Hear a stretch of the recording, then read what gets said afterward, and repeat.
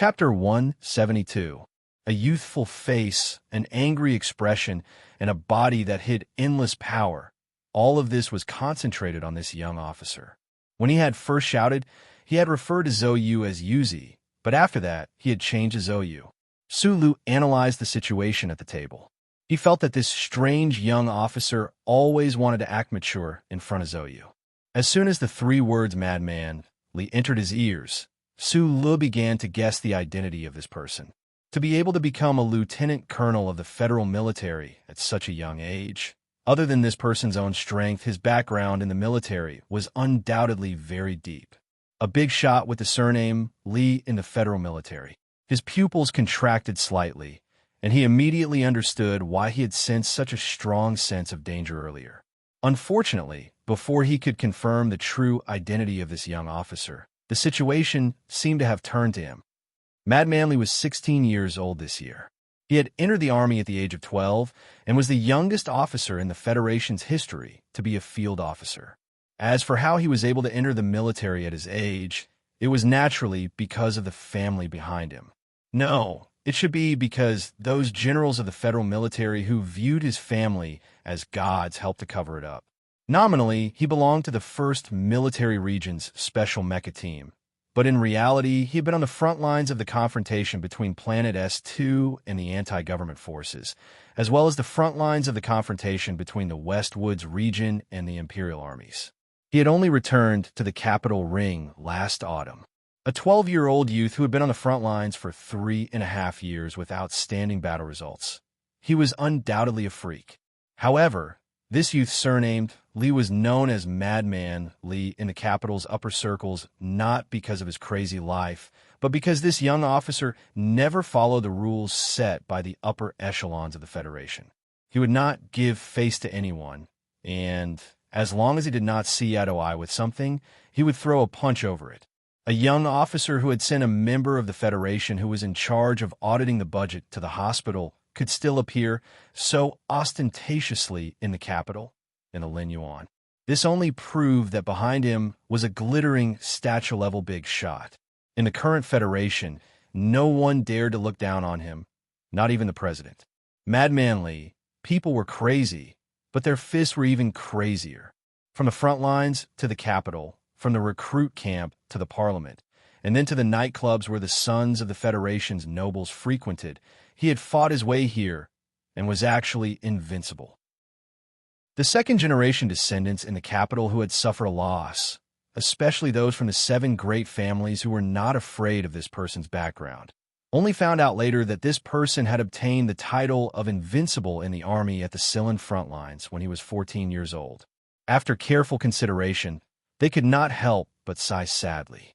That old Li family had produced monsters after all, and no one had the luxury of using violence to regain their face anymore.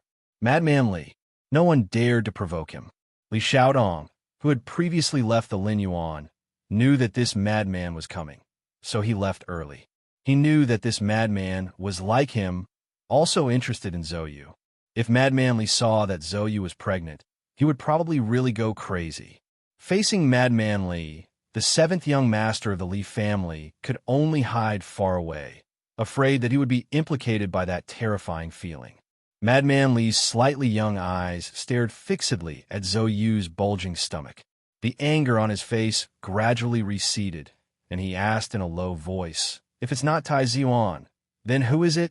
Even though these words were said in a low voice, it still shook the eardrums of the people around him. They didn't know what kind of structure this young officer's chest was made of. It was like metal and stone. The expressions of the officers behind him were somewhat ugly. They vigilantly watched his hands hanging by the side of his military uniform, ready to go forward and stop him at any moment. They had received orders from their superiors to ensure that this young officer did not cause any more trouble in the capital. But at this moment, seeing the young officer's expression, they knew that this person was truly angry. And if they did not use weapons, how could they stop his anger? The relationship between the Tai family and Madman Li's family had always been good. Zhou Yu naturally knew what kind of terrifying strength this 16-year-old young officer had, as well as what kind of violent temperament he had. Madman Li's expression at this moment seemed calm.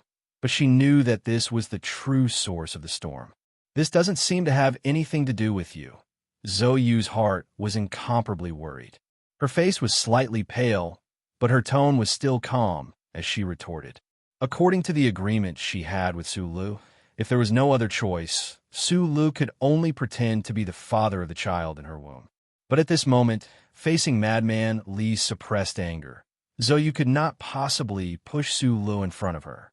That would really cause someone to die. Madman Li might be crazy, but he was definitely not an idiot. For him to be able to live until now, after joining the army at the age of 12, and still live so impudently, his brain was much better than the average person's. In just an instant, he had already noticed the worry in Zhou Yu's eyes. That worry seemed to be directed at the little man beside her. "Since you're pregnant, there needs to be a man. Yuzi, although I haven't been to school for many days, but I still know this matter." Madman Li looked somewhat sadly at Zhou Yu, and then slowly turned his head. The sadness in his eyes turned into a domineering coldness as he stared at Su Li's face beside the table. Previously, he had not noticed this ordinary-looking young officer at all. A mere civilian second lieutenant, according to reason, could not have any relationship with Zhou Yu. He should just be an orderly sent by the Zhou family to Zhou Yu. Moreover, in the time he had been here, he had not felt anything strange about this ordinary second lieutenant. But this second lieutenant was too calm. Madman Li's eyes narrowed slightly. Thinking of the trace of worry that had appeared in Zhou Yu's eyes earlier, an extremely cold light appeared in his narrowed eyes.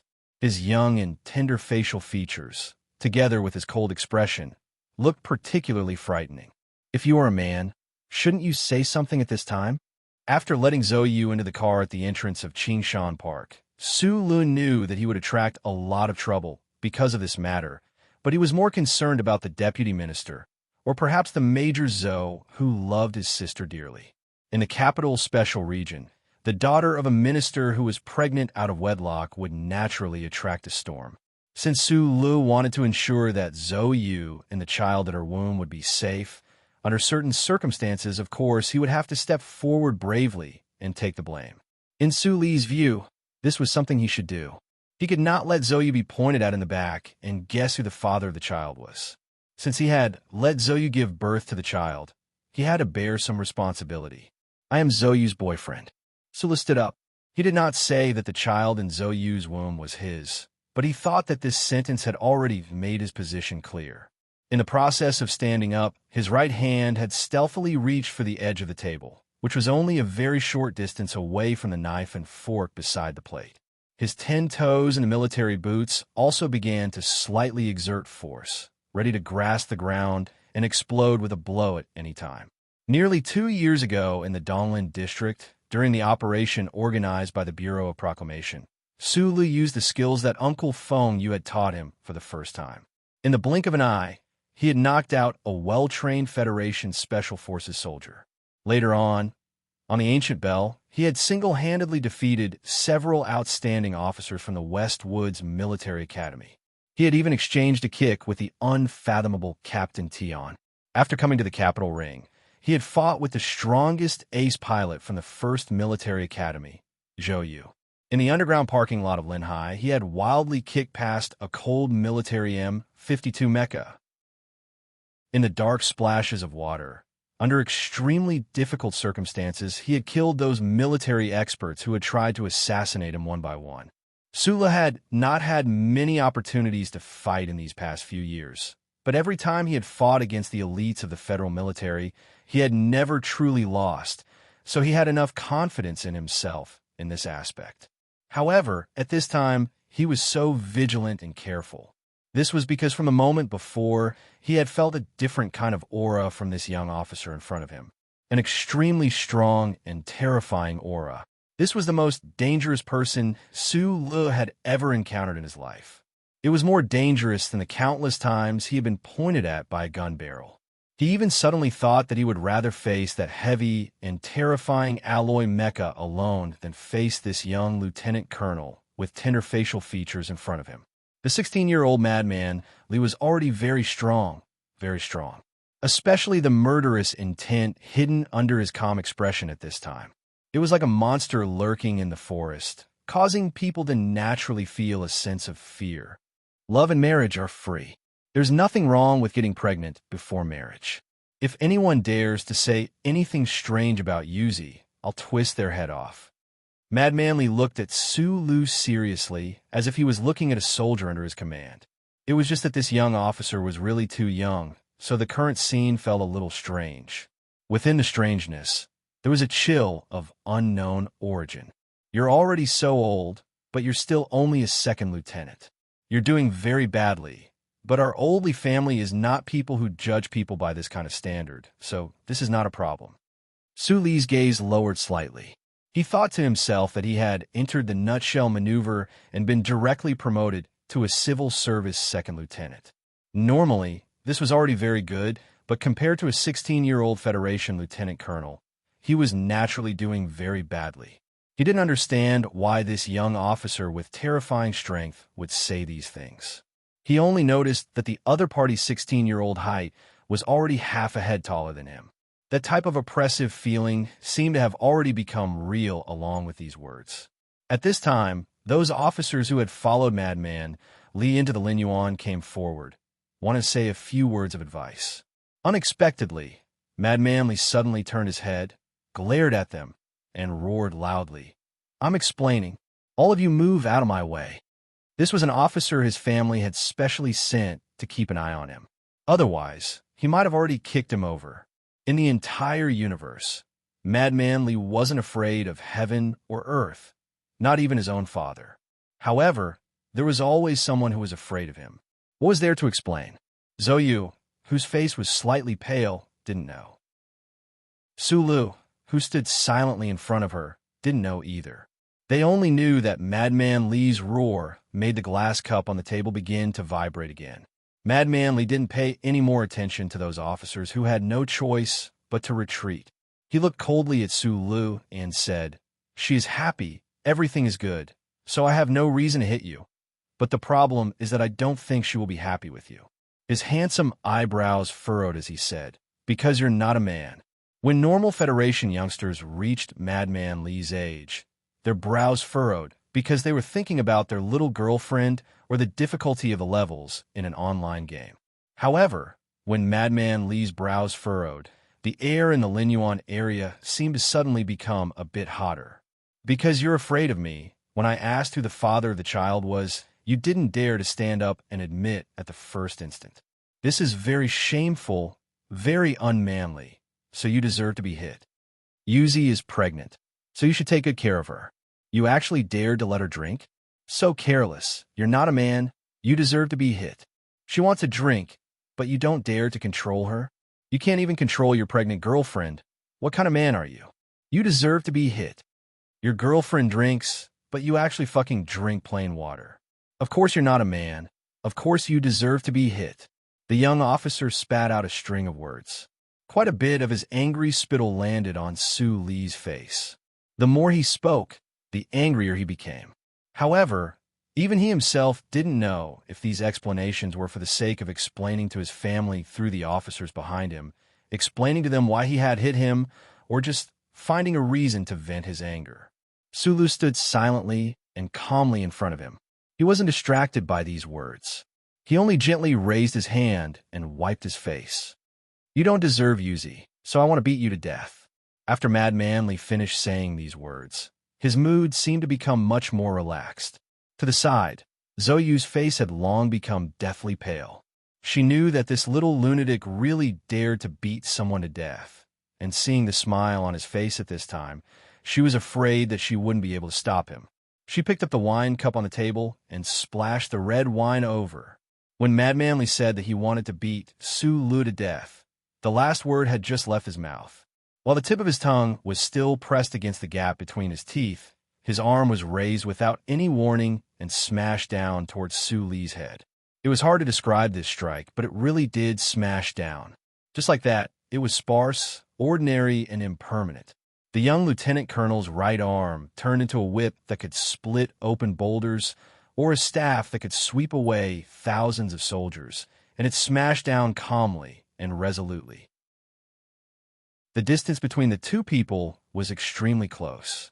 Madman Lee's arm under his military uniform arrived near Su Lee's head with a whistling sound.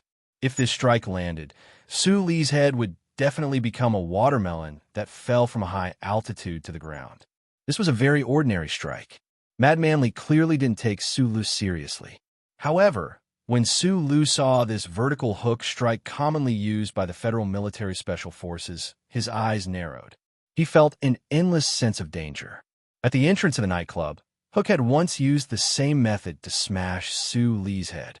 At that time, Su Lee's left hand blocked half of the force, borrowing the momentum to close in. But at this time, Su Lu absolutely could not use this method. This was because from the sound of the wind carried by that iron-like arm, he was certain that if he still used this method, the fist of this young military officer in front of him would absolutely be able to make him lose his ability to fight in an instant. This was only a momentary intuition reaction. There wasn't even time to think. In this world, no one's reaction was faster than Su Lee's. Without even thinking, the left hand that was wiping his face slid back along his cheek. Like lightning, he raised the tip of his elbow and bent his hand. His palm firmly protected the back of his head. Meanwhile, the upper arm that blocked the side of his head was like an iron bar, firmly protecting his temples and eyes. He only had time to make this move before Madman Lee's arm had already arrived. This ordinary attack smashed fiercely into Su Lee's arm. Meanwhile, the fist that followed the momentum and struck the back of his head solidly landed on the back of his hand. A muffled sound rang out. An extremely powerful and tyrannical force sank down along the area where the two arms made contact. With a ripping sound, the sleeve of Su Lee's military uniform suddenly split open, revealing the skin below. Meanwhile, the back of his hand that was protecting the back of his head began to miserably fall off a few strands of hair. What terrifying strength! Su Lee's upper body felt as if it had been struck by a huge rock. Although his upper arm and the back of his hand were like iron casting and blocked this smash, he couldn't withstand this huge force. His body tilted towards the side of the dining table. With a pah sound, Su Lee's empty right hand supported himself on the thick wooden dining table. He didn't fall. Madman Lee's eyes lit up. He didn't think that this seemingly ordinary second lieutenant girl would actually be able to block his first smash. His eyes stared fixedly at Su Lee's right palm that was supporting himself on the dining table. A wave of numbing pain immediately spread through Su Lee's arm. He didn't think that this Madman Lee's strength would actually be even more terrifying than what he had previously estimated. However, the other party was only 16 years old. How did he obtain this kind of strength? The 5 fingers supporting himself on the dining table suddenly exerted force.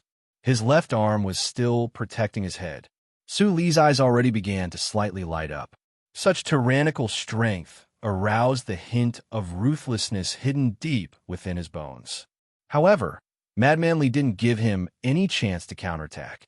Just as Su Lu was about to exert force with his right palm, that extremely ordinary, yet extremely terrifying smashing fist once again smashed toward Su Lee's head.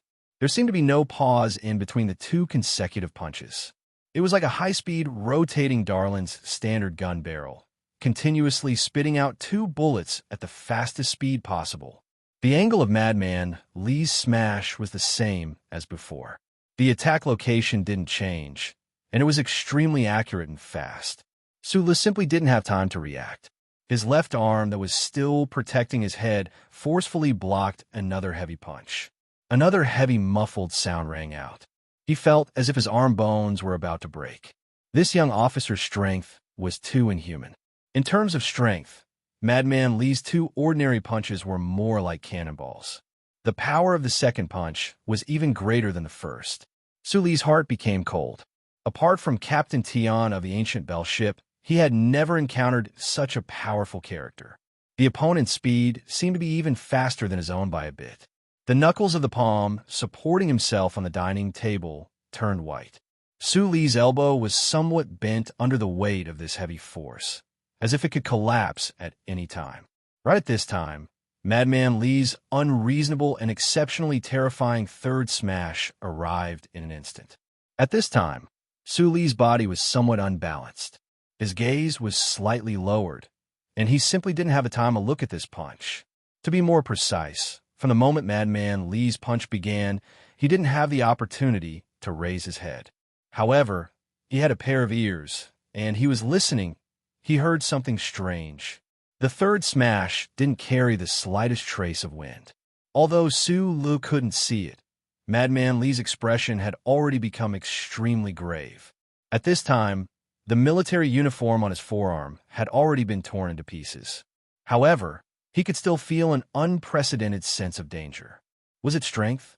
Was it strength and speed so strong that even the deformation of the air would be slightly delayed? A scorching aura suddenly surged out from behind his waist, instantly transmitting to the first corner of his body. The trembling that had been successfully hidden under the skin began to spread to Su Li's arms. Madman Li's eyes had become unprecedentedly bright. The skin on his forearm that was exposed outside of the wound began to tremble. It was unknown whether it was because he was too excited or because of some other reason. The mountain-like force pressed down, and Su Li's right elbow, which was propped up on the dining table, could no longer resist this huge force. He bent towards the table, and his forearms slammed hard on the table, making a strange sound. However, at this time, the trembling in his body already turned into incomparably tyrannical strength supporting his body.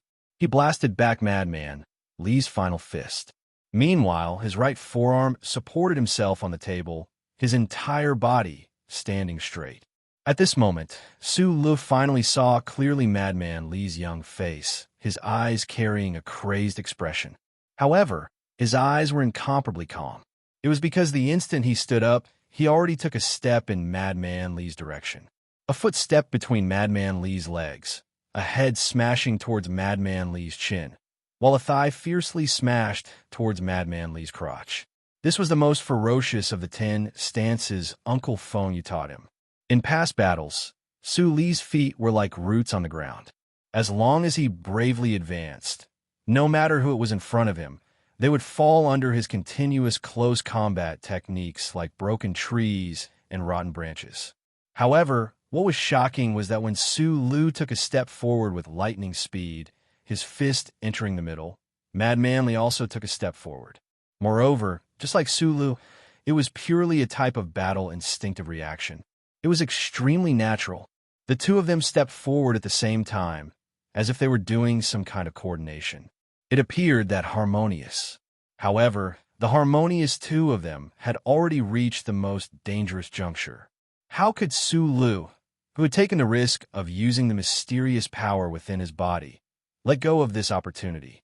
Even though Madman Li stepped forward just like before, preventing him from injuring the other's vital points, the left arm that had always been protecting his head and the right hand that shot up from the table like lightning already broke through the middle, directly striking towards Madman Li's throat.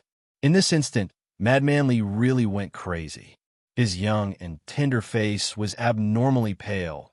His eyes that didn't even have time to blink after the 3 punches were filled with a berserk intent. His left palm flipped over, directly sealing the front of his own throat. Meanwhile, his right hand, while carrying an intense trembling, directly struck towards Su Li's head. The young military officer was half a head taller than Su Lu, but he was actually prepared to use a single palm to block Su Li's 2 fists. It seemed like he believed in the strength of his own body, and even more so believed that his palm that could split mountains would be able to strike down the other party. At this moment, every single muscle fiber in Su Li's body was grinding against each other. The powerful strength made his eyes and ears exceptionally sharp, especially the speed of his reaction, which was already extremely fast. His left palm flipped over, directly meeting the palm that was striking toward his head. Meanwhile, his right arm followed the instincts of his body, following Uncle Feng Yu's teachings. At the final moment, the middle finger of his tightly clenched fist protruded slightly, and then he smashed down viciously. 2 muffled slapping sounds rang out. Madman Li's palm fiercely struck Su Li's head, while the tip of Su Li's fist also struck a third of the area below his throat. However, under Madman Li's palm, there was Su Li's steel-like palm facing the sky. Under the tip of Su Li's fist, there was Madman Li's lightning-fast left wrist that blocked over. The two of them separated at the same time. The torn pieces of cloth on the sleeves of their military uniforms fluttered between the two of them and then fell to the ground. Right at this moment, a cup of bright red wine was splashed onto Madman Li's face. This young expert, who was known to be invincible in the army on the Westwood's front lines, allowed the red wine to slowly slide down his tender face. He stared fixedly at Su Lu, who was not far in front of him, as if he couldn't understand no matter how he thought about it. For Su Lu and Madman Li, the previous 3 smashes and 1 exchange was an extremely long and dangerous struggle. However, this was only for people like them, who had extraordinary reaction speed. The customers in the Linyuan restaurant, who had different expressions, saw a completely different scene. They only saw Madman Li use a terrifying speed to smash the second lieutenant 3 times. Then, the two of them approached each other for a moment, and then separated in the end. All of this happened in an extremely short amount of time. From the moment Madman Li began to move to the moment the two of them separated in the end, it was only a flash of time. The cup of red wine that Zhou had splashed out at that time danced in the air until the two of them finished fighting. Only then did it land coldly on Madman Li's face. Su Lu glanced at Madman Li and silently walked past him. He picked up Zhou little bag from his seat, held her arm, and walked out of the Linyuan restaurant. Madman Li didn't seem to see his actions. He calmly stood by the table, not moving at all. He sank into a rare moment of introspection and contemplation after joining the army. He knew he had lost. In the end, the two of them had inexplicably used advanced body techniques at the same time, according to their instincts. Then, they attacked at the same time. However, in the final moment, the second lieutenant's fist was lowered by 3 centimeters. It was precisely this 3 centimeters that made the fist leave the base of his palm, which had the strongest defensive ability, and land on his wrist. That wave of power that was even more tyrannical than his own broke through his defense and injured him. Madman Li took a deep breath and calmly looked at the empty table in front of him. He looked at the leftovers, knives, and forks on the spotlessly white tablecloth. In the beginning, he only wanted to vent his anger. He didn't want to beat the second lieutenant to death at all. Putting aside the strict control his family put on him after punching the counselor, just because the second lieutenant was the father of Yuzi's child, he couldn't really beat him to death. However, when his first fist smashed out, only to be blocked by the second lieutenant, Madman Li knew that he couldn't hold back today. Just like how Su Lu felt, this 16-year-old young officer also felt an unprecedented sense of danger from the other party's iron-cast upper arm. The reason why Madman Li was even more vigilant and used all of his strength was because Su Li's hand was propped up on the table. At that time, Su Li's 5 fingers were slightly curled, as if he could grab the table knife at his side at any time. Under his powerful attacks, he was still thinking about counterattacking, moreover already preparing a plan beforehand. Just how calm and terrifying of an opponent was this? He couldn't give that second lieutenant the slightest chance to catch his breath. This was the first time Madman Li felt danger in a one-on-one battle. That was why his second fist was even faster and more ferocious than the first. Meanwhile, that second lieutenant actually blocked it again, further deepening Madman Li's vigilance, also successfully stirring up his surging fighting intent. For the third fist, Madman Li already used a strange technique that was strictly forbidden at home, but that second lieutenant still blocked it. Moreover, the speed of the other party's counterattack was even faster than his own. His counterattack technique was even more incisive than his own. The other party seemed to know how he would respond, breaking through his attacks in such a natural manner, successfully striking the only vital point in his stance. Madman Li lost, but he didn't feel any sense of defeat, only excitement and curiosity. He believed that there would be a day when he would fight against that strange second lieutenant again. He quietly stared at the dining table in front of him. Suddenly, the dining table collapsed. The sound of cold air being sucked in came from Lin Yuan restaurant. Apart from Su Lu and Madman Li, no one could understand the true meaning of their exchange, especially that final fist and that final simultaneous attack. For the customers in Lin Yuan, they didn't believe that Second Lieutenant was Madman Li's opponent at all. They only thought that Madman Li was hurt by the matter of Zhou Yu and was troubled by love. In the end, he casually threw out 3 punches to vent his anger, sparing that Second Lieutenant. Naturally, they didn't understand that this incomparably sturdy dining table had long collapsed from the inside after bearing the dual power of Madman Li and Su Lu. Madman Li didn't eat. He led a few officers out of Lin Yuan. Only when they got into that extraordinarily large off-road vehicle did he break the silence and say, "Go to the general hospital." The officers following him didn't understand the meaning of the previous battle at all. However, when they heard their superior's extremely hoarse voice, they couldn't help but jump in fright. Madman Li tightly closed his mouth, not letting a single drop of blood gush out from his throat. He felt as if there was a knife in his throat at this moment. Madman Li wasn't afraid of pain, but he didn't want to die, and he didn't want his voice to become like this. After forcefully swallowing a mouthful of blood, he angrily cursed at his subordinates in a hoarse voice. "I'm not a real king crazy person. If I don't go to the hospital for surgery, do you want me to change my voice again and then die in the car?" A black car without a logo drove on the quiet streets of the capital's special district. The pale-faced Su Lu closed his eyes and sat in the front passenger seat. He didn't speak for a long time. "Don't die." Zhou Yu's expression was bleak and cold. She felt apologetic in her heart. Her pregnancy originally had nothing to do with Su Lu, but this young man had to bear so much unreasonable harm because of her. "I'm not going to die." Su Lu opened his eyes and forced a smile at Zhou Yu.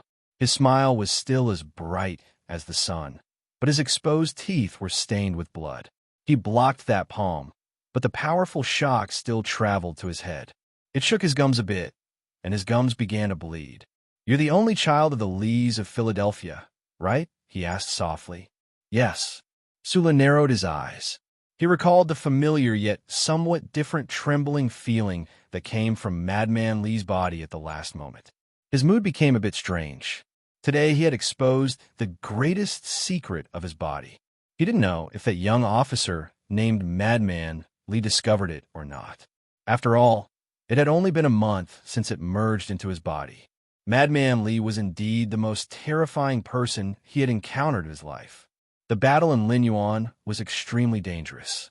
Those 3 consecutive thunder-like fists were truly hair-raising. Moreover, he could feel that the young officer really did have boundless killing intent in the end. If Su Lu didn't have the most powerful strength in the world, he wouldn't have been able to block it at all. Even so, in the end, there was still almost a problem.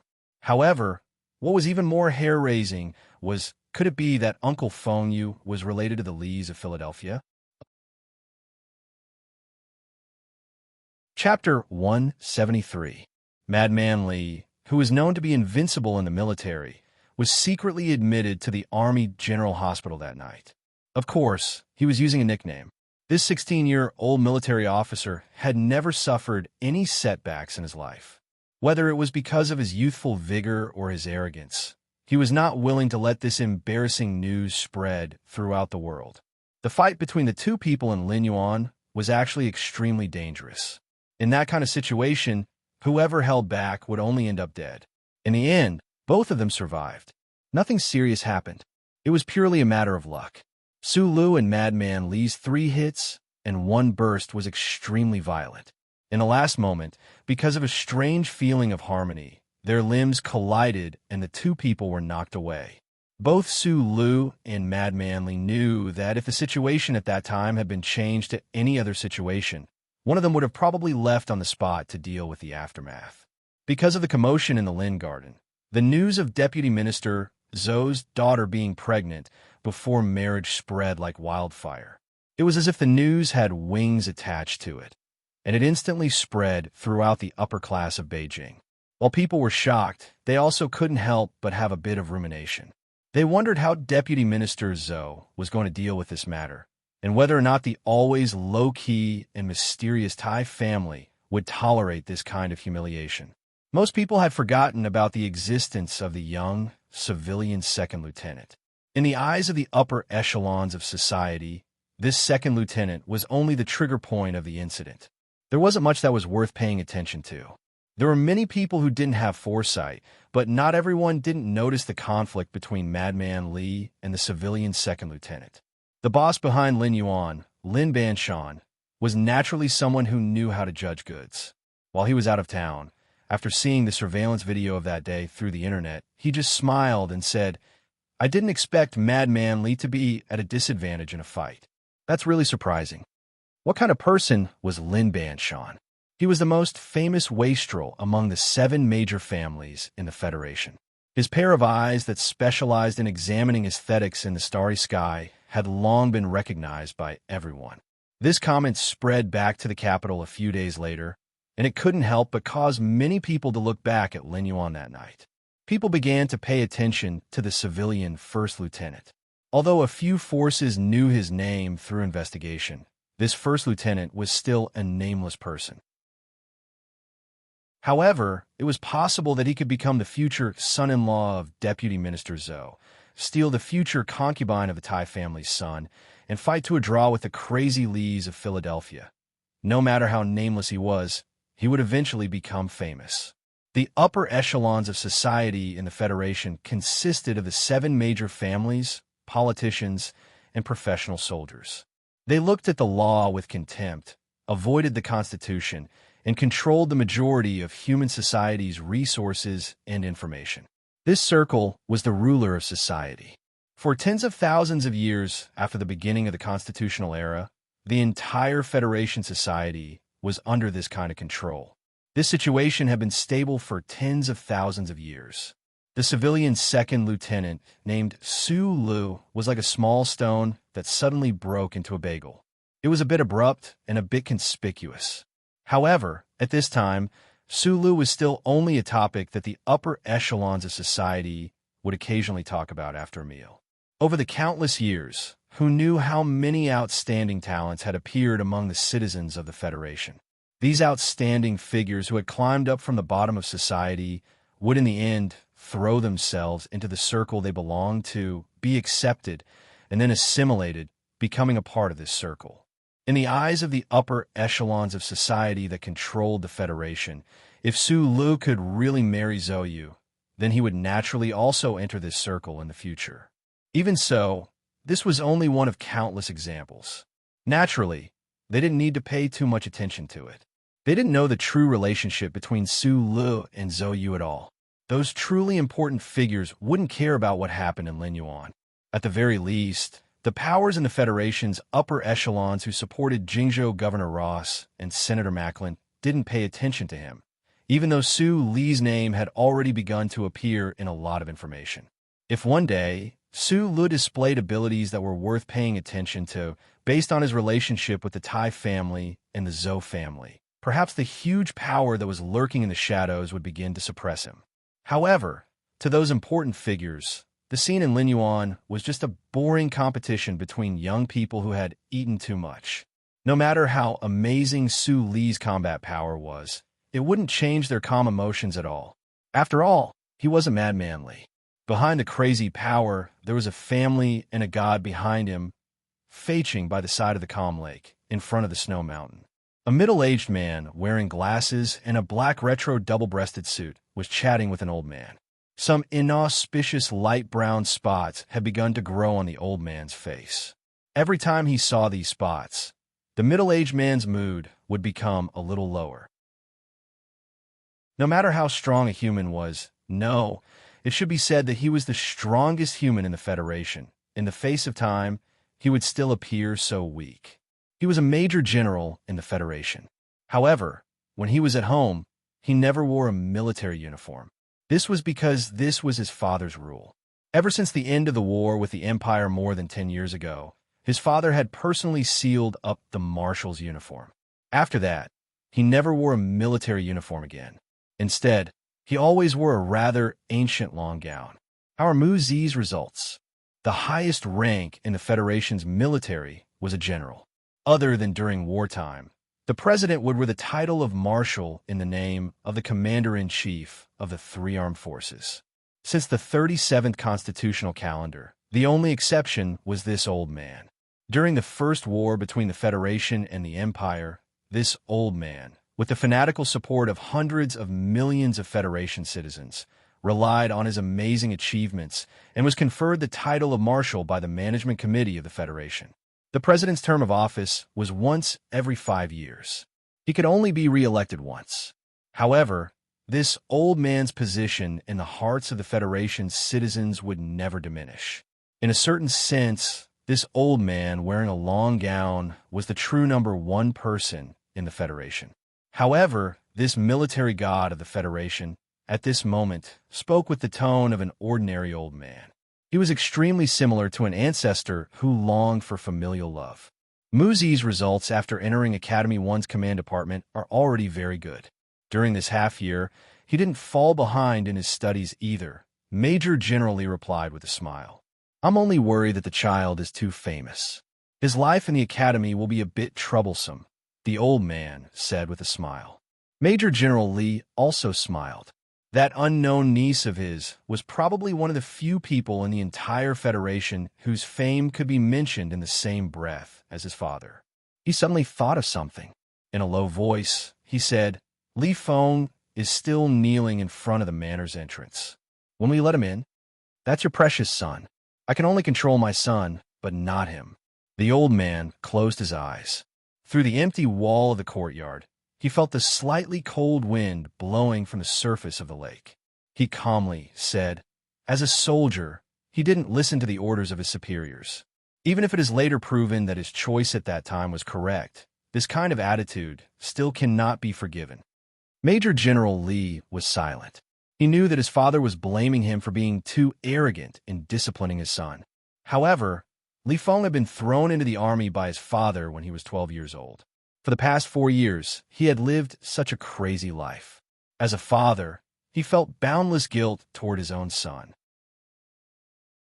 Naturally, he couldn't bear to be too strict. What do you mean by invincible in the army? There are many hidden dragons and crouching tigers in the Federation. Who knows how many masters in the body cultivation hall? This time, he was beaten so badly that he couldn't speak. Only then did he know that the military pot was made of iron. The old man slowly opened his eyes. This is also a lesson for him. Otherwise, if he continues to be so arrogant, he won't have a good time in the front line of the West Woods. Major General Lee was silent. He was very clear about his son's terrifying strength. In the federal military, there were few people who could be his opponent. However, since his father said so, he certainly didn't dare to refute. It was only when he heard the words front line of the West Woods that his expression became a little more serious. Whether it was Commander Zhong or that fatty Tian, when they saw Madman Lee, they would probably have the urge to go up and beat him up. Sulu didn't know who would be alarmed by his fight with Madman Lee in the Linyuan restaurant, but this didn't affect his clear-headed judgment. Perhaps without him knowing, he had already entered a certain circle. His identity as a fugitive from the Federation didn't worry him much. It had been almost 2 years, and neither the Tai family nor the Shell Motor Company had found out his true identity. It seemed that after the central computer of the Bureau of Proclamation confirmed it, there were no forces or geniuses that connected him, a second lieutenant, to an unknown orphan in the East Woods area. The only thing that worried him was that he wasn't sure if Madman Lee had detected the power he used. Madman Lee was able to obtain the title of Invincible in the Army, and the strength he displayed in the Linyuan restaurant was indeed exceptionally terrifying. Under these circumstances, he, who wasn't at a disadvantage, should have attracted some people's attention. The Lees of Philadelphia. Could his secret be hidden from the eyes of the Federation's god of war? Besides, Sulu always had a vague feeling that Uncle Feng you might have an unclear relationship with the Lees of Philadelphia. Because of this vigilance, after returning from the Linyuan restaurant that night, Sulu started to get busy. From the utility room in the apartment, he took out a lot of standard wires and some common equipment that he ordered online and started to assemble and decorate as fast as he could. Sitting on the sofa, Zoe thoughtfully looked at Su Lu, who was busy. She didn't know what this guy was busy with outside the apartment building. The weather in the late spring was finally hot, and Su Lu couldn't stay at home to be exposed to the cold air. Sweating profusely, he simply took off his coat. Zoe looked at his well-proportioned body and exposed muscles, and her beautiful nose twitched slightly. It's just well-proportioned, that's all. How can this body contain so much strength? He can actually fight to a draw with Mad Manly? Zoe was puzzled. At the entrance of the Linhai nightclub, she already knew that Su Lu was very good at fighting and could fight to a draw with Hook, a former Special Forces soldier. But what kind of person was Mad Manly? The only heir of the Lees of Philadelphia, the crazy young military officer who had never met a worthy opponent. What are you busy with? At this time, Su Lu broke open the wires in the walls of the apartment. With a serious expression, he broke open the tricolored wires and began to connect to the data wires and equipment in the apartment. Zoe finally couldn't hold back her curiosity and asked. Sula didn't answer her for the time being. Only when all the data wires were gathered into a device by his bed and the final data was corrected did he relax slightly and explain, I installed some surveillance equipment around the perimeter of the apartment. Zoe's eyebrows furrowed. She didn't understand the meaning of Su Lee's words. Could it be that this guy was worried that his father or brother would mobilize the military to arrest him? Not to mention that in the complicated political environment in the capital, would his father or brother be stupid enough to use military force to resolve family matters? Even if this really happened, could it be that Su Lu wanted to rely on these abnormally crude surveillance equipment to discover the whereabouts of the military in advance? She couldn't help but laugh slightly. At this time, Su Lee's back was facing her, so he naturally didn't see her expression. He seriously pulled out an extremely thin holographic screen from the device and looked at the different colored dots on the holographic screen.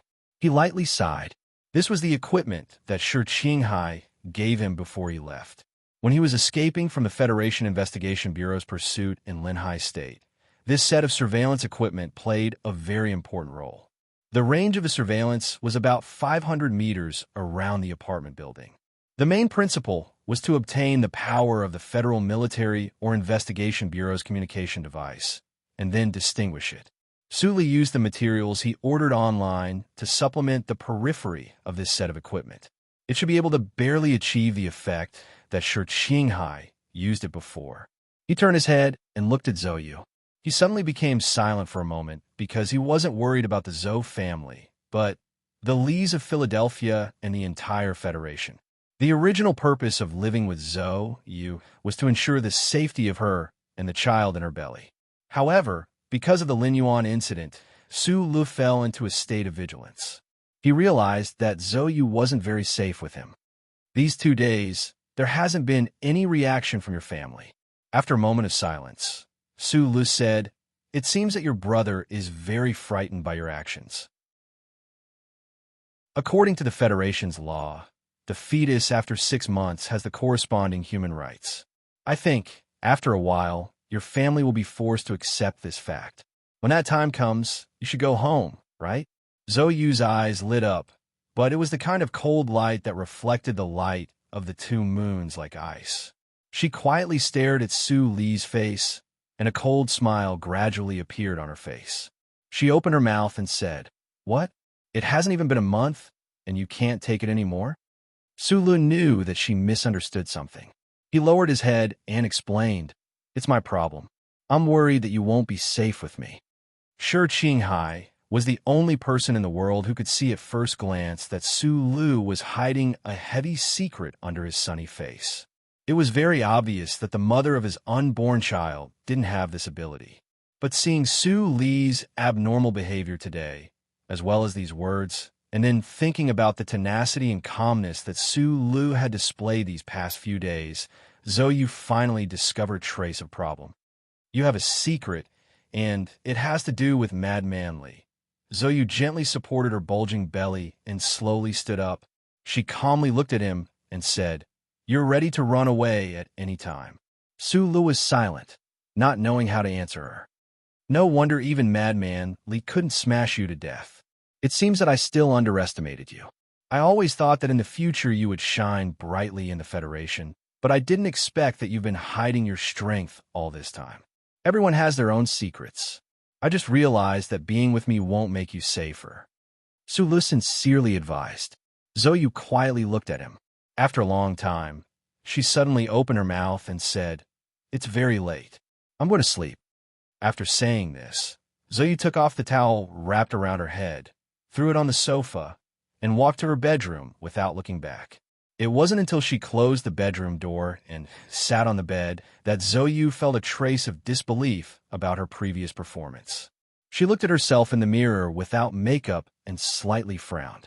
She was becoming more and more accustomed to her face without makeup. Although when she had afternoon tea with Lady Tai, she only wore light makeup, but how many years had it been since her face was so clean? Just as Su Lu said, with the heroic spirit Zoyu had displayed in the tea house that day, whether it was Zoyu or that big shot from the Ministry of Defense, there was nothing they could do. They could only watch as Zoyu gave birth to the child. However, Zoyu didn't want to leave this simple apartment. She quietly looked at herself in the mirror, becoming more and more beautiful. She thought to herself that staying in this apartment to block trouble for Su Lu was not something she would do in the past. When did she become a good girl who was willing to be considerate of irrelevant people? Was it because of the child in her arms? Or was it because that guy washed her hair? Perhaps she was just used to this kind of peaceful environment where she didn't have to worry about anything. Outside the bedroom door, Su Lu stared blankly at the closed door. Although Zoyu didn't say anything, from her previous words and actions, she definitely wouldn't leave. He very sensitively guessed the thoughts of this unmarried mother. Zoyu didn't know what his trouble was, but she knew that as the daughter of the Deputy Minister of Defense and a girl who had a good relationship with Lady Tai, any trouble in the Federation would always be more powerless when she was with Su Lu. He walked into the bathroom and happily took a cold shower. Wearing a bath towel, he walked in front of the mirror and began to carefully shave. He began to more carefully shave the fine hairs between his eyebrows. He gently stroked the cold metal bracelet on his wrist and confirmed the location of the new stun baton. He raised his head and looked at his knife-like eyebrows in the mirror. He was silent for a long time. Zoyu had changed. In the mirror, Su Lu smiled happily, giving birth to a trace of warmth and happiness. The next few days were the complete opposite of Su Li's vigilance. It was as calm and peaceful as usual. It was as if the battle with Madman Li and Lin Yuan didn't have any negative effects at all. Every morning, Su Lu made breakfast and wrote a note to remind Zoyu where the microwave food in the freezer was stored.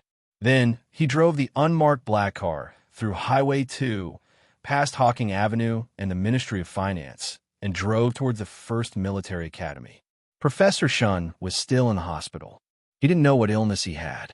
With this old professor's age, it was probably a sad time for him to be plagued with hundreds of illnesses.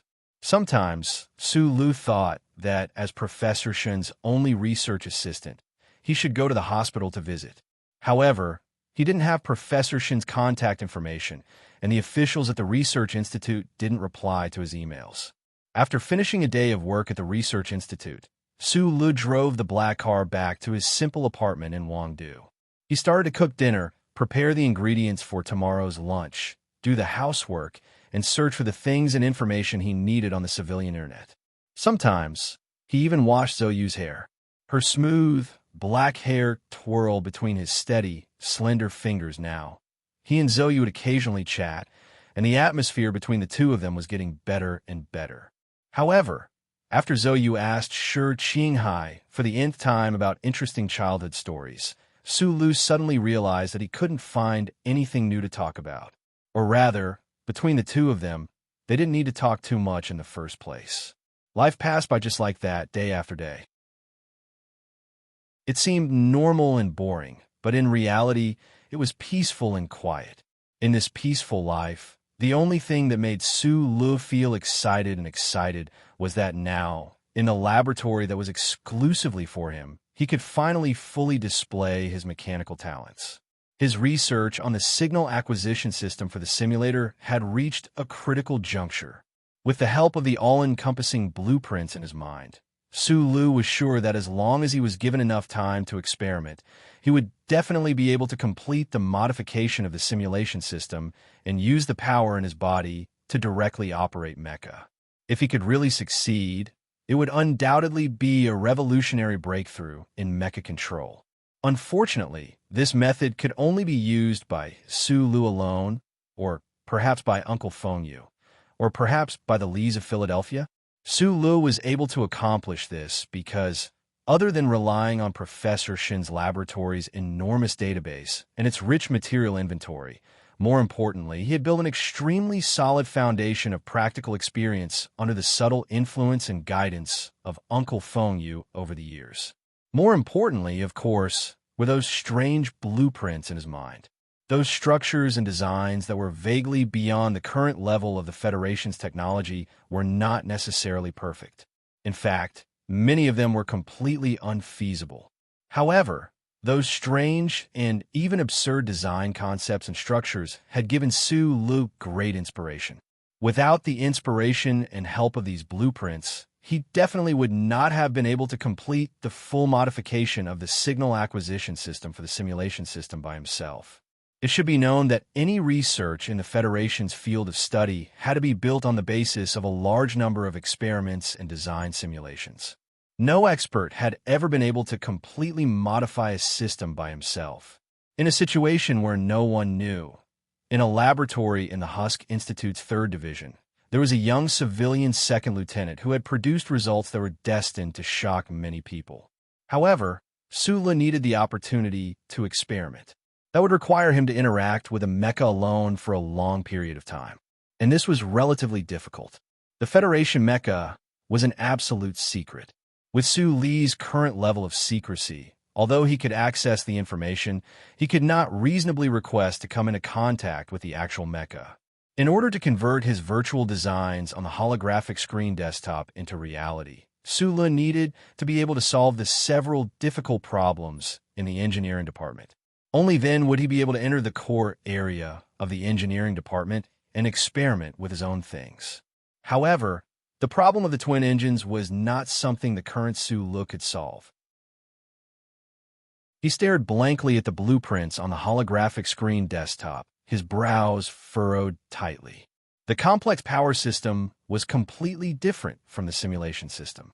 Not to mention coming up with an effective solution. Just the terrifying amount of calculations and capturing the trajectory of the electron jets were already abnormally difficult. Chapter 174. Thank you. I can only say thank you. Rushing to 4th place at the last moment was all thanks to everyone's support. I'm just a loser. I thought for half an hour this morning and decided to seriously solicit votes this month. I need to write well and definitely satisfy everyone. But this chapter is a little boring. Sob. I won't write such difficult and dry things in the future. Today is the first day of the month. I don't know what rank I'll get this month, but last month I was already 4th. I'm still scared, Chio. Anyway, everyone can just throw your monthly votes at me. I won't let everyone down. Let me say something fierce. This month, I'm going to write 200,000. Sob. Even that bastard Fenghuo wouldn't dare to set a word count. I'm scared of Chiao. The newest generation of mecha developed by Ishel Motor Company had yet to be named. Internally, it was temporarily known as the MX. This generation of mecha had been developed for over 10 years. Compared to the previous series of M52 mecha, the MX mecha had a decisive breakthrough in terms of power. The MX mecha still used Jingnong's high-energy batteries as its power source. However, 2 of the newest jet engines were installed at the back of the mecha's waist. These engines could instantly increase the mecha's power output to 4 times that of the M52 mecha. This design was undoubtedly a bold and genius idea. After 10 years of research, after overcoming a series of material and microelectronics difficulties, the multi-engine technology of a warship had finally been successfully transplanted into a mecha. The realization of this idea not only made the engineers of the entire Ishel Motor Company rejoice, the federal military also felt an unprecedented excitement. 2 times the normal power in a steady state, 4 times the normal power in an instant. This was an indicator of leapfrogging development. If placed on a battlefield, the MX mecha with 4 times the normal power could completely rely on its powerful mobility to treat the old mecha like a clumsy child. What made the military most excited was that if the multi-engine technology matured in the future and the mobility of the military mecha increased once more, then in a situation where the energy consumption of a warship was decreasing by the day, typical long-range weapons on the battlefield, such as self-propelled cannons or fiber-optic guided rockets, would find it very difficult to hit a mecha that was evading at extremely high speed. If that day really came, then in a war between the Federation and the Empire, other than the warships suspended in space as a deterrent, these extremely mobile military mecha would no longer be used for special operations. They could also be placed on the battlefield as the main force for advancement. Without a doubt, this would be a fundamental change in the nature of war. Currently, only 14 prototypes of the MX mecha developed by Shell Motor Company Engineering Department and the federal military had been produced.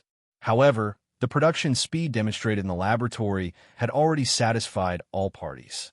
It would take at least 2 years for this new batch of mecha to undergo mass production and become a true fighting force.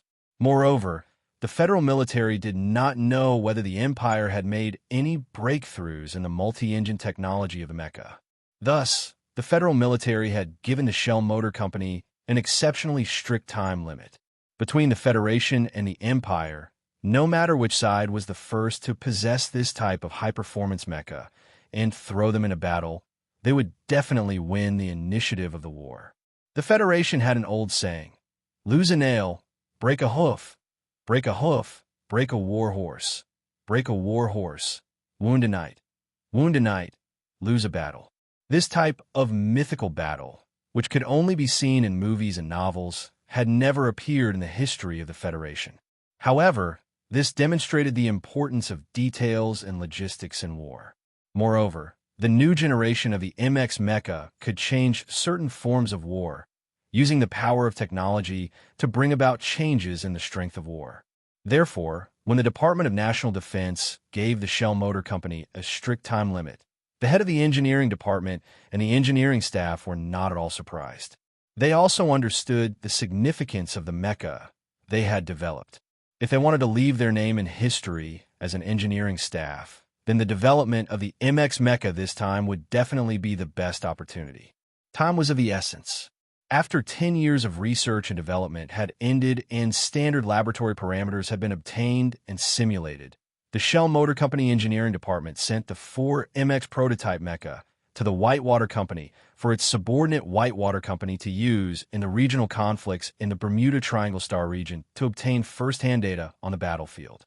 The regional conflicts in the Bermuda Triangle Star region had never stopped, and the experimental weapons planet chosen by the Whitewater Company was also far from the parts of the Empire where spies could infiltrate. All of this was for the sake of secrecy. Even so, the federal military still sent out the most powerful warship of the 3rd Military Region to follow the Whitewater Company's combat team from afar and enter the Bermuda Triangle Star region. On one hand, it was to cooperate with the Shell Motor Company Engineering Department in collecting data, and on the other hand, it was naturally for the sake of secrecy. On that barren mineral planet, all the refugees and thugs who could come into contact with the new MX prototype mecha had to die in the end. For the birth of a new generation of mecha to require the protection of a fleet, this fully demonstrated the importance of this matter to the Federation. The small group of thugs on that barren mineral planet was eliminated by the Whitewater Company's combat team in 7 days. Under the lockdown of the 3rd Military Region's fleet, this news was not leaked and did not attract the attention of any other forces. However, when the engineers of the Shell Motor Company Engineering Department carefully calculated the data of the new mecha on the battlefield, they discovered a very fatal problem. If this problem was not solved, the Federation's new generation of mecha, the MX, could only stand quietly in the laboratory forever and never become a powerful weapon in the battle between the Federation and the Empire. This difficult problem alarmed all the senior executives of the Shell Motor Company's board of directors and engineering department. It angered the federal military, who had been waiting excitedly for the results of the experiment. Everyone was waiting for the birth of a new generation of mecha. But in the end, they were greeted with such terrible news. The Federation's new generation of MX-type mecha was a top secret among top secrets. Therefore, the research and development work for the past 10 years was basically done by the Shell Motor Company engineering department alone. Although the higher-ups of the Department of Defense occasionally thought about whether they should let the experts from the Guzhou Company, or at least the Husk Institute or the Federal Academy of Science participate in the research, this was because the Guzhou Company's multi-engine design was undoubtedly the world's leading technology. However, due to the reasons of secrecy, these ideas were not implemented in the end. Last autumn, the Whitewater Company's battle experiment on the edge of the Bermuda Triangle star field exposed a fatal problem with the new generation of MX-type mecha. The Shell Motor Company engineering department had been unable to solve this problem, so the human resources manager, Jose, had personally poached people during the spring recruitment. He wanted to find some inspiration from these young, outstanding engineers with no inherent experience. Unfortunately, this batch of outstanding young people had only entered the engineering department for a short period of time. They were unable to provide any help to solve the inherent problem of the new generation of mecha. Moreover, the pressure from the federal military was too great, so the engineering department had no choice but to ask for help from the outside world. When Sulu had first seen that email, he had already been stunned by the genius of the twin-engine design. Those seemingly complex but actually simple lines had already become extremely streamlined in his eyes, giving off an existence of infinite beauty and enjoyment. Before his eyes, there was a faint metallic glow. This was the culmination of the collective wisdom of the Federation engineers. Every part of the design had gone through endless deductions and calculations and could not be changed at all. Or rather, in the eyes of a mature engineer, it was impossible for them to even think of destroying such a beautiful design.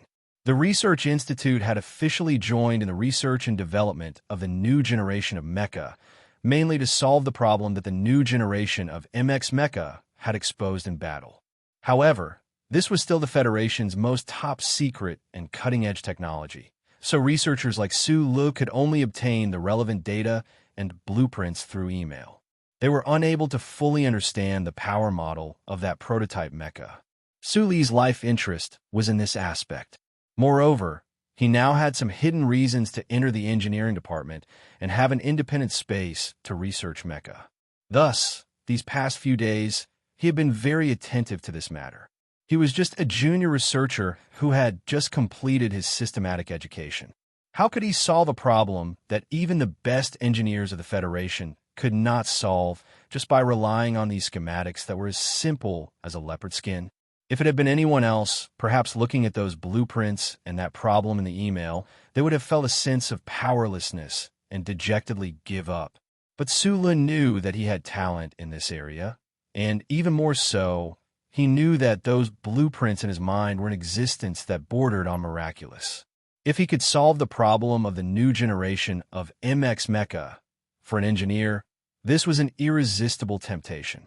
Thus, in these past few days, Su Li's attention was completely focused on the laboratory, using an unimaginable speed to carry out design simulations, calculations, and inferences. The new generation of MX mecha was a groundbreaking dual-engine design, with one main engine and one auxiliary engine. The main engine was like the power output system of previous mecha, driving the mecha's movement speed. Meanwhile, the auxiliary engine was the crux of this system.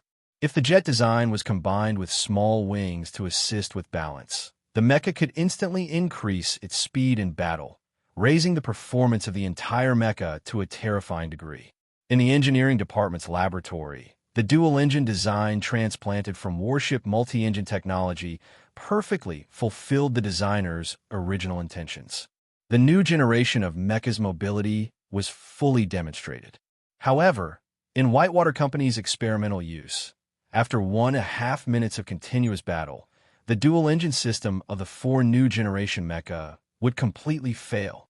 There was even one new generation of mecha that had experienced an irreversible explosion in the midst of an experimental battle.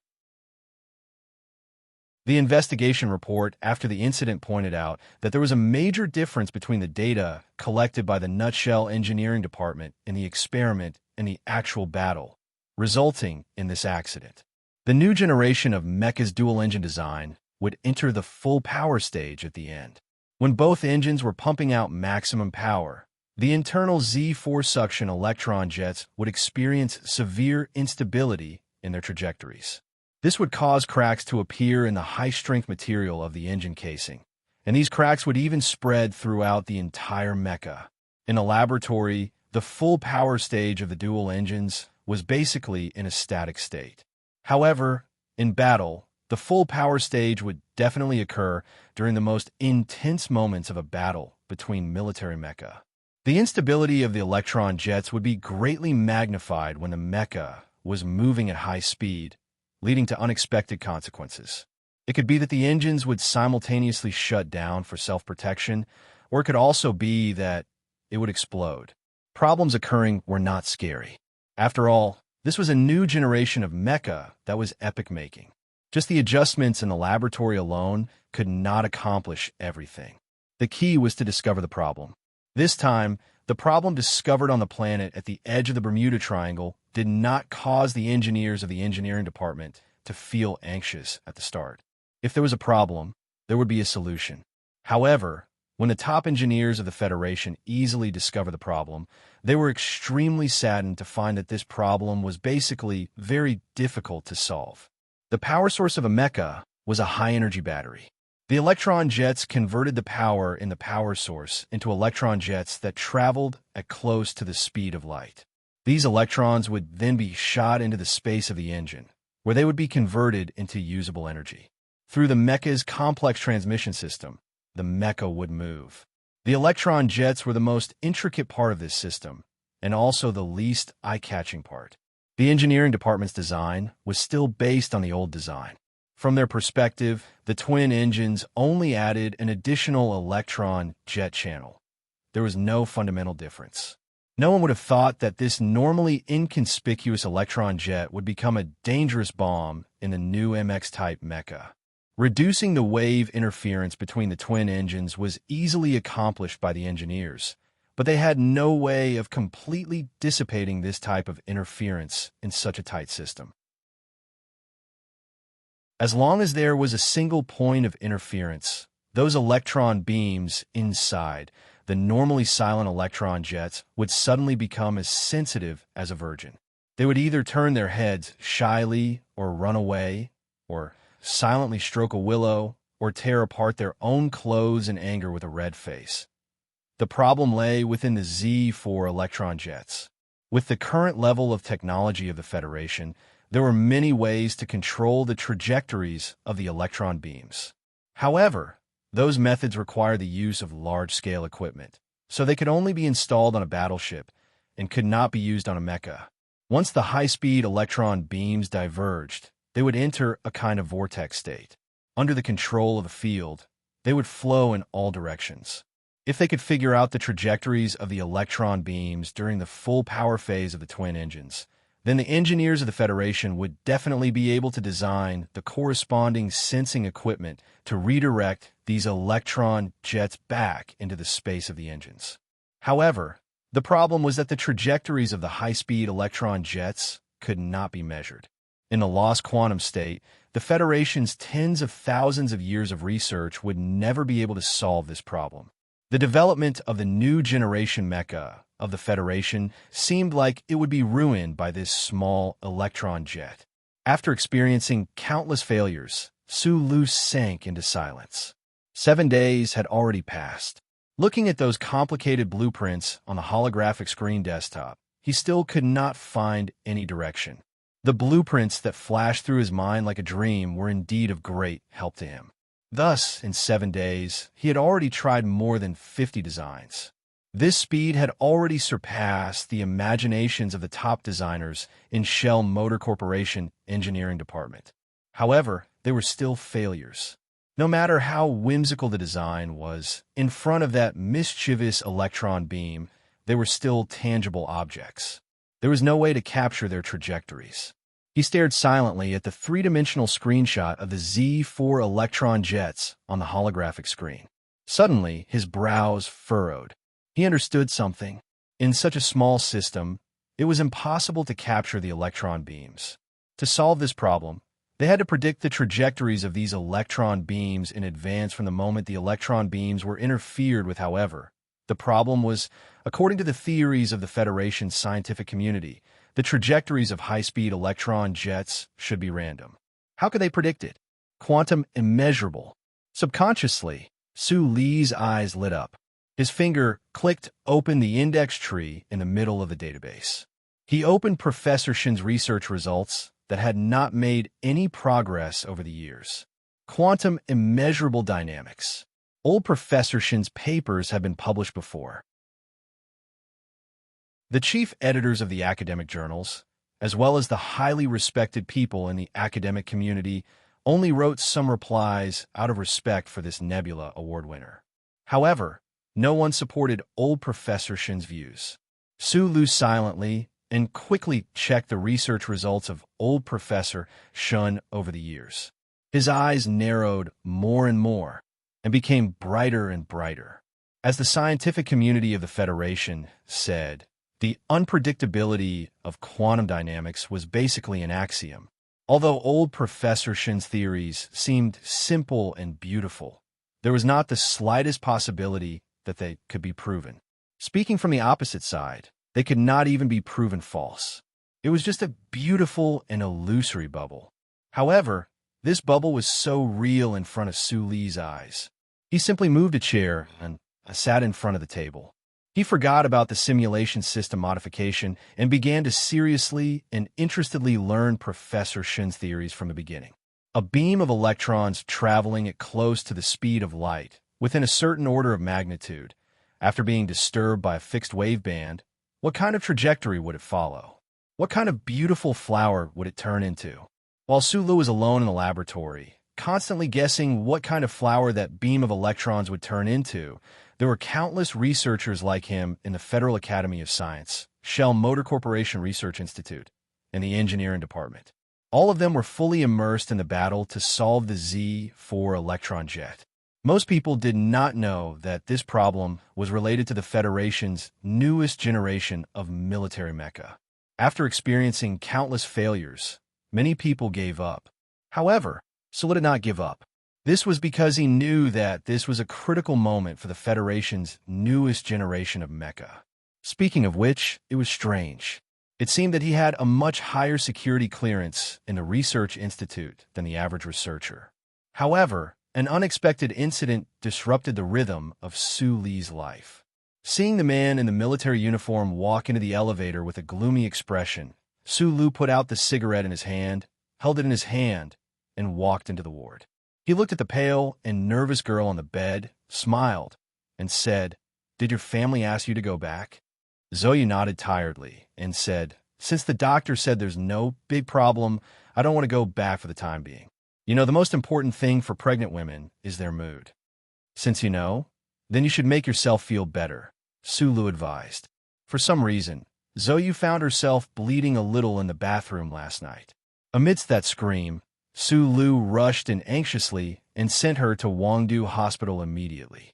After the doctor's examination, it was confirmed that Zoe Yu was at risk of miscarriage. Su Lu was nervous, but also a little surprised. Zoe Yu's health was excellent. Recently, she had completely stopped smoking and drinking. For her to have signs of miscarriage, it could only be something else. Could it be that she was frightened at Lin Yuan restaurant that day? He looked at Zoe Yu on the bed.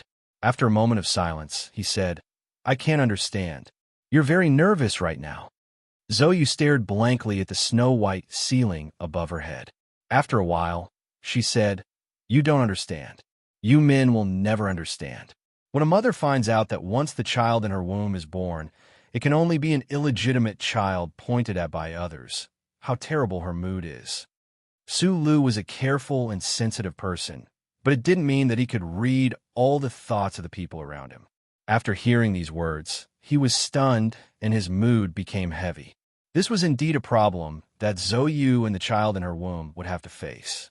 If others asked now, he could still say that he was the father of Zhou's child in her womb. But what about the future? The child would grow up eventually, and Shi Qinghai, he still didn't know if he was still alive. Zhou retracted her gaze and looked coldly at Su Lu. She said, "You said that you would be responsible for me and the child in my womb on behalf of Shi Qinghai. How are you going to take responsibility?" "I don't know," Su Lu answered honestly. Zhou closed her eyes and was silent for a long time. After a long time, she said softly, "Forget it. This has nothing to do with you. If I hadn't insisted, maybe you wouldn't have wanted this child in the first place. This is my child. It has nothing to do with you." Sulu suddenly realized that when he was with Zhou, he would talk more and more. Did this mean that he already saw her as a friend? Looking at the pale-faced Zhou on the bed, his mood suddenly became gloomy. He subconsciously thought of the words he said to Zhang Xiaoming when they were planning the future. "When the child registers in the future, put my name in the father column." Sulu was a guy who didn't hesitate once he made a decision. In this regard, he really didn't act like a 20-year-old young man. He was more like an old man who had weathered the hardships of life and seen through everything. Zhou slowly opened her eyes and looked at him with a very strange gaze. After a while, she said softly, "Are you really crazy? You can pretend to be the child's father, but you're really going to—" Su Lu smiled and didn't say anything. In the quiet Linyuan of Wangdu Hospital, Su Lu retracted his gaze from upstairs. The lights in Zhou's room were turned off. He stood alone in the darkness. Looking up at the starry sky, he saw 2 bright moons. It wasn't the double moon festival, so there was no ball. He once loved someone, but that person was already dead. He thought in his heart that he would probably never fall in love again. He walked to the trash can and was about to throw in the cigarette, but in his hand when he suddenly stopped. Su Lu slowly tore open the filter and tore the sponge inside one by one. He tore the sponge into a thin and fluffy mess. He thought in his heart, Uncle was right back then. The life of the people in the Federation was indeed like a mess. What kind of shape will this beam of electrons turn into after it dissipates? In the quiet laboratory, Su Lun narrowed his eyes and looked at the constantly changing image on the holographic screen table. The trajectory of the electron beam in the theoretical model was like a child who would never settle down. It was riding a roller coaster with different curves. Sometimes it protruded, sometimes it turned back. Sometimes it was like a flower, but most of the time it was like a cloud of fog. It will turn into a mess. An old voice sounded behind him. An old finger reached over and slowly entered a few extremely unfamiliar parameters into the theoretical calculation model on the holographic screen table. At the same time, a simple formula was added. The fingers seemed to have magic. As the parameters and formulas were entered, the chaotic fog of the electron beam on the holographic screen table gradually gathered and overlapped. It became clear and turned into countless fine and uniform lines that stretched and fell. It seemed to have no pattern, but in fact, there was order in the chaos. It was like a mess made of a string. As long as the end of the string was pulled, all the directions of the mess could be determined. Chapter 175. This was indeed an inconceivable feat today. In Shell Motor Corporation Engineering Department, the Research Institute, and even the Federal Academy of Science, there were countless experts and scholars working hard to solve the problem of the Z4 electron jets. They could not sleep at night, and their food was tasteless. Who would have thought that an old man who had been away from the Federation's academic center for so many years, and who only had the old story of a Nebula Award winner left to him, would be able to solve this problem so easily? The electron beam composition on the screen desktop had gradually stabilized. It looked like a tangled mess, complex but stable. Sulu knew that predicting the trajectory of the electron beams in advance did not mean that all the problems had been solved. First, calculations and verification were needed, and then a series of tests and judgments were needed. Most importantly, a lot of time was still needed to make fundamental changes to the structure of the mecha's engine compartment to target the trajectory of the electron beams. However, most importantly, the most difficult part had been solved.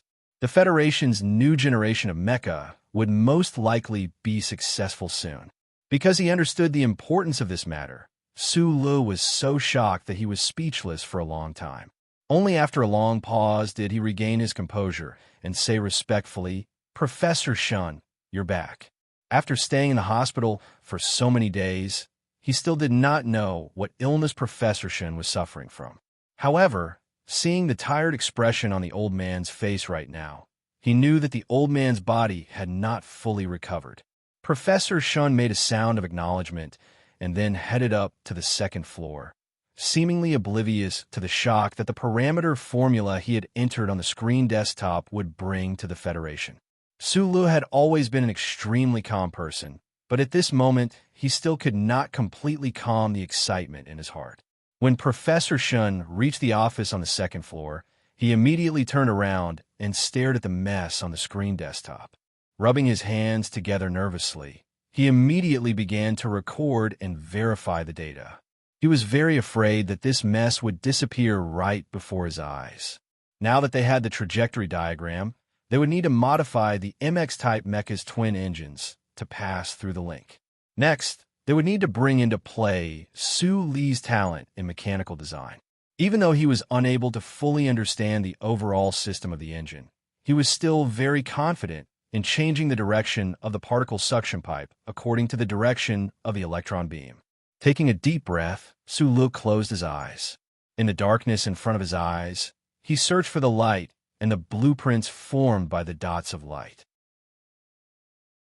From the library of strange blueprints that was as vast as stardust, he extracted the designs and perfected his own ideas. After an unknown amount of time, Su Lu carefully looked at the design drawings on the holographic screen desktop and felt a sense of satisfaction. Although he did not immediately solve the problem of the interference of the two engines, he knew that with the help of Professor Shun, he had already set foot on the road to success. The key was Professor Shun. At this moment, his mood was slightly relaxed. Only then did he have the extra energy to turn his confused and shocked eyes back to the second floor. He couldn't help but think, what kind of person is this old professor who hides in the small building and ignores the changes in the Federation? While Su Lu was thinking about Professor Shun, this top scientist of the Federation was also facing the holographic screen of the computer, one hand on the crutches in front of him as he pondered about the young civilian second lieutenant downstairs. The flashing data on the holographic screen were traces left behind by external operations in the laboratory's database over the past few days that Professor Shun had been hospitalized. It clearly showed that in the recent days, Su Lu had been searching through the data index data in the laboratory alone. In the sidebar of the data trace statistics were the materials Su Lu had applied for over the past few days, as well as the operation logs he had carried out in the laboratory. Signal collector? B-section material line? What exactly is this little guy trying to do? Professor Shun's somewhat cloudy eyes gradually lit up. From these logs, he realized that in the days that he was not there, this assistant researcher did not muddle along just because he controlled the laboratory alone. On the contrary, this person was familiarizing himself with the database at an extremely terrifying speed and was very diligent in carrying out a certain type of research. It was just that even Professor Shen was not familiar with that type of research, so he was a bit curious as to where exactly Su Li's research direction was. After opening the email, Professor Shen found out that during the days that he was hospitalized, there were some internal problems in the Nutshell Company. He then thought about the image captured by the electron beam emission track on the holographic screen desktop and understood something. Young people are still interested in those heavy and clumsy metal things. Professor Shen sighed.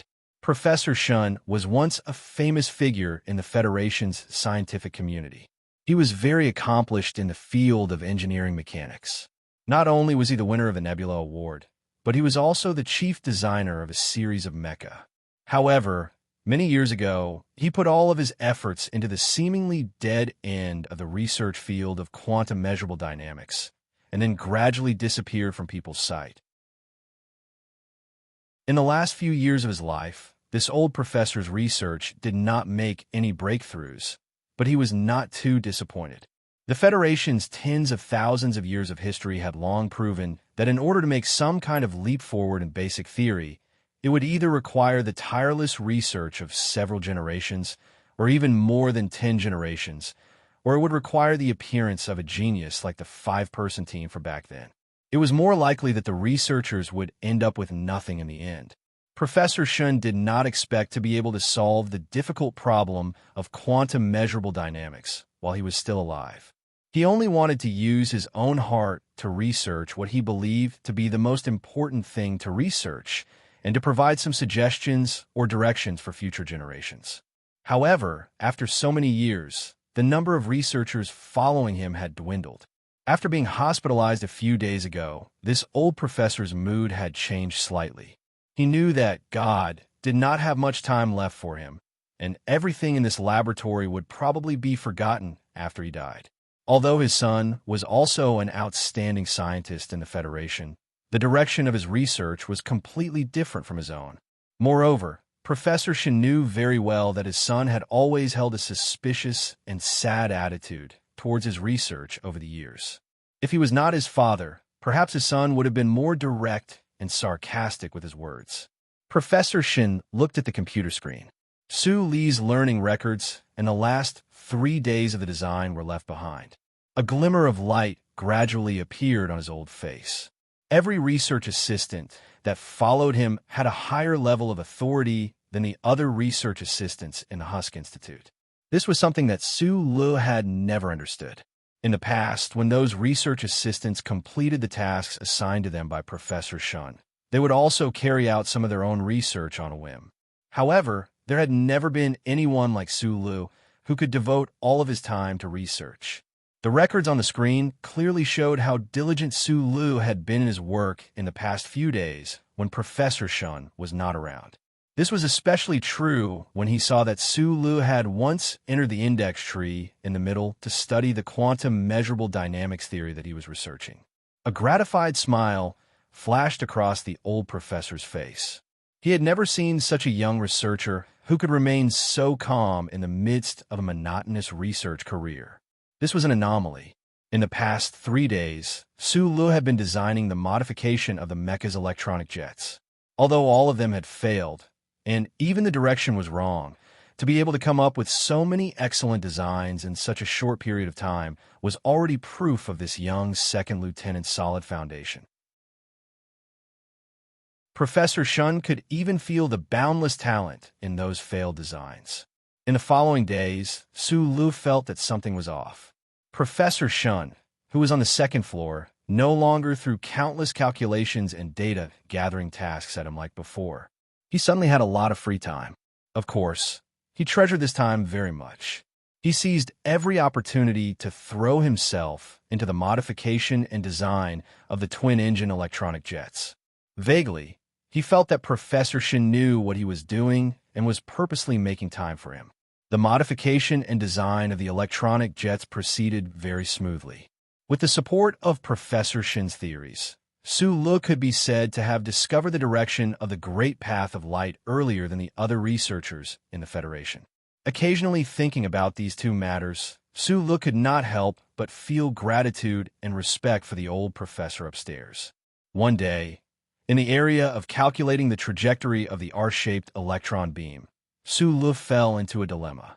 He thought for a long time, then stood up from the holographic screen table and walked towards the second floor. "I've been waiting for you to come find me." Professor Shun sat behind his desk and took off his glasses.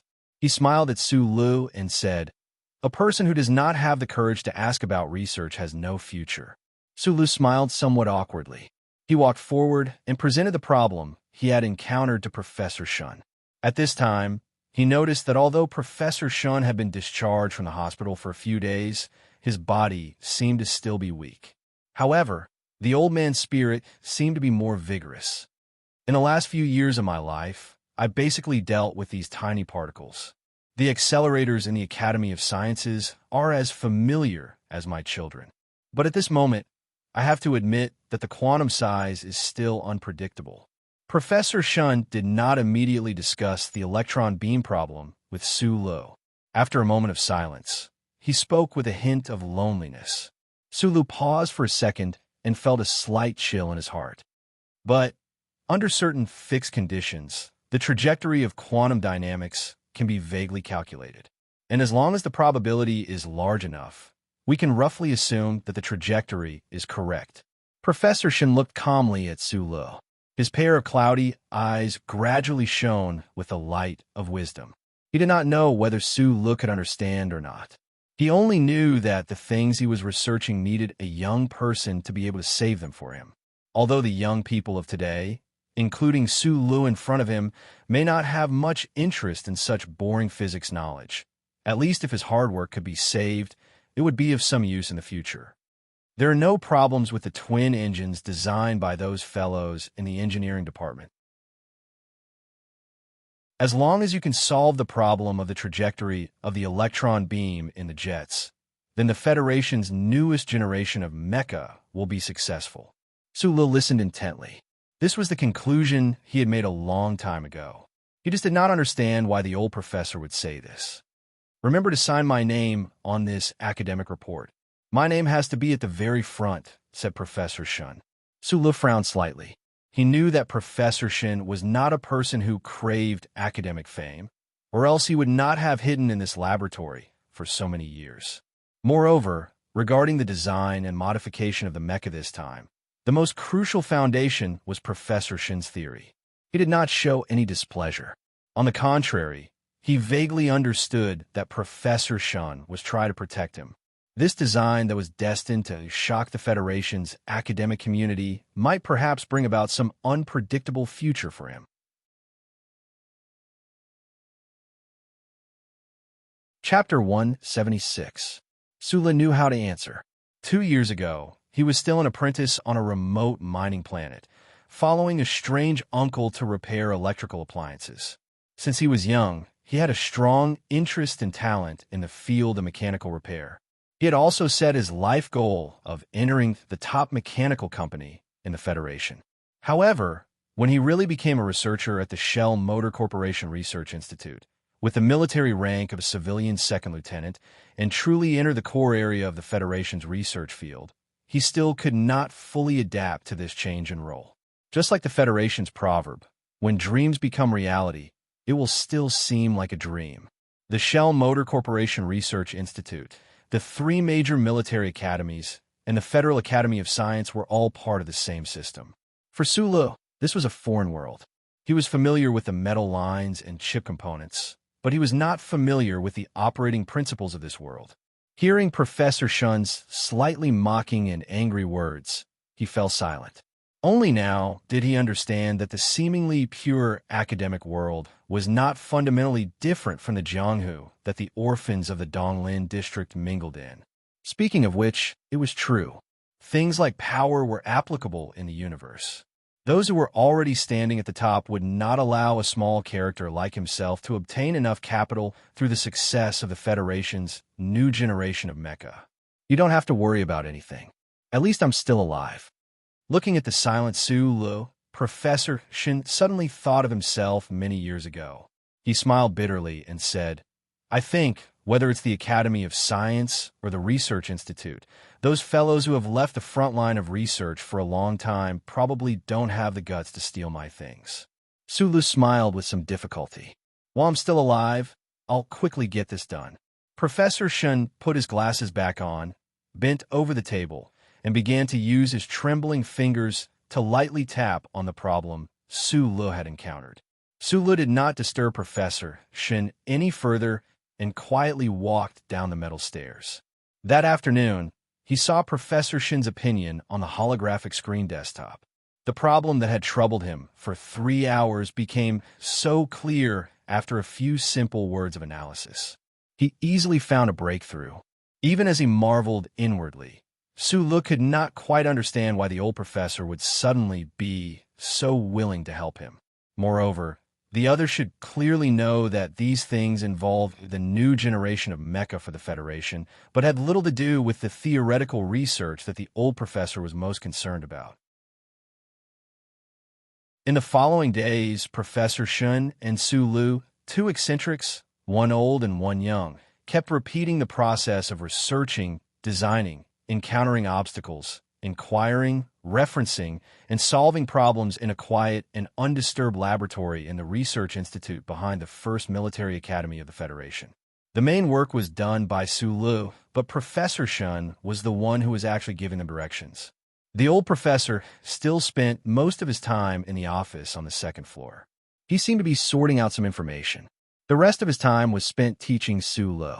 Outside of work, Su Lu and Professor Shun quickly became familiar with each other.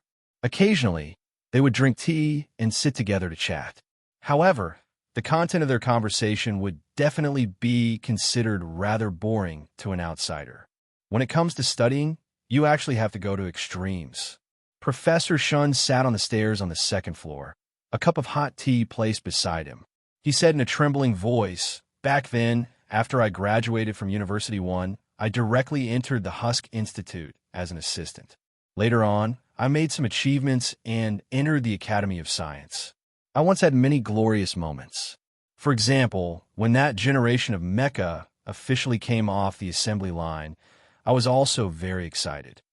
However, when I got older, I finally understood that the mission of a scientist was not to develop machines that could kill people faster and more efficiently." Professor Shun took a sip of tea and sighed. The development of science will definitely make weapons more advanced, but the goal of scientific development is not to do so. It is to go to extremes. Large to the extreme is the universe. Small to the extreme is the quantum. Professor Shun did not look at the dazed Su Lu downstairs. He continued, "In the field of astrophysics, I'm not very good at it. The creation and destruction of a universe will ultimately return to the realm of philosophy.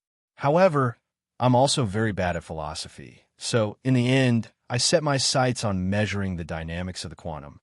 I always thought that everything in the universe should have a pattern to follow, or perhaps it should be said that there's a reason to speak of.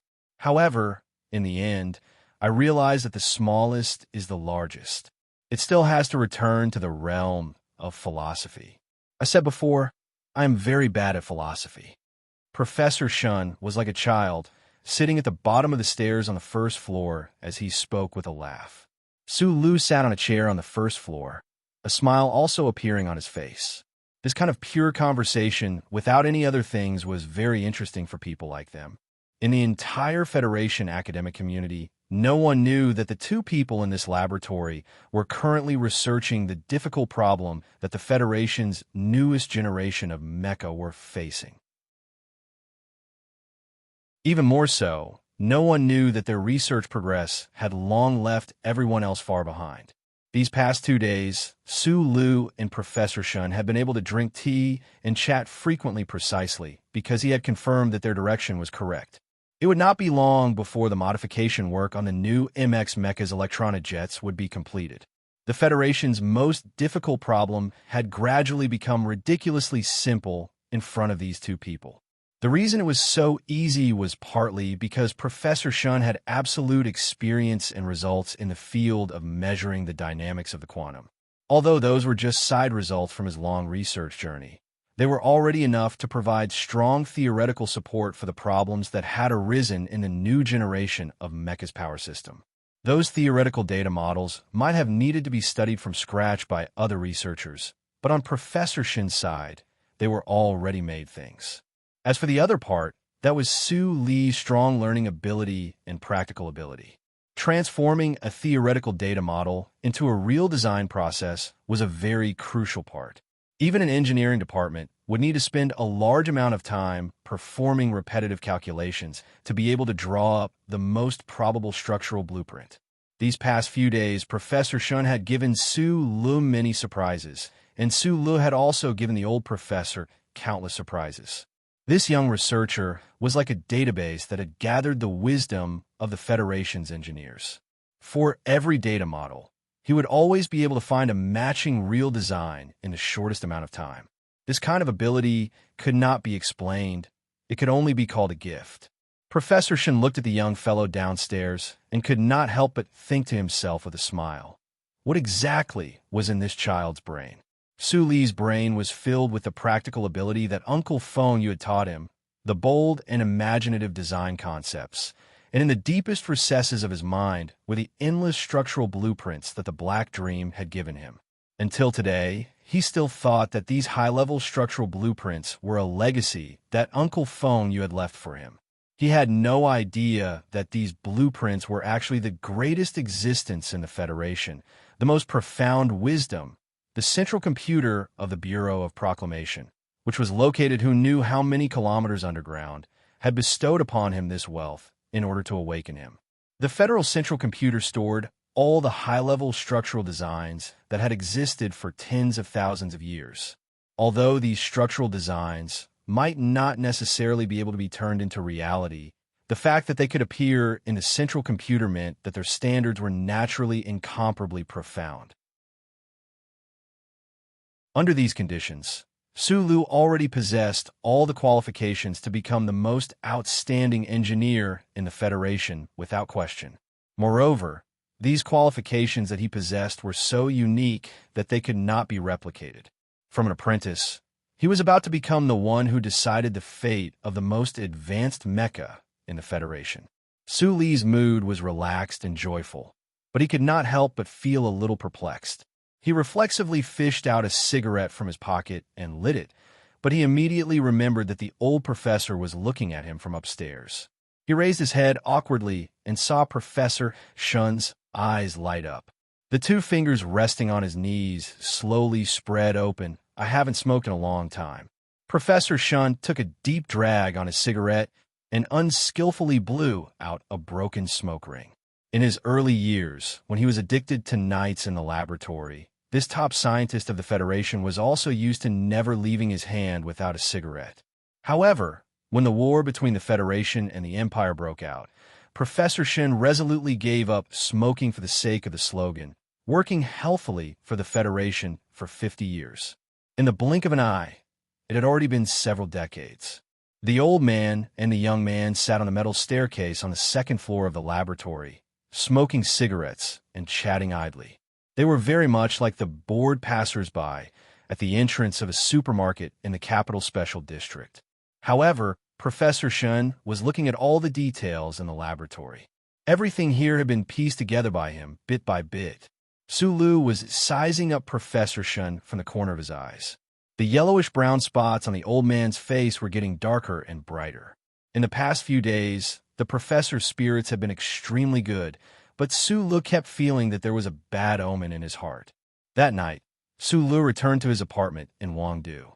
After washing Zhou Yu's hair, he shut himself in his bedroom and lay on the bed with his eyes open. He stared at the ceiling above his head in a daze. The endless pictures in his mind moved according to his will. It was a map of the Donglin district full of mines and green fields. Naturally, he thought of Uncle Feng Yu. In the past few days, he had spent all day and night with Professor Shen and received a lot of sincere praise. Only now did he truly understand how much Uncle Feng Yu had taught him during his days at the repair shop in the Donglin district when he taught him how to repair home appliances. Su Lu felt that his luck in life was pretty good. Although his life was a bit messy, starting from the Donglin district, he often met some nobles. The so-called nobles were people who sincerely helped him. Uncle Feng Yu was like that, and so was Professor Shen. The next day, he walked into the Research Institute in silence, as usual. However, as he walked in, his mood became strange. This was because the colleagues he met on the way, besides greeting him, all looked at him with a very complicated gaze. In front of the laboratory door, he saw a few officials in military uniforms. They were probably the supervisors of the technical department of the Shell Motor Company. Without the authorization of the chip, these officials could only wait outside the laboratory door. Second Lieutenant Su Li. Yes. Let me inform you of something. Su Li's hands clenched tightly. He could not believe the news he had just heard. The breakfast in the paper bag in his hand was slightly distorted by his grip. This was a small yellow pancake for Professor Shun. Yesterday, the old professor had said that although his teeth were not in good condition, he really wanted to eat this.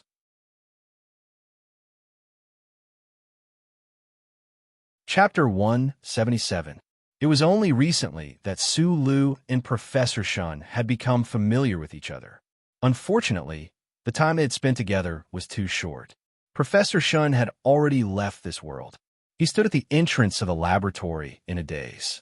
It took him a while to digest the shocking and sad news. Professor Shun was already very old. His health had always been poor. Last month, he had been hospitalized for a long time. Recently, when Su Lu sat on the metal stairs and chatted with him, he could always smell a hint of inauspiciousness from the old man's seemingly exuberant energy. However, he still did not expect that this respectable old professor would pass away so quickly. Birth, aging, illness, and death came so suddenly and without reason. Su Lu was still immersed in this slightly frustrated and sad mood. His silence made the expressions of the several officials at the entrance of the laboratory a little ugly. One of the officials frowned and said impatiently, "What are you waiting for? Hurry up and open the door of the laboratory." These words pulled Su Lu out of his sad mood. He narrowed his eyes and looked at the several indifferent officials in front of him. Only then did he realize that the situation today was a little strange. Professor Shin's death was indeed a big deal. However, there was no reason why the high-level officials of the Research Institute, especially the technical director who was directly responsible to the board of directors, would personally come to the laboratory to inform an inconspicuous assistant researcher of the news. Since these people did not specifically come to inform him of Professor Shin's death, and were in such a hurry to enter the laboratory, it was natural that they had other motives. Su Lu narrowed his eyes and looked at the indifferent faces of these officials. It was obvious that they did not feel the slightest bit of sadness because of Professor Shun's death. This kind of behavior made Su Lu feel heavy and slightly angry. "Why do you want to open the door of the laboratory?" After a moment of silence, Su Lu directly answered. This answer was obviously not expected by the several high-level officials. They frowned and looked at Su Lu as if they were looking at garbage. One of them said coldly, "When the higher-ups do things, do they need to explain the details to you?" "No need." Su Lu lowered his head slightly and replied, "But this laboratory belongs to the scope of co-construction. According to the agreement, unless Professor Shin agrees or the board of directors issues a written order, I can't open the laboratory and let you in. Get your facts straight. I'm the director of the 3rd Division of the Research Institute. This person beside me is the technical director of the board of directors." The official was stunned.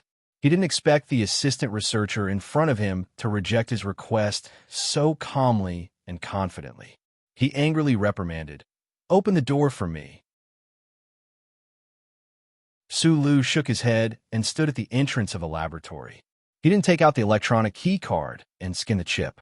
After working at the Husk Institute for so many days and chatting with Professor Shun, he already knew how the Husk Institute cooperated with the famous professors. The Husk Institute provided the relevant research conditions to these professors, and the final research results were shared between the two parties according to the agreement. This was a relatively free cooperation model, which was more suitable for professors who like freedom to use their abilities. What's more, Professor Shun was basically in the periphery these years, and he didn't provide any research results to the Federation. The technical support provided by the Professor Shun was extremely limited. Even the tools and materials in the laboratory were privately sponsored by Professor Shun. Without the authorization of Professor Shun or a written order from the company, no one was allowed to enter the laboratory. In this case, why did the company's top officials suddenly appear at the entrance of the laboratory and are so anxious to go in? Su Lu understood the reason behind this, but because of the indifference shown by the other party and the feeling that something was wrong, he silently blocked the entrance of the laboratory. "Who do you think you are? How dare you block my way?" The director of the 3rd Department of the Institute looked at Su Lu in front of him with his head down, as if he didn't hear him and didn't see him. He suddenly felt embarrassed and pointed his finger at Su Li's nose and scolded loudly. "This is the last time I'm telling you. Hurry up and open the door of the laboratory and hand over your electronic keycard. You don't have to come to work tomorrow. You're a senior officer, but even if you want to fire an active soldier, you don't have the right to do so." Su Lu raised his head and calmly looked at the several officials in front of him and said, "As a soldier, I have to do things according to the rules. We're the military police." The director's eyes emitted a cold light. He didn't want to waste time with this strange, low-level researcher. He looked at Su Lu and said angrily, "The laboratory is the property of the company, the property of the Federation. Do you think it's yours or Old Shun's? Do you think you can't enter the Institute if you don't open the door?" With the powerful strength of the Husk Institute, it was no doubt very easy to open the electronic door of a laboratory. Today, when these officials heard the news of Professor Shin's death, they rushed to the laboratory immediately. They didn't choose to enter directly, but instead waited for Su Li's arrival. Naturally, they didn't want this matter to be solved in a more peaceful and discreet way. However, they didn't expect this young researcher to unexpectedly block the door so valiantly and not let them enter. The officials had lost their patience and directly called for the military police. "There's no need for the military police. I can walk by myself." Su Li's voice became louder, and it echoed in the quiet corridor. Gradually, many researchers wearing white coats walked out of the adjacent laboratory. The crowd looked at the conflict with puzzled eyes. Su Li looked at the arrogant and angry officials in front of him and said loudly, "Professor Shin's body is not cold yet, and you want to force your way into the laboratory? Are you planning to steal something? Unless you show me a written order from the board of directors, don't expect me to open the door for you. Everyone knows that when the person is gone, the coffee will naturally be cold. But Professor Shin has just passed away, and you can't wait to come here. Don't you think you were a bit too shameless?" At this time, Su Li's mood was unusually cold. He still hadn't gotten over the sad news of Professor Shin's death, and now he had to face these hateful officials. However, the anger and shame on his face were fake. Today, he said so many words like a hot-blooded young man. It was because he knew that a mere civilian second lieutenant, an assistant researcher who had just joined the company for a few months, could not stop the company's management from entering the laboratory. So he had to make his voice louder and let more people know about this. Both sides of the long corridor were full of laboratories. The staff of the Research Institute were not people who liked to watch a scene, but they all knew the news of Professor Shin's death last night. At this moment, they found that Professor Shin's assistant was arguing with the company's management, so they all cast worried eyes. They understood what happened and looked at the officials with disdain. Although they didn't know what was in Professor Shin's laboratory, the company wanted to seal the laboratory as soon as the professor passed away. From an emotional point of view, it was really difficult for them to accept. At this time, a team of fully armed military police, after receiving the order from the management, rushed from the end of the corridor to the door of the laboratory. They vigilantly surrounded Su Lu, ready to subdue him at any time. At this time, the technical chief of the board of directors of the Nutshell Company, who had been silent, whispered a few words in the ear of the director of the three departments. Probably these senior officials were not willing to go too far in the current situation. Su Lu narrowed his eyes and did not give these officials a chance to turn around in front of the crowd. He directly said loudly, "If you have the ability, then force the door of the laboratory open today. If you don't follow the rules, then I will appeal according to the rules. I will sue the board of directors. If it doesn't work, then I will sue the Ministry of National Defense. If even the Ministry of National Defense is nothing in your eyes, then I will sue the Supreme Court. Don't underestimate my determination." After saying this, Su Lu did not look at the faces of the senior officials that were getting worse and worse. He directly pulled away the guns in the hands of the military police and walked out of the corridor without looking back. He tightly held the bag of small yellow pancakes in his hand and thought about what Professor Shin said yesterday. Everything in the universe should be reasonable. Walking to the empty and quiet parking lot of the Research Institute, not far from the military police who were monitoring him, Su Lu silently dialed a number. A few days ago, when he was smoking and chatting with Professor Shun, Sulu got the old man's phone number. Thinking that the owner of the number had left this world, he naturally felt sad. Then he heard a voice from the other side of the phone. In the special ward area of the Chester Private Hospital, Sulu silently looked at the car that was pushed into the cold room. Thinking about the peaceful face of the old man in the car, he took off the military cap on his head, held it in his arms, and bowed deeply. Father passed away very peacefully. Professor Shun's eyes were slightly red. He smiled and said to Sulu, actually, when he was hospitalized last time, the doctor had clearly told him that he would not last for more than a few days. Sulu thought about the work he had done with Professor Shun in the laboratory a few days ago. Now that he thought about it, he did not feel that the old man was gradually approaching death. Death is something that everyone will face. Professor Shun lowered his head and said, in the last few days, when Father came home, he was in a good mood. I think it should have something to do with you. Thank you. Sulu did not know how to respond to this sentence, but he fell into a complicated mood. Facing the inevitable death, counting the last bell, the old man still calmly taught him and helped him. What kind of state was this? My relationship with Father was not very good in the past. It was probably because when he was young, he was always working for the Federation and neglected his family. When Mother died, he was not by her side. Professor Shun raised his head and looked at the closed door. He thought about his father, who was separated by a wall, and his voice became sad.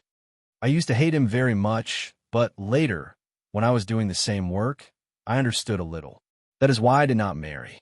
People like us who have dedicated our lives to science may not have the right to have a normal family life. Professor Shin turned around and said calmly, Father changed his will 2 days ago. The laboratory in the 3rd department of the Research Institute will be given to you to continue using. Except for the relevant database rights in the agreement, which may be returned to the Federation, the other results of Father's research, as well as the data and materials, he left them all to you.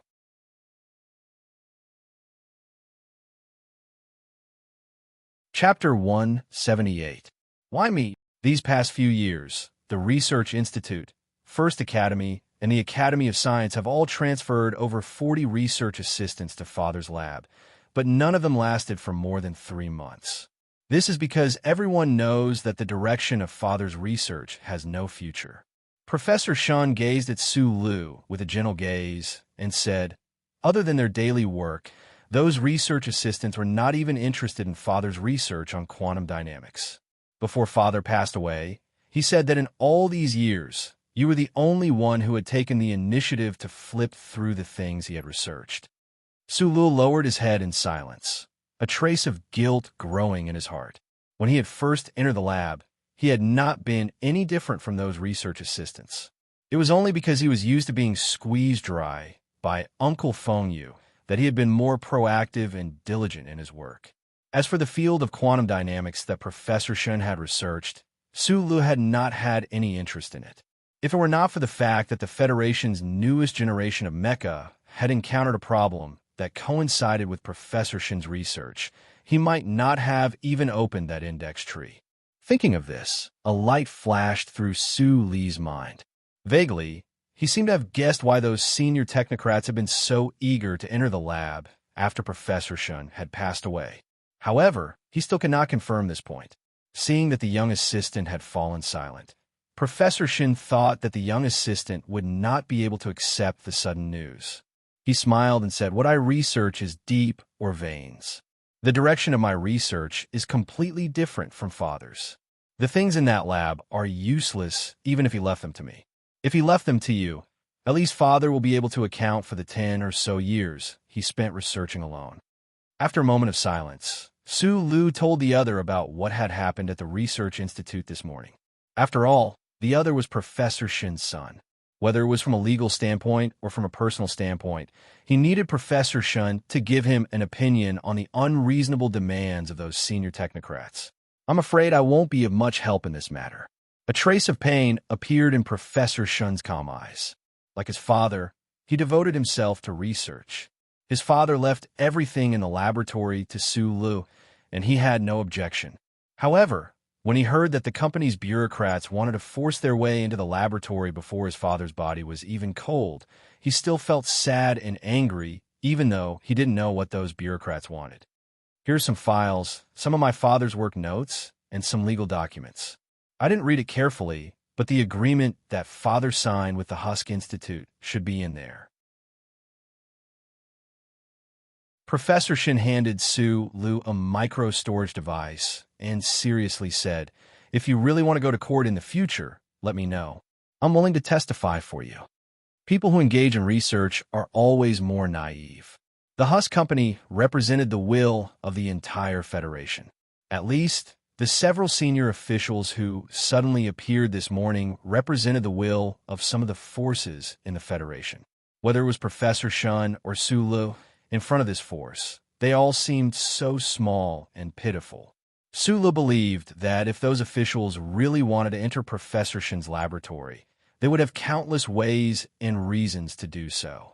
Professor Shun's request to testify in court would probably never become a reality. The officials simply wouldn't let this matter go to court. A glass of white wine spilled on the table. This was the custom of the Donglin district. Su Lu narrowed his eyes and looked at the wine stains on the table. He remembered what Professor Shun said that day. "While I'm still alive, I'll do it."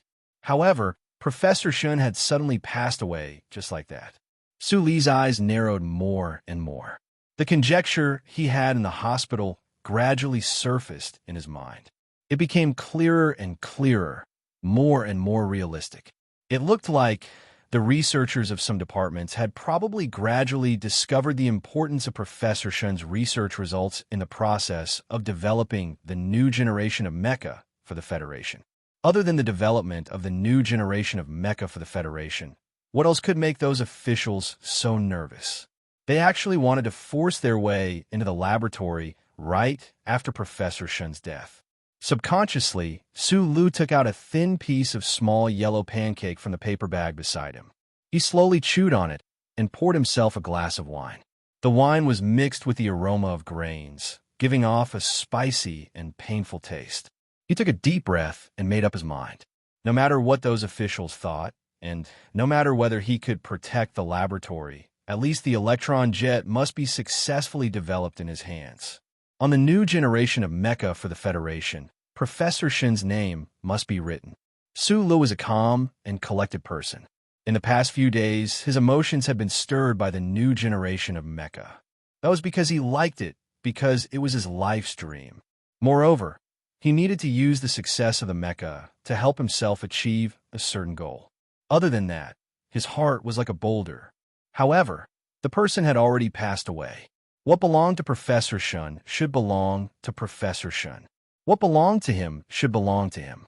For an orphan who was like a rock in Donglin, there was no one to snatch. Things could be shared.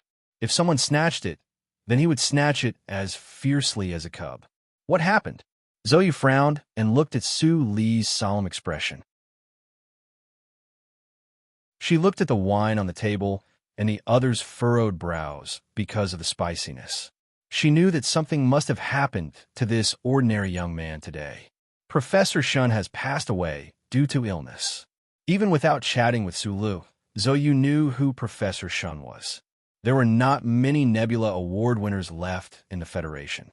She was silent for a moment and then turned on the television. The news was broadcasting the news of Professor Shin's death.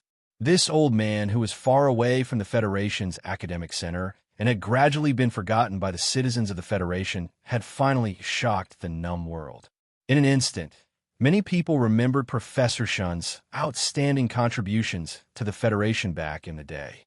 Sula did not look at the news. He only listed out his goal and process in detail in his mind, analyzing where he had gone wrong and where he could make up for it. Suddenly, he stared blankly at Zoyu on the sofa for a very long time. Zoyu was not used to being stared at by him and said coldly, "What's wrong with you?"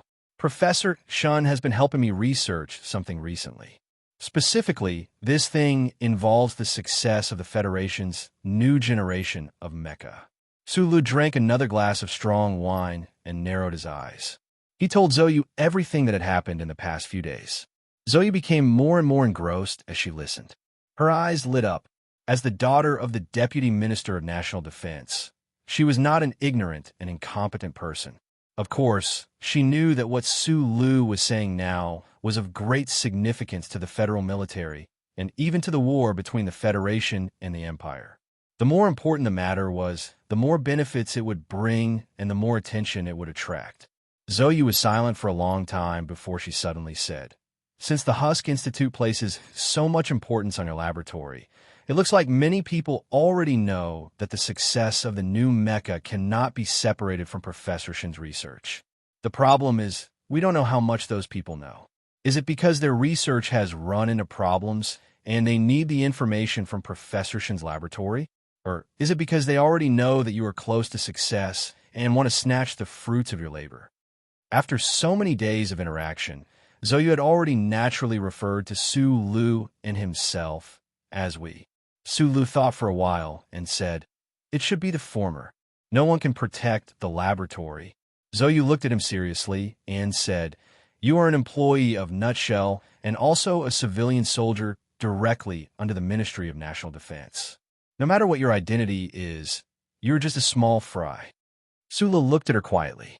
"Don't look at me. My father is indeed a soldier with a technical background. He should have some influence on Nutshell, but this matter, the benefits involved are too great." Zoe lowered her eyes slightly and said, "Even if you ask Lady Tai to help, those people will not give up. You seem to have guessed which important person wants to snatch Professor Shin's things." Zoe hesitated for a long time before saying softly, "The Federal Academy of Science." "Dean Lin." Su Lu frowned. He could not believe his ears. In the hearts of the average citizen of the Federation, the Federal Academy of Science was an incomparably noble and holy place. Dean Lin's prestige was even higher. Back when Su Lu was a mechanic, he had also greatly admired the expert who had single-handedly taken on the task of developing the M52 mecha. Dean Lin is the youngest Nebula Award recipient in history, 11 years earlier than Professor Shin. But there has always been an unconfirmed rumor. Back then, Dean Lin and Professor Shin worked in the same laboratory. Dean Lin's Nebula Award recipient results were plagiarized from Professor Shin's research. The head of the Academy of Science plagiarized? Can a person really be that shameless? Su Lu frowned. Zoe raised her head and said calmly, "It's just a rumor. No one has proof, and no one dares to bring it up. The position of the head of the Federal Academy of Science is too sensitive, too detached. Neither the politicians nor the military are willing to offend him. To be able to discover the importance of measuring quantum dynamics from the development of a new mecha so quickly, and to be able to link it to the almost forgotten Professor Shin, this person's academic attainment must be extremely high. Moreover, he is very familiar with Professor Shin, and even has been secretly observing him all this time." Su Lu lowered his head, thinking seriously. If Zhou Yu's guess was somewhat correct, then he had to admit that the head of the Federal Academy of Science, such a detached figure who was deeply respected by the Federation and whose students were spread across the various key technical departments of the Federation, if he really wanted to steal the fruits of Professor Shin's research, Su Lu would not be able to do anything about it. "How far are you from success with the new mecha you're researching?" Zoe looked seriously into Su Li's eyes. She had always thought that this ordinary small-eyed boy was destined to become someone great, but she really had not expected that this person would shock the entire Federation so soon after entering the Research Institute. "Not far. Give up on the lab," Zoe said straightforwardly. With regards to the darkness of the upper echelons of the Federation, she had a more direct understanding than Su Lu, who had come from an ordinary background. "Do your best to create the new mecha. As long as it's done, even if it really is the Federal Academy of Science, you won't have to worry about anything." Su Lu knew that she was talking about a more practical method, but he did not want to give up on the lab, because it was the crystallization of Professor Shin's wisdom in his later years. "Although I'm not far from success, I still need the database in the lab. Without the lab, I can't do anything. Then you have to think of a way to transfer the database out." Zoe looked at him seriously. "Don't have any extravagant hopes. I believe that when you return to the Research Institute tomorrow, You'll be transferred out, and in this lifetime, you won't be able to take one step closer to the lab.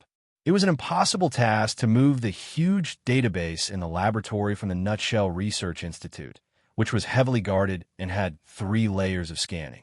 Although Su Lu trusted Zhou Yu's sharp judgment as an unmarried mother, he did not think in this direction.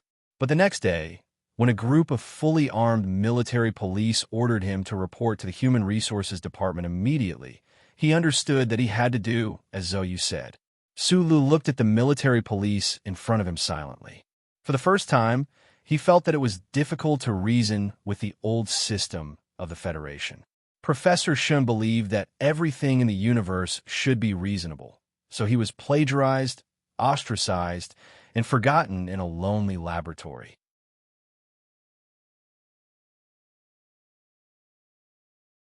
Chapter 179.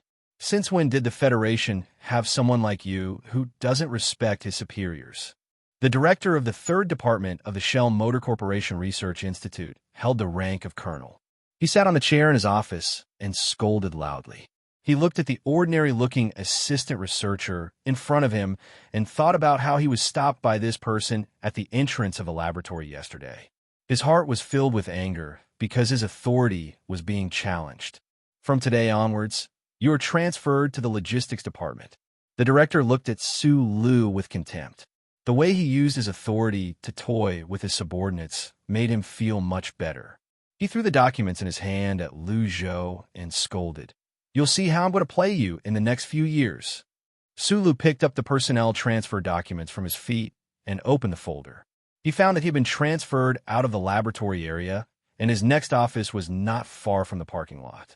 From a researcher to a handyman, there was no doubt that this was a humiliation and a heavy blow. However, his expression was very calm. This calmness made the director feel that something was wrong. Last night, Zhou Yu had already helped him analyze the situation. Although he had the agreement between old Professor Shun and the Nutshell Mobility Company in his hands, and could prevent those people from entering old Professor Shun's laboratory, his people were still under the jurisdiction of the Nutshell Research Institute and the Department of National Defense. With just a personnel transfer order, those people could drive him to the edge of the area, deprive him of his authority, and make him unable to approach the laboratory again. If he couldn't get close to the laboratory, then he naturally couldn't stop those people from entering the laboratory. Su Lu silently closed the folder. He didn't look at the director. He casually saluted him and walked out of the office. Walking in the quiet corridor, the doors of the laboratories opened one after another. The researchers who usually didn't care about the outside world and only knew how to do research all stood at the door. They looked at Su Lu with a complicated expression as they watched him leave. They didn't know the inside story. They only knew that old Professor Shin's last assistant had offended the company's top management and had been sent away at this time. He was also a researcher. A feeling of sympathy for the death of a rabbit pervaded the entire corridor. Su Lu did not pay attention to the sympathetic gazes of these people. He lowered his head slightly and walked towards the end of the long corridor. Even when he passed by the door of his laboratory, he did not stop at all. A few fully armed military police had already taken control of the entrance of the laboratory. If he wanted to rush in now, what awaited him would most likely be bullets. The people at the Federal Academy of Science obviously needed Professor Shun's research results.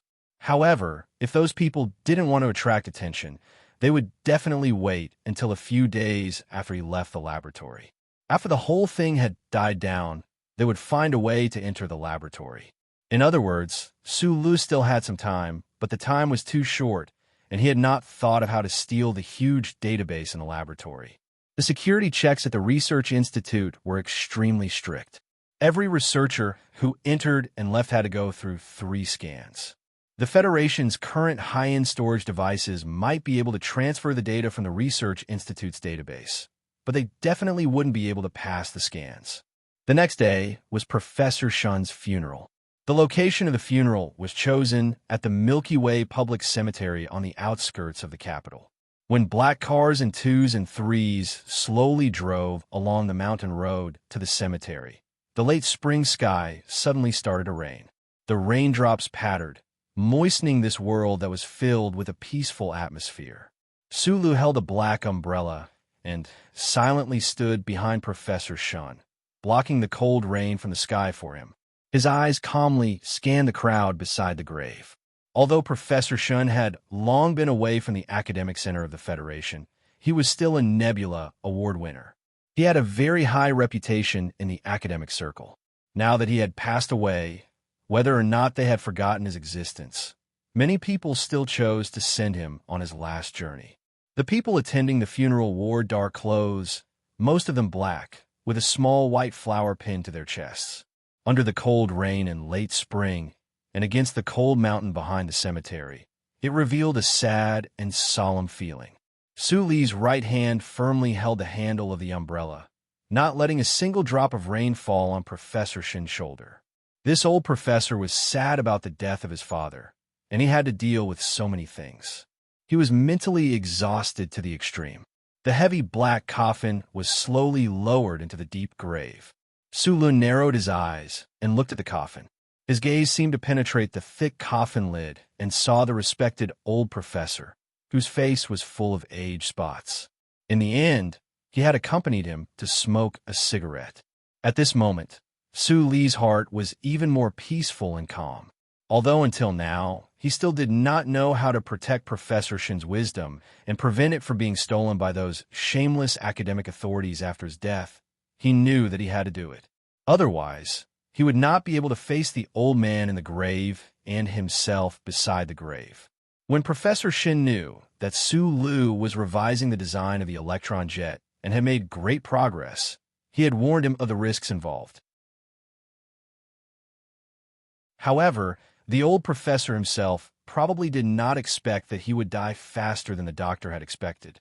He was actually unable to protect Su Lu until the successful creation of the new generation of mecha. Su Lu retracted his gaze and scanned the people around the grave with a slightly scrutinizing gaze. Some of them were sincere, while others were pretending to be sad. Professor Shun, who was under his umbrella, would not pay attention to this, but he had to.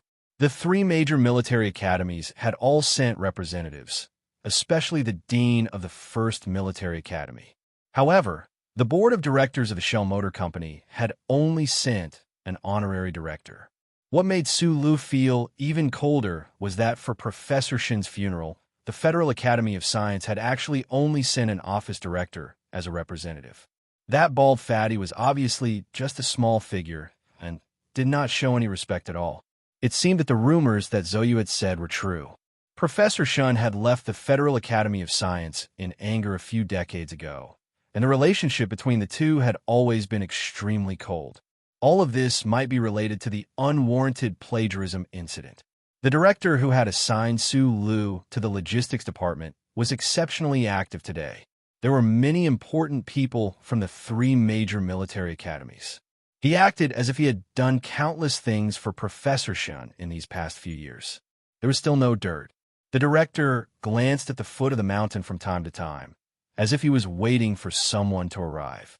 Su Li's eyes narrowed. He saw 3 black cars earlier than the rest of the people in the cemetery. They were driving along the mountain road towards the cemetery. He did not know who was sitting in the cars. The black cars stopped at the entrance of the cemetery. As if to show respect, they did not drive directly towards the cemetery. A few people who looked like government officials surrounded 2 middle-aged men in the middle. They walked towards the cemetery. The crowd around the cemetery was slightly disturbed, and then moved aside to make a path for them. The identities of these 2 middle-aged men were worth the weight of everyone present. After the president's scientific advisor shook hands with Professor Shun, he stood beside the cemetery and read the president's handwritten letter to everyone with a heavy and nostalgic expression. He praised Professor Shun highly for his important role in the development of mecha for the Federation many years ago. Su Lu narrowed his eyes and looked at everyone's expressions in the drizzle. He knew that the so-called funeral was just another form of communication, but when he thought of the old professor's body in the cemetery, he always hoped that this kind of communication would end quickly. The president's scientific advisor was naturally the most respected person present, but Su Lu did not pay attention to him. He only used the corner of his eyes to size up the high-ranking officer beside the scientific advisor. The high-ranking officer who was not wearing his military uniform today. That person was about 50 years old. His hair was white, his face was heavy and determined, and his eyes were calm and powerful. Although he was wearing civilian clothes, he still gave off the unique aura of a soldier. Deputy Minister of National Defense, Zhou Yingxing. He was born a technocrat and had been promoted since the General Equipment Base. He had been promoted 2 ranks consecutively from the Deputy Director of the Logistics Department to the Deputy Minister of National Defense. According to internal news in the capital, if Senator Pabre successfully became the president, this person would undoubtedly be the only candidate for the position of Minister of National Defense. Deputy Minister Zhou had been dealing with the equipment of the federal military all his life. Naturally, he had a close relationship with the academic community represented by the 3 military academies and the Nutshell Mobility Company. Today was the day of Professor Shun's funeral. The federal military would certainly send a representative with great influence. It was only natural that he would show up. Su Lu glanced at Deputy Minister Zhou from the corner of his eyes. He remembered that when the Deputy Minister shook hands with Professor Shun, he had also looked at him from the corner of his eyes. His mood became a little strange. The other party must have already known who he was, and the child in Zhou Yu's womb. He had speculated many times that he would meet Zhou Yu's father, but he never would have thought that it would be at a funeral. After reading Mr. President's handwritten letter, the scientific advisor whispered a few words with Professor Shun and expressed his personal sympathy. Only then did he take off the white flower on his chest and gently put it into the grave. When there was a beginning, there was an end. The people who attended the funeral threw the white flower on their chest into the grave. There seemed to be a layer of white snow floating on top of the black coffin. The scientific advisor left first. The funeral gradually came to an end. Deputy Minister Zhou, who represented the federal military, did not leave. He and the dean of the 1st Military Academy were whispering something somewhere in the cemetery. Su Lu held an umbrella and accompanied Professor Shun to return the greetings to the people. Suddenly, he tightened his grip on the umbrella and slowly turned his head. He saw that somewhere in the cemetery, there was only Deputy Minister Zhou under a tree. The other party was looking at him coldly. There was a hint of scrutiny in his cold eyes. Su Lu narrowed his eyes. He did not impolitely look at this important person. Instead, he lowered his head and whispered a few words in Professor Shen's ear. He handed the umbrella to Professor Shun and then walked under the tree in the drizzle. The director of the Research Institute, who had just sent the scientific advisor away, was about to seize this rare opportunity to get closer to Deputy Minister Zhou. However, he suddenly saw the young assistant, who he had a very bad impression of, walking toward Deputy Minister Zhou. He could not help but stop for a moment. Endless doubts arose in his heart.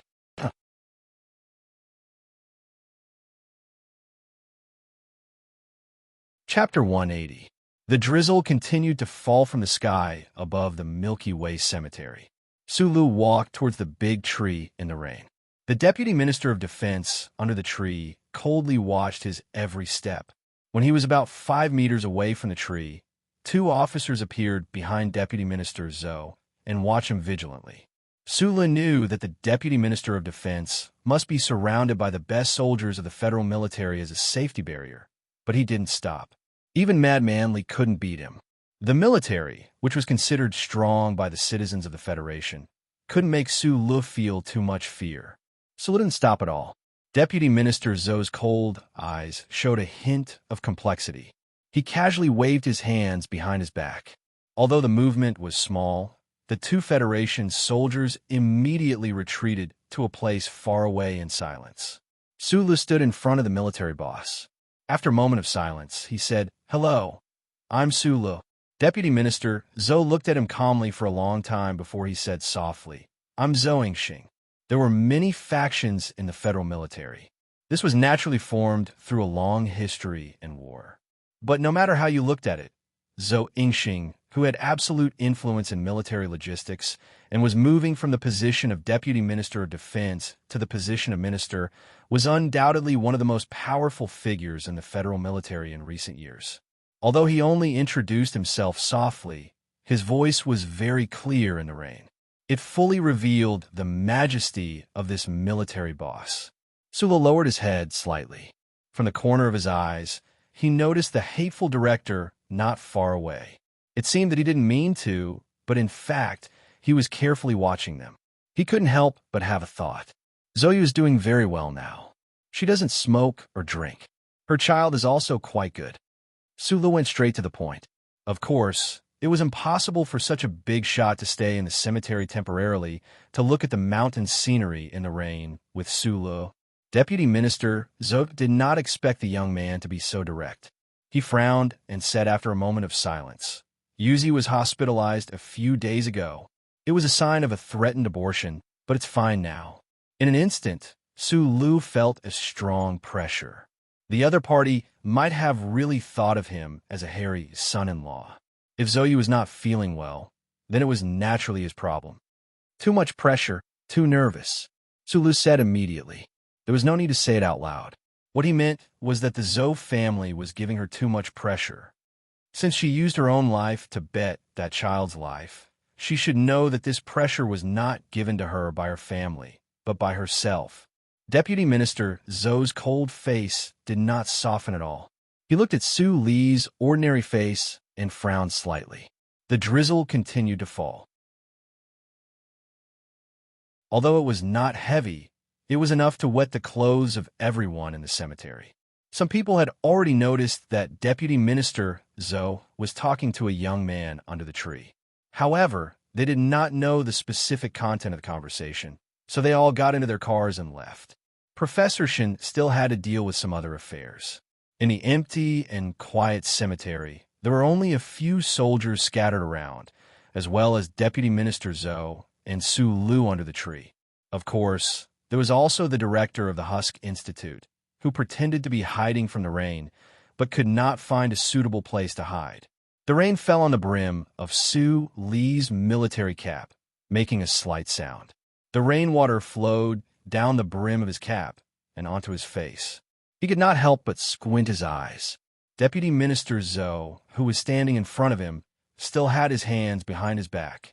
He did not care about the rain falling from the sky at all.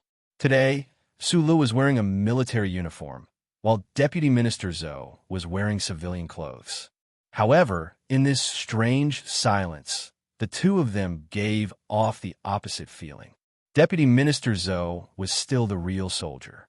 After a long silence, Deputy Minister Zoe suddenly said coldly, "You knocked up my daughter, and you still dare to stand in front of me without the slightest trace of shame on your face. There are only three possibilities. First, you are an extremely stupid guy who does not know how to spell the word death. Second, you are very confident in yourself and shamelessly trying to use this to gain some benefits. However, this is even more stupid." Sulu stood upright in the rain and calmly looked at the cold face of Zoyu's father. However, he gradually began to feel nervous. The person chosen by Tai Ziyuan should not be this stupid. Deputy Minister Zoe looked at him coldly and said, "You dare to stand in front of me like this, so it can only be the third possibility." Sulu didn't know how to respond. He could only stand silently in the rain, under the tree, and honestly stand in front of this big boss of the military. Deputy Minister Zoe suddenly sighed. He narrowed his eyes in the rain and half turned his body to look at the misty fog at the foot of the mountain. He slowly said, "After all, you did not discipline your own daughter well. I don't care who you are taking the blame for, but since it is not Tai Ziyuan and you took the initiative to take the blame, then you can continue to be the scapegoat." When Sulu heard the first part of the sentence, he was touched. He thought about how arrogant and cold the Zoe siblings were when he met them in Linhai. As a father, he was indeed a failure in disciplining his children. However, when he heard the second part of the sentence, Su Lee's body suddenly tensed up. He suddenly raised his head and stared blankly at Deputy Minister Zoe's face, which had suddenly aged a lot. He did not know what to say. This military boss had actually guessed the truth of the matter so easily. Sula looked at him in shock. His hands, which were exposed outside his military uniform, clenched slightly. It was not to be cautious, but to hide the shock in his heart. At this moment, Sulu finally understood why the most mysterious Thai family of the 7 major families in the Federation had decided a long time ago to fully support the general in front of him. This was definitely not because of the relationship between Tai Ziyuan and Zhou Yu when they were young. Instead, it was because the military boss in front of him had enough ability and intelligence to win the respect and help of the Tai family's wife. Thinking about that, Major Zhou and Zhou Yu, who was now living a pig-like life in the Wangdu apartment, Sulu couldn't help but feel a little absent-minded. This father was indeed much more powerful than his children. Since you've chosen to take the blame, then continue to do so. Although it's a bit heavy, I'm sure it'll bring you some benefits. Deputy Minister Zhou didn't look at Sulu. Instead, he stared coldly at the foot of the mountain and prepared to leave. Sulu lowered his head slightly and quickly digested the previous conversation in his mind. Suddenly, he raised his head and walked forward with a smile. He gently hugged Deputy Minister Zhou's body as if he was an elder. They hugged intimately and politely, then instantly separated. When Deputy Minister Zhou saw that this young man was hugging him, a strange look flashed across his calm eyes. However, immediately after, a strange smile appeared on his face. Not only did he not stop the young man, but he also raised his hand and gently patted Su Li's back. Deputy Minister Zhou and Su Lu separated. The smiles on their faces disappeared, and they looked at each other calmly. There was a hint of anger in the deputy minister's eyes because he had been used. However, Sula knew that the other party's anger was not very strong, so he was not afraid. He calmly looked into Deputy Minister Zhou's eyes. He thought to himself, since I'm going to take the blame for the Zhou family, why don't you take the blame for me too? Yuzi and I will go home to see you in a few days. In the drizzle of the Milky Way public cemetery, the words that Su Lu said to Deputy Minister Zhou were particularly clear. The shameless director of the Husk Institute's 3rd department was sitting in a chair in a daze. Yesterday, at Professor Shin's funeral, he made a very shocking discovery. The young assistant researcher who dared to disobey orders from his superiors and not allow him to enter the laboratory and was sent to the logistics department by him, seemed to have a very close relationship with Deputy Minister Zhou. As an administrative official, this director did not have any achievements in the field of technology that were worth praising. The reason why he was able to continuously rise within the Shell Motor Company was because of his interpersonal relationships. Although the director of the Shell Motor Corporation Research Institute only had to answer to the board of directors, who was Zhou Yingxing, he was the most likely person to take over the position of the Ministry of National Defense after the election. If he offended Zhou Yingxing, he would only have a very miserable ending in the future. When the director thought about the previous phone call to inquire about the news, his face turned extremely pale. That ordinary second lieutenant actually made Deputy Minister Zhou's daughter pregnant. Looking at the scene yesterday, Deputy Minister Zhou did not seem to be very angry with this young man who brought shame to his family. Speaking of which, his daughter was pregnant. What other choice did he have other than marriage? How did that young man named Su Lu get so lucky? The director quickly thought in his mind. If Su Lu married the daughter of the Zhou family, then he would be the son-in-law of the deputy minister. Next year, he would be the son-in-law of the Minister of National Defense. 2 days ago, he pointed at the son-in-law of the Minister of National Defense and scolded him. Yesterday, he even chased him away to do cleaning work. When the director thought about this, other than cursing Su Lu in his heart, he also felt an unprecedented sense of crisis. At this moment, there was a knock on the office door. The expression on the director's face suddenly became calm. He looked at Su Lu, who pushed the door open and walked in. He put on a smile that he thought was very appropriate and said gently, "Second Lieutenant Su, I know that yesterday's personnel transfer may have caused some misunderstanding. I didn't want to explain anything, but I'm worried that if this continues, there may be some problems."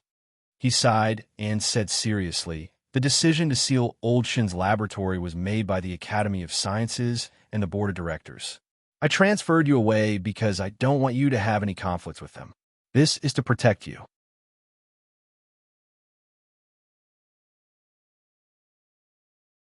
Chapter 181. Hearing Su Li's request, the director was taken aback.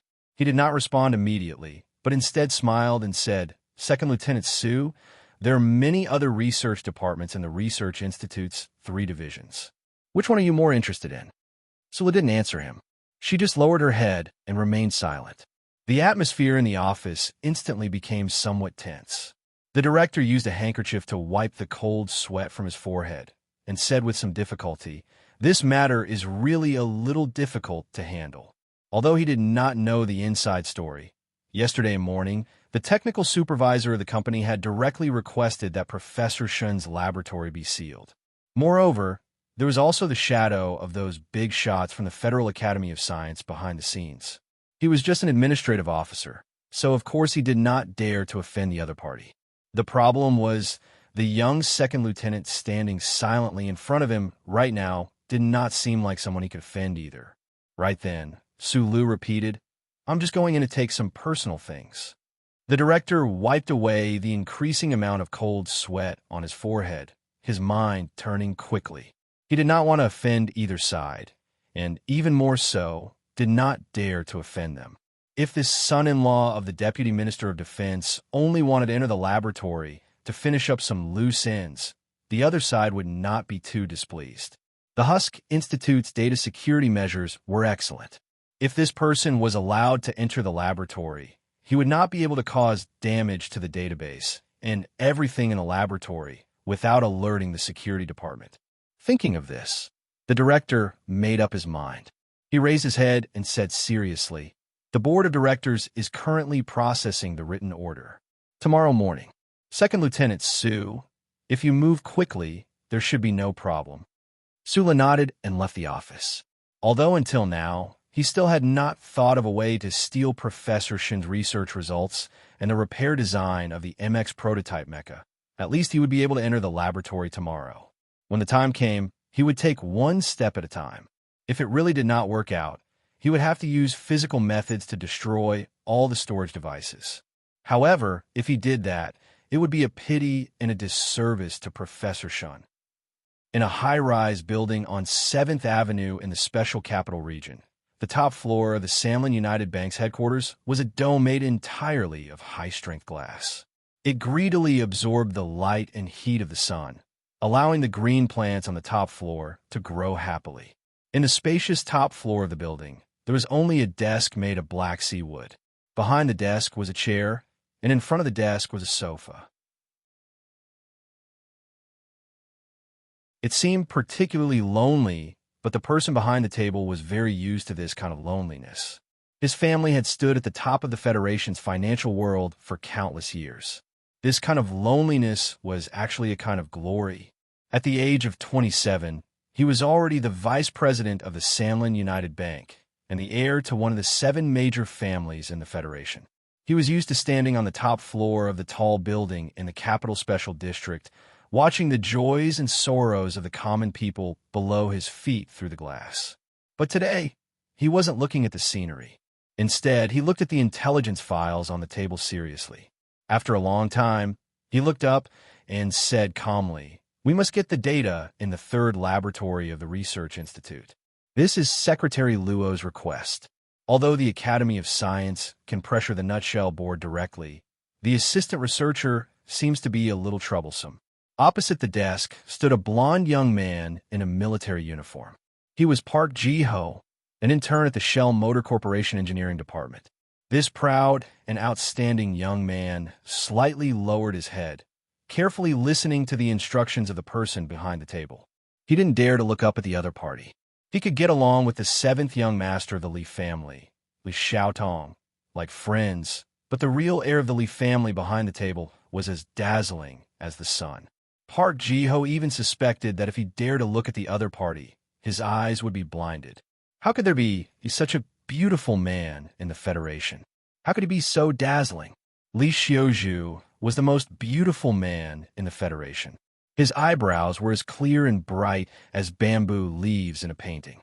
The windshield outside the Samlin United Bank building was blocked by a glass wall, but that pair of bamboo-like eyebrows seemed to be gently swaying in the wind. He smiled and looked at the cautious Park Ji-ho in front of him and said, "If you handle this matter well, I will recommend you directly to the Federal Academy of Science. Maybe you can become Dean Lin's student." The expression on Park Ji-ho's face finally changed. He gently clenched his fists that were hanging by his side. When he entered the Nutshell Mobility Company from the military academy, he had always thought that he was outstanding. However, he did not expect that he would always be suppressed by Zhou Yu from the first academy. Then, during the spring recruitment exam, there was the poacher named Su Lu directly enter the Federal Academy of Science and become the dean's student.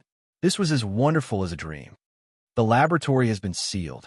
The written order from the board of directors will be sent the day after tomorrow. I don't understand why you still want to deal with the second lieutenant at this time. Park Ji-ho didn't lose all rational judgment because of this wonderful dream. Li Xiuzhu raised his head, looked at him with a trace of appreciation, and said, "You don't need to understand how I do things. You just need to do it." He didn't explain, but it seemed that the young master of the Li family wasn't unhappy. Park Ji-ho secretly sighed in relief. At this time, Li Xiuzhu lowered his head again and seriously looked at the documents on the desk. He suddenly said, "Since he is the future son-in-law of Minister Zhou, be careful. Don't kill anyone. After the Lin High Stadium incident, the Tai family is going crazy. I don't want that old lady to go crazy." Park Ji-ho was silent for a moment, then suddenly said, "In the Linyuan restaurant, that person didn't lose to Madman Li." The meaning of this sentence was very clear. If he didn't use firepower, Park Ji-ho had no confidence that he could take care of that young second lieutenant. Li Xiuzhu didn't explain his thoughts. He just waved his hand. The sunlight seeped in through the glass walls in all directions. The multi-layer glass structure could adjust the angle of the light that entered the building space. The light that entered the building space was not dazzling, nor was it burning. It was just warm and clear. In the empty office, Li Xiuzhu was silent for a long time. Then he walked to the side of the glass wall and looked at the buildings of different heights in the Capital Special District. He was silent for a long time. Ever since the young master of the Tai family left Lin High, there was no trace of him. It seemed that after the assassination, the Tai family had become more vigilant and careful. Li Xiuzhu didn't really care about the young master, who wasn't even 20 years old. Although the elders of the family had always maintained vigilance and even respect for the Tai family, he always felt that this kind of family that valued tradition too much was slowly losing its vitality. The Tai family had only one son for 7 generations. This was an advantage, but also a fatal weakness. Li Xiuzhu squinted his eyes and looked at the shadow under his feet on the streets of the Capital Special District. He couldn't help but feel a little envious. At least that brat Tai Ziwan didn't have to worry about the distribution of power in the family. However, if this brat died, the Tai family would be finished. Among the 7 families in the Federation, other than the Tai family and the Zhong family, the other 5 families had always faced the problem of the distribution of power. Although these families had a mature inheritance system in the past tens of thousands of years, the conflicts between brothers and sisters wouldn't disappear just because of the existence of the system. Li Xiuzhu chose Park Ji-ho to do this. On one hand, he wanted to remove himself from this situation. On the other hand, he wanted to consider what kind of reaction the 7th son, Li Hyotong, would have when he found out that he used his own people. Everyone has their own fatal weakness.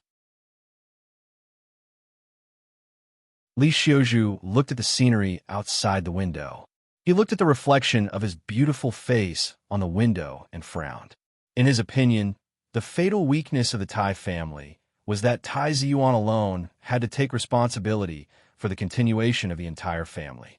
The fatal weakness of the old director of the Federal Academy of Science was that his reputation was too good. As for the Su Lu that he had ordered to be dealt with, that was his name, right? Li Xiuzhu didn't consider this person. Although this person seemed to have some ability and was gradually emerging, he was still not worthy of his attention. The son-in-law of the Zhou family? Madman Li didn't defeat him? Professor shuns student? Li Xiaozhu's eyes showed a trace of coldness. He believed that he was very clear about how terrifying that crazy brat Li's of Philadelphia was. How could there be anyone in the Federation who could be Madman Li's opponent? All of this was just a smokescreen. That old man Li's of Philadelphia had always had a good relationship with Lady Tai. Who knew if Madman Li's actions at Linyuan that day were to create momentum for that chess piece called Su Lo? If it was any other time, before he completely understood Su Li's true background, Li Xiaozhu definitely wouldn't have acted rashly. However, the current situation was different. He had to get the data in the Husk Institute's laboratory, especially after he found out that Su Lu and Minister Zhou had a conversation at the Milky Way Public Cemetery yesterday. His actions had to be faster. He even didn't mind using more violent methods. He didn't want to drag this matter out until Lin Banshan returned from the Great Triangle. Lin Banshan was the person he feared the most in the Federation. The birth of a new generation of mecha in the Federation was a great reputation. There were great benefits involved. A chess piece like Su Lu should have the awareness to sacrifice himself for the greater benefits. Father, the matter has been dealt with. Don't worry. The latest by the day after tomorrow, the data will be transferred to the hands of the Academy of Science. We still need you to put in some more pressure on the nutshell board. After putting down the phone, Li Xiaozhu informed the secretary downstairs. After a moment of silence, he said, "Don't prepare flowers today. Prepare some delicious and normal food boxes. I'm going to Department 23 to pick someone up." In a manor in the southern hemisphere of Planet S1, in the Upper Forest District, an old man put down the phone in his hand. He turned his head and smiled at the two guests beside him. Dean Lin will probably return from a moon base the day after tomorrow. The governor of Jingzhou, Ross, smiled and said, "We will remember Mr. Li's support for us. You're too kind." The current head of the Li family raised the wine glass in his hand and turned to the other guest. He said softly, "Mr. Medellin, I admire your genius thinking. You're probably the only one who can capture Dean Lin's heart." Senator Medellin remained silent. The head of the Li family held his wine glass and narrowed his eyes slightly. He was extremely impressed by the political wisdom of this old fox. If at this critical moment in the presidential election, the Federal Academy of Science, which had always been apolitical but held an extremely high position in the hearts of the Federation voters, suddenly expressed opinions that leaned towards their side under the leadership of Dean Lin and even directly joined their electoral camp, what kind of heavy and powerful blow would that be?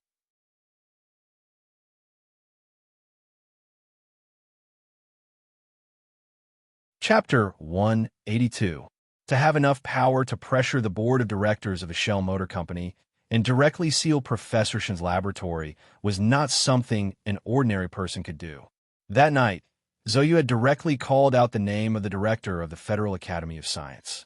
That was a guess based on intuition, and a woman's intuition, especially a pregnant woman's, had a very frightening accuracy rate. Su Lu could imagine why the Federal Academy of Science was so determined to snatch the work of the Federation's new generation of mecha. However, at this time, he did not know that behind the scenes, there was also the participation of the 7 major families of the Federation. He also did not know that on a deeper level, the development of the Federation's new generation of mecha was closely linked to the presidential election of the Federation. And all of this had been coordinated and designed by that Senator Macklin. He did not even know that at this time, there were people in the Capital Special District who were preparing to use violent means to deal with him. Danger was approaching him. All of this was to prevent him from interfering with the other party's acquisition of the data in the laboratory. The black car drove smoothly on the wide road of Wangdu. Occasionally, overly green and succulent green leaves would fall gently onto the top of the car and then be abruptly bounced off. These green leaves had not reached the end of their lives. Instead, because they were too young and too nourished, they were envied by the heavens. The night was dark. At the entrance of Mountain Tiger Road, Su Li's eyes narrowed. From the car's radar, he sensed a few cars approaching at high speed from behind. Fasten your seatbelt. He spoke softly to Zhou Yu beside him. Today was the day of the routine pregnancy checkup, and they had just left Wangdu Hospital. The rapidly approaching cars behind them might be passing racers or trouble, but Su Li's first concern was Zhou Yu's health. On top of the Mountain Tiger Road, an inconspicuous off-road vehicle was quietly parked at the edge of the cliff. The window was rolled down, and the blonde Park Ji-ho coldly looked at the black car on the road below the mountain, as well as the vehicles behind it that were quickly approaching with dazzling headlights. He had used his own channels to investigate Su Lo. He knew that this person was indeed a guy with no background and only had some luck. Therefore, he increasingly felt that this world was very unfair. In the past few years, he had always been vaguely suppressed by Zhou Yu. He could accept this because Zhou Yu was an A student of the 1st Military Academy. However, this person called Su Lo, what was he? Why was he able to enter the Research Institute? Why was he able to impregnate the daughter of the Deputy Minister of National Defense? Why was he so lucky to be able to get acquainted with the young master of the Tai family? Park Ji-ho was a friend of the Li family's 7th young master, Li Xiaotong. Tonight, he was working for the Li family's eldest young master, Li Xiaozhu. He was a smart person. He knew why the Li family's eldest young master, who was as beautiful as a monster, chose him. Therefore, he was very careful in his work. Tonight, they didn't want Su Lu to die. They just wanted him to lie in bed for half a year so that he wouldn't disturb the plans of those big shots. This mission wasn't difficult to complete. The difficult part was that Park Ji-ho didn't want to expose himself to those people. Although he didn't know how powerful Su Li's background was, he still didn't want to face the anger of those people who had nothing to do with him. In fact, this matter didn't require him to do anything. He only found out about Su Li's schedule tonight. Then, through some channels, he told those arrogant and vengeful rich second generations in the capital. Park Ji-ho still remembered how Su Lu humiliated those rich second generations at the entrance of Green Mountain Park that night. With this kind of opportunity, those rich second generations would definitely not let it go. He only needed to calmly watch this scene unfold on the cliff and make sure that Su Lu wouldn't die. He would only be disabled. If anything unexpected happened, he could immediately remedy it. Sensing that there was danger approaching from behind, Su Li's expression didn't change at all. After Zhou Yu fastened her seatbelt, she frowned slightly and looked at him. She didn't understand why he was so calm. The black car didn't speed up. Instead, it slowly slowed down and finally stopped at the entrance of Hushan Road. Su Lu carefully looked at the display of the light dots on the car control computer screen. He looked up, as if he wanted to see something on the mountain through the roof of the car. Accompanied by the ear-piercing sound of the brakes and a slightly burnt smell, 5 or 6 high-class sports cars suddenly stopped and surrounded the black car. The people in the car obviously didn't expect that Su Lu didn't step on the accelerator and leave. Instead, he stopped, as if he was waiting for them. Su Lu opened the door, walked out, and locked all the doors of the black car. Zhou Yu looked at those young people coming out of the expensive sports cars. She couldn't help but feel a chill in her heart. She knew very well that those people were here for revenge. Not only could she tell from their expressions, but also because they all brought their own bodyguards today. In the world of the Federation, money meant everything. No matter what the background of these rich second generations was, their bodyguards were all very powerful people. Looks like I'm lucky today to actually catch you. A young man with a gloomy face and an iron golf club in his hand walked towards Su Lu. He stopped about 5 or 6 meters away and said in a cold tone, as if he was looking at a dead person, "Don't worry, we know what we're doing. At most, we'll break one of your legs." More than a dozen people surrounded Su Lu. Obviously, the valiant men walking at the front were all bodyguards. Su Lu narrowed his eyes and looked at the crowd around him. He could feel the abilities of those bodyguards. At the same time, a trace of doubt appeared in his heart. These people obviously didn't bump into him. They came prepared. The problem was that he didn't have any deep hatred with them. Who would deliberately target him? Su Li's silence seemed a little strange in the eyes of these people. The young leader said with a sullen face, "Don't talk nonsense. Cut his 2 hamstrings. Let's see how he can step on the gas pedal in the future." Sulu had already forgotten what these people looked like. But when he heard this, he remembered that this young man was the owner of the white sports car that he had knocked into the flood ditch that night. A bodyguard slowly pulled out a knife from his waist. The knife was as cold as water in the night, but there was a faint smell of blood. It seemed that he often saw blood. Sulu narrowed his eyes. He knew that he was unarmed. In the eyes of these people, he was like a lamb waiting to be slaughtered. He had never figured out the identity of these young masters, nor did he want to figure it out. However, looking at the people the other party had brought today, they were indeed professionals. Especially that saber, 7 sabers. The cold gleam on them did not flash at all, but it made his heart somewhat cold. The Federation strictly controlled firearms. Except for people with deep military backgrounds like the Zhou family siblings, no one dared to casually take out a submachine gun to shoot. Even the Zhou family siblings had to be more careful in a place like the Capital Special District. Whether it was in the underworld or in the court, there was always a need for a good weapon to kill people. And there was no doubt that the 7 knives Sulu was facing were used to cutting people's hamstrings and other cruel things. No one was an immortal. Madman Li was known to be invincible in the army, but that was only in a one-on-one situation. If Madman Li was facing dozens of shining and cold knives, he would probably immediately turn around and run away. But with that person's fierce reputation, probably no one would dare to chase him. Sulu was only facing 7 knives, and he didn't have enough fierce reputation to intimidate the enemy, so he didn't run away. He already felt that some people and some forces had already targeted him. At this time, there was no point in running away. Whoosh! A knife chopped down at Suli's face. There is no fancy move, only ruthlessness and proficiency that had been immersed in for many years. At the same time the knife flashed, Sulu had already moved. He knew that tonight was dangerous, so he didn't hold back. The bottom of his military boots on the concrete road was like an emergency brake, and the strong friction with the ground provided a strong support for his speed. With a crisp crack, before the knife chopped down, Sulu had already closed in on the bodyguard's arms. He punched the man's armpit, and his right forearm, which was like an iron rod in front of him, actually hit the man's throat. That crisp sound was the sound of the throat cartilage breaking.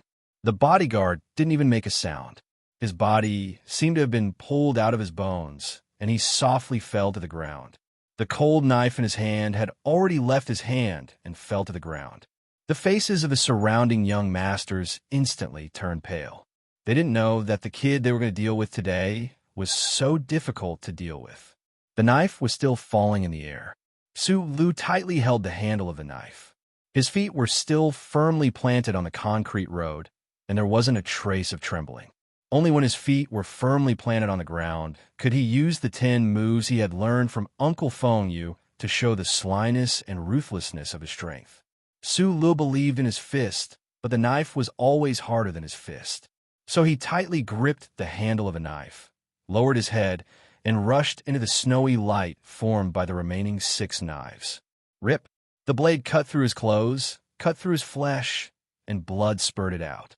Suli's feet firmly planted on the ground, but his upper body was like a willow branch in the wind, randomly swaying and swaying.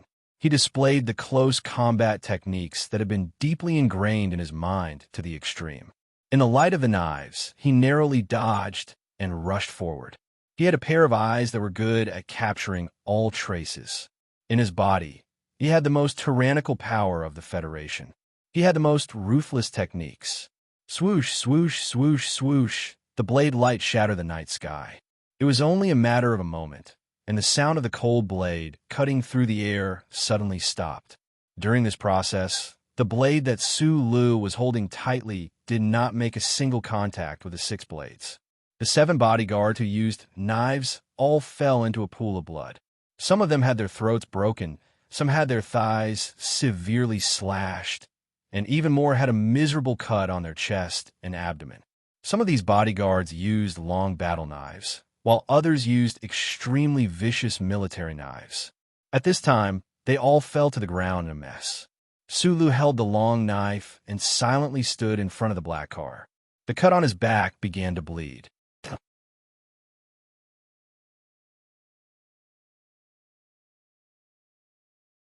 Chapter 183. There was a mountain on the outskirts of Wangdu, Tiger Mountain. Tiger Mountain Road led up Tiger Mountain. The mountain road was flat, but not straight, steep, but not dangerous. Because of this mountain, it was often a nighttime entertainment ground for a group of racers. The roar of motors was common, and danger was everywhere. Therefore, the citizens of Wangdu usually hid here. Probably only foreigners like Sulu, who had just settled down not long ago, would choose to pass through this road. The mountain road extended upward from the entrance, like the chocolate lace on the edge of a cake, circling around. From the very beginning, Park Ji-ho had been standing at the edge of the mountain road on the second level. His gaze passed through the trees on the cliff below and watched the conflict at the entrance. The power behind him had many ways to deal with Sulu, but the methods on the surface were too slow. They couldn't wait any longer, so they chose the most direct method. But he didn't want Sulu to die. On the one hand, it was for his own benefit. He could forcefully suppress his jealousy.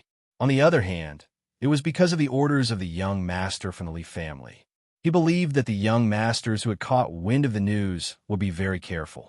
After all, under the glory of the first charter, if there was a vicious death in the capital, their parents wouldn't be able to clean up the mess. It would probably be a broken leg and lying in the hospital for a few months. Park Ji-ho rubbed his slightly messy blonde hair and thought about this in the night wind. There wasn't a trace of sympathy on his face, only indifference. That guy called Sulu lying in the hospital for a few months couldn't affect a plan that he didn't really understand. That slightly messy blonde hair in the night wind looked like flowers that bloomed randomly in the mountains in late spring. The car had already turned off, so he believed that the people below wouldn't notice him. In the gentle late spring night wind, Park Ji-ho calmly watched the good show at the bottom of the cliff. He was very gratified by the preparation of those young masters. At this time, he believed in young Master Lee's judgment. How could there be a young man in the Federation who was on the same level as Madman Lee? However, the moment the blade flashed, the expression on his face suddenly changed. He watched in shock as Sulu knocked down a bodyguard like a thunderbolt. Park Ji-ho was well aware that although those young masters were good-for-nothings, the bodyguards that their families hired with a large amount of money were the real experts. During their interactions a few days ago, Li Qishao's sharp eyes had pointed out that these bodyguards should be retired Special Forces soldiers from military. But why was that bodyguard, who looked ruthless and tyrannical, not a match for Sulu? Half a Park Ji-ho's heart turned cold. The saber light at the bottom of the cliff rose and fell. Everything returned to normal. Park Ji-ho had a vague feeling that the young second lieutenant had subconsciously raised his head to look at him. That pair of eyes were as cold and sharp as knives. Park Ji-ho shuddered slightly and stopped watching the battle. He turned around and walked toward his car. It would be very dangerous to stay here any longer. The bodyguards of these young masters were all experts. Although they used knives of different sizes and styles, there was a ruthlessness in their bones that showed that they didn't take human life seriously. In a chaotic battle, Su Li's back was slashed by a sinister military knife. The dark blue military uniform was torn apart, and the skin on his back was torn open. His flesh and blood were turned over, and blood began to seep out. Although the injury wasn't serious, it looked particularly terrifying. Until now, his feet had been steadily stepping on the concrete floor and only moved on a flat surface. Like the deep roots of an old tree, he channeled all his strength into his body, making each of his attacks more powerful and accurate than before. With a crisp sound of breaking branches, Su Lu stepped on the wrist of a bodyguard and directly broke his wrist. The bodyguard was cut in the leg and fell into a pool of blood, but he still didn't give up. However, Sulu didn't give him any chance to sneak attack. At the same time he lifted his leg, the knife in Su Li's hand swung out like a whip, hitting the face of the young master closest to him with unstoppable force. He used the back of the knife, and with one strike, half of the young master's face was cut open. A few teeth and blood spurted out. That arrogant and gloomy face at the beginning was now only filled with fear, pain, and confusion. The confusion was because these young people in the Federation were used to being arrogant. For a moment, They didn't understand how the scene in front of them happened. Why did their bodyguards, who were so good at fighting, fall into a pool of blood one by one? Get lost. In the darkness, at the entrance of Tiger Mountain Road, the young second lieutenant held the saber in his hand. Blood dripped from the edge of the saber. He, who had been silent since he was stopped by the motorcade, finally opened his mouth and said the first word. These young masters were not idiots. The miserable cuts on the bodyguard bodies had already explained too much. They reacted extremely quickly. Knowing that they had made a big mistake tonight, they did not leave any words to save their faces. They quickly helped the bodyguards on the ground up and returned to their sports cars. The Federation Society was like this. The difference in strength was too big, and it was useless to say anything. These young people didn't abandon the bodyguards in the end, which was already considered to be relatively calm. However, their pale faces and slightly trembling bodies exposed their true emotions under Su Li's saber. Su Li didn't pay attention to these people anymore. Although his back was burning with pain, he knew that these people were just knives used by others. The real character was still hiding behind. No, hiding above. He turned around and raised his head to take a look at the night sky above the cliff. When they stopped earlier, the radar and computer analysis in the black car had already shown on the holographic screen that there was a car above the mountain road. Until now, the car hadn't left. It was very clear that the owner of the car had been watching this scene with cold eyes. Su Li took off his clothes. The torn clothes on his back rubbed against the flesh and blood. It was very painful. His eyebrows furrowed. However, he found that Zhou in the black car was looking at him in a daze. He threw the military uniform over and blocked the window of the black car. He didn't want a pregnant woman to see the blood on the concrete floor and the remnants of the flesh and blood. While the military uniform was still floating in the air, Su Lu had already rushed toward the cliff. That familiar burning sensation had been circulating in his limbs for a long time. The powerful explosive force made him suddenly move so shockingly fast. He actually brought up a trail of dust on the concrete floor. Zoe turned her head in shock and looked at Su Lu, who was wearing a white singlet. Su Lu was like a ferocious beast.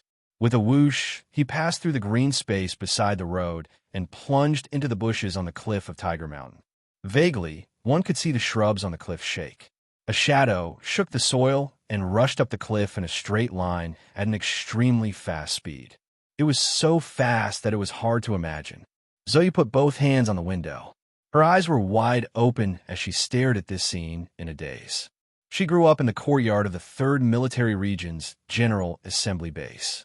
In this life, she had seen more soldiers than the average Federation citizen on TV. She also knew that the federal military had some terrifyingly capable vanguard soldiers. She had even seen them train with her own eyes. However, she had never imagined that in this world, there would be someone who could see a cliff as flat ground. Like a nimble beast, he would bravely rush up at high speed. After living with Su Lu for so long, Zhou believed that she understood this person very well. She also clearly determined that this young man would definitely make many people in the Federation sit up and take notice of him in the future. However, she never would have thought that the battle strength Su Lu displayed tonight would be so powerful. The details of the Linhai State gymnasium incident had been carefully sealed. Zhou finally understood why her brother Prince said that Su Lu had saved her life. When he was in the Donglin district, under the protection of the glory of the Charter, the electronic wall that stretched for who knew how many kilometers was only a slightly more difficult obstacle in Su Li's eyes. Not to mention this cliff in front of him that, although the slope was steep, he could still land his feet on it. Su Li landed on the hillside. Every step he took on the stone was exceptionally stable. This was because stability ensured speed and accuracy. Every step he took was very powerful. However, the recoil from every step he took with the cliff made the wound on his back more painful. The more pain he felt, the angrier he became. However, the calmer his heart was, the calmer his expression was. He had fled from the Donglin district to the capital ring. He had left his home and forgotten his past. His girlfriend had turned into a firework. His good friend had fled thousands of miles away, leaving behind a pregnant woman. All of these sad memories and the depression that had accumulated over the past 2 years finally turned into anger and explosive desire under the stimulation of the pain of his wound. He considered himself to be a very peaceful person. However, there was so many unfairness in the Federation that he could not get rid of it like the air around him. Professor Shun was dead. Those high and mighty dazzling big shots wanted to seize what did not belong to them. Tonight, there were even people who wanted to set up a trap to kill him. Until today, Su Lu still thought that he was just a small character in the Federation. However, once a small character was enraged, they were still very scary. There was a proverb in the Federation: once an ordinary man is angry, even the king will bleed. Today, the most powerful person in the Federation happened to be called an ordinary man. A few sharp thorns from the shrubs pierced into his exposed arms. Su Li's expression did not change in the slightest. He stepped onto the road above the cliff and directly rushed toward the off-road vehicle that was about to start the engine. The power in his body burst out in an instant. Every pair of muscle fibers in his legs began to squeeze and twist. A moment later, he rushed to the side of the off-road vehicle. Without saying anything, he stabbed the tip of the knife diagonally downwards. A series of screeching sounds that made one's teeth ache resounded throughout the quiet Tiger Mountain road amidst the sparks of metal grinding against metal. The long knife in Su Li's hand accurately stabbed into the door right before it closed. The door and the knife rubbed against each other and vibrated. In the end, the door did not close and instead bounced open. She the silent Su Lu did not say anything. He stabbed the tip of the knife into the spot beside the driver's seat of the off-road vehicle. The tip of the knife broke through the high-energy plastic and pierced through the complicated circuits. Accompanied by tiny electric sparks, he successfully destroyed the ignition system of the off-road vehicle. He was a genius mechanic. In the Donglan District's Xianglan Avenue repair shop, he had once repaired cars. Today, he could even deal with mechas, not to mention a simple off-road vehicle. With the ignition circuit destroyed, this off-road vehicle could no longer escape. Sitting in the driver's seat, Park Ji-ho stared blankly at the cold blade that was less than 10 centimeters away from his thigh. His left hand that was holding the steering wheel and his right hand that was holding the key to start the engine began to tremble uncontrollably.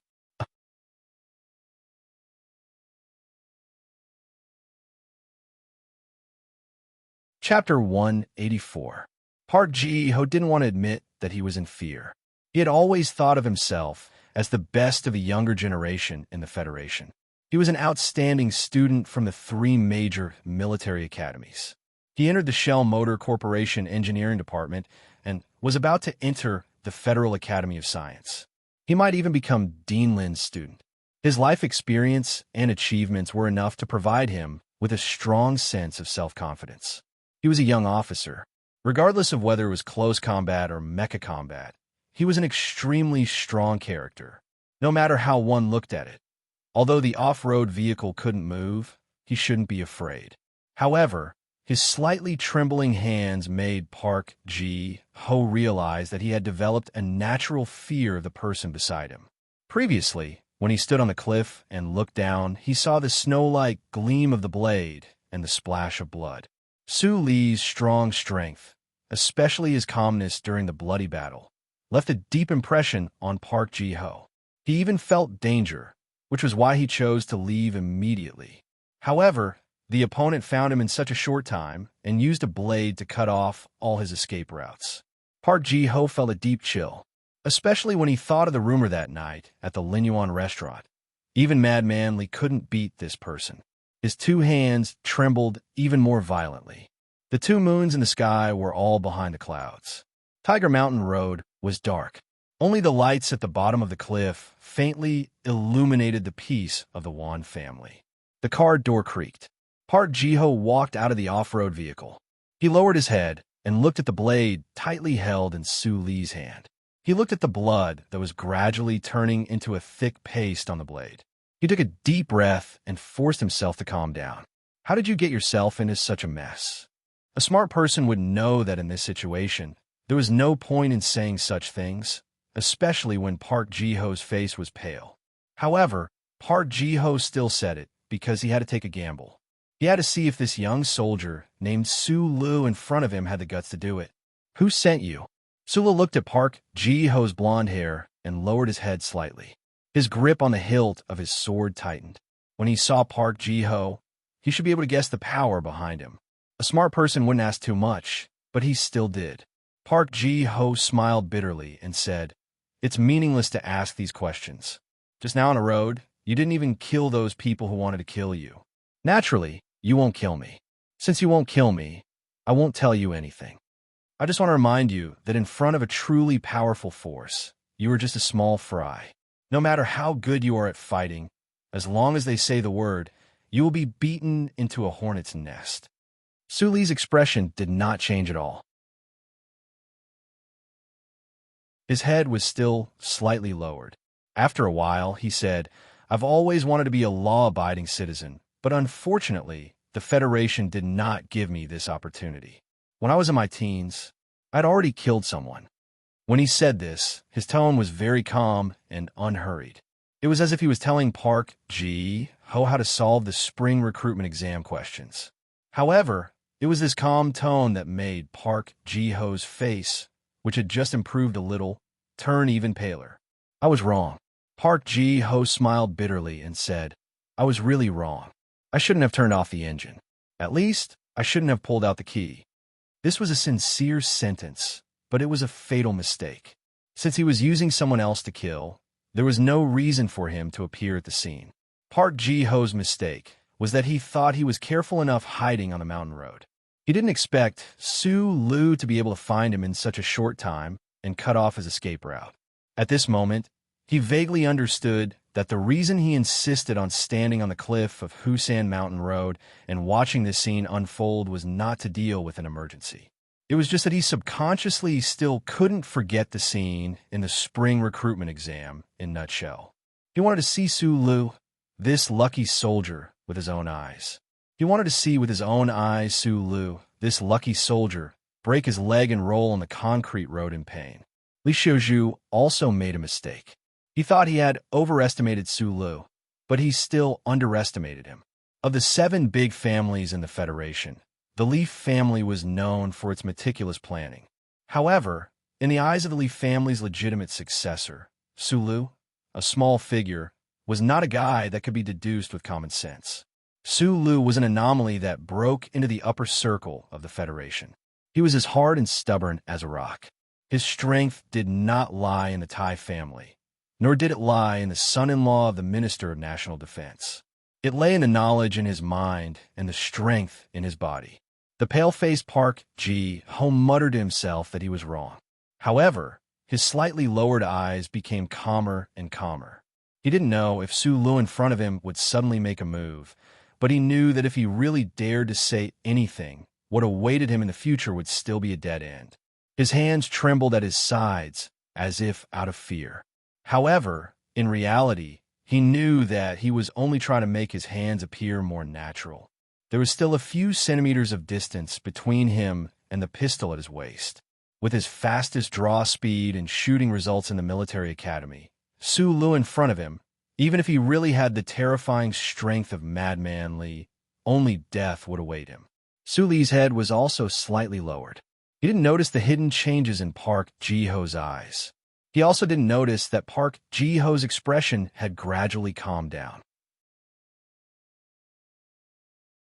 This was because in the mine in the Donglin district, Uncle Feng Yu had reminded him more than once that in this kind of situation, he only needed to stare at the opponent's hands.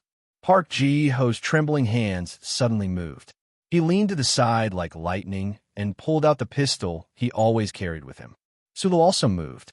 The long knife in his right hand chopped down, and the light of the knife lit up. This was a good sharp knife. Park Ji-ho's right hand, accompanied by a spurt of blood, separated from his wrist. It fell to the concrete floor together with the pistol that glowed with a metallic luster. This outstanding officer of the new generation of the Federation, with a bright future, quietly looked at his wrist that was as neat as a broken branch. He looked at the gurgling blood on it. He looked at the dazzling white bone and the threads of flesh on his broken wrist. His brows furrowed. Park Ji-ho didn't understand why Su Lee's knife was so fast. Why did he dare to swing it over so unreasonably? Could it be that from the very beginning, the opponent had already made up his mind to kill him? At this moment, he didn't think that he was the one who wanted to pull out his gun and kill Su Lu. It was only at this moment that the clear and maddening pain from his broken wrist transmitted into his brain. It made him feel so much pain that he wanted to die. He wanted to howl in grief. However, he couldn't howl in pain because a thin line of blood appeared on his neck. The blood began to seep down from the line. It looked like a white can of ketchup that had been cut by a knife. Park Ji-ho turned his head painfully and stared at Su Lee's face in disbelief. Until the moment of his death, he still felt that this matter was ridiculous. How could a person like him, who was destined to be famous in the Federation, die so early? How could he die so quietly on Hushan Road? When he turned his head, the blood in the line on his neck flowed even faster. He used his left hand and his right hand, which only had one wrist left, to cover his throat. However, he couldn't stop his life from flowing away with the blood. He fell to the ground with a thud. He twitched a few times and then stopped moving. Sula looked at Park Ji-ho's body on the ground. He felt a little strange. He wasn't a master of swords. The previous chop was just a subconscious reaction under the dangerous situation. The blade was aimed at his wrist. He didn't expect the blade to be slightly deformed when it was clipped by the door of the off-road vehicle. The sharp tip of the blade actually swept past his neck. This wasn't the first time he killed someone. When he killed someone for the first time, he was still very young. That night, it was raining heavily in the garbage dump behind Bell Tower Street. The sharp hydraulic pipe was so light in his hand. In the underground parking lot of Lin High Gymnasium, Sulu had also killed several people, but that was in the middle of a battle after all. Today, he had only met Park Ji-ho a few times, but he had clearly seen him die in front of him. Sulu always thought of himself as a good person. He also wanted to be a good person. However, would a good person kill someone? This was a philosophical question. He didn't want to think about it. He looked at Park Ji-ho's body on the ground. He didn't want to vomit or blame himself. He just felt a little confused. However, the confusion only lasted for 3 seconds. He turned around and walked down the cliff. "Fasten your seatbelt," Sulu whispered to Zoyu in the passenger seat. He had already taken off his blood-stained vest. He found a spare shirt in the trunk and put it on. However, the faint smell of blood was still so pungent in the enclosed space of the car. Zoyu looked at him quietly. Her hands carefully covered her swollen abdomen. Her face was pale, but her eyes were bright. She didn't know what Su Lu did when he rushed up the cliff. However, looking at Su Lee's calm expression and the ominous smell of blood, she could vaguely guess. This was a mysterious guy. "I'll take you home." The black car quickly left Hushan Road. It didn't drive to the simple apartment they had lived in for a long time. Instead, it turned around and headed to the Capital Special District at the end of Highway 2. "What happened?" Zoyu lowered her eyes and asked softly. "I killed a person. Maybe in a while, I will be wanted by the Federation." Sula looked at the flashing signs on the highway in front of the car window. After a moment of silence, he said, "Park Ji-ho, the person Li Xiaodong took with you when you raced last time, it has something to do with me?" After Zoyu became pregnant, she became much gentler. In particular, her pair of black eyes always flashed with a sentimental light. However, she was a cold girl who liked to wear red. After hearing that Su Lu killed someone, the shock in her eyes disappeared. She calmly cared about the truth behind the matter.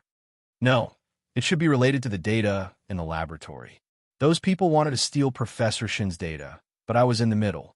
Su Lu slightly turned the steering wheel in his hand. Following the signs on the highway, he drove in the direction of the Ministry of National Defense's apartment in the Capital Special District. After a moment of silence, he continued, "I have to do something tonight, and I think it will be difficult to accompany you to protect the baby in the future. So I have to take you home first. I hope you won't be angry." It was rare to hear Su Lu joke about protecting the baby in his sentence. Zoyu's expression didn't change at all. She looked at Su Li's side profile with a dignified expression and asked, "What do you want to do? Where does Li Xiaodong usually go at night?" After hearing this, Zhou Yu's eyebrows instantly furrowed tightly. Her hands nervously covered her abdomen. She sighed and said, "My stomach is a little uncomfortable. Accompany me to the hospital first."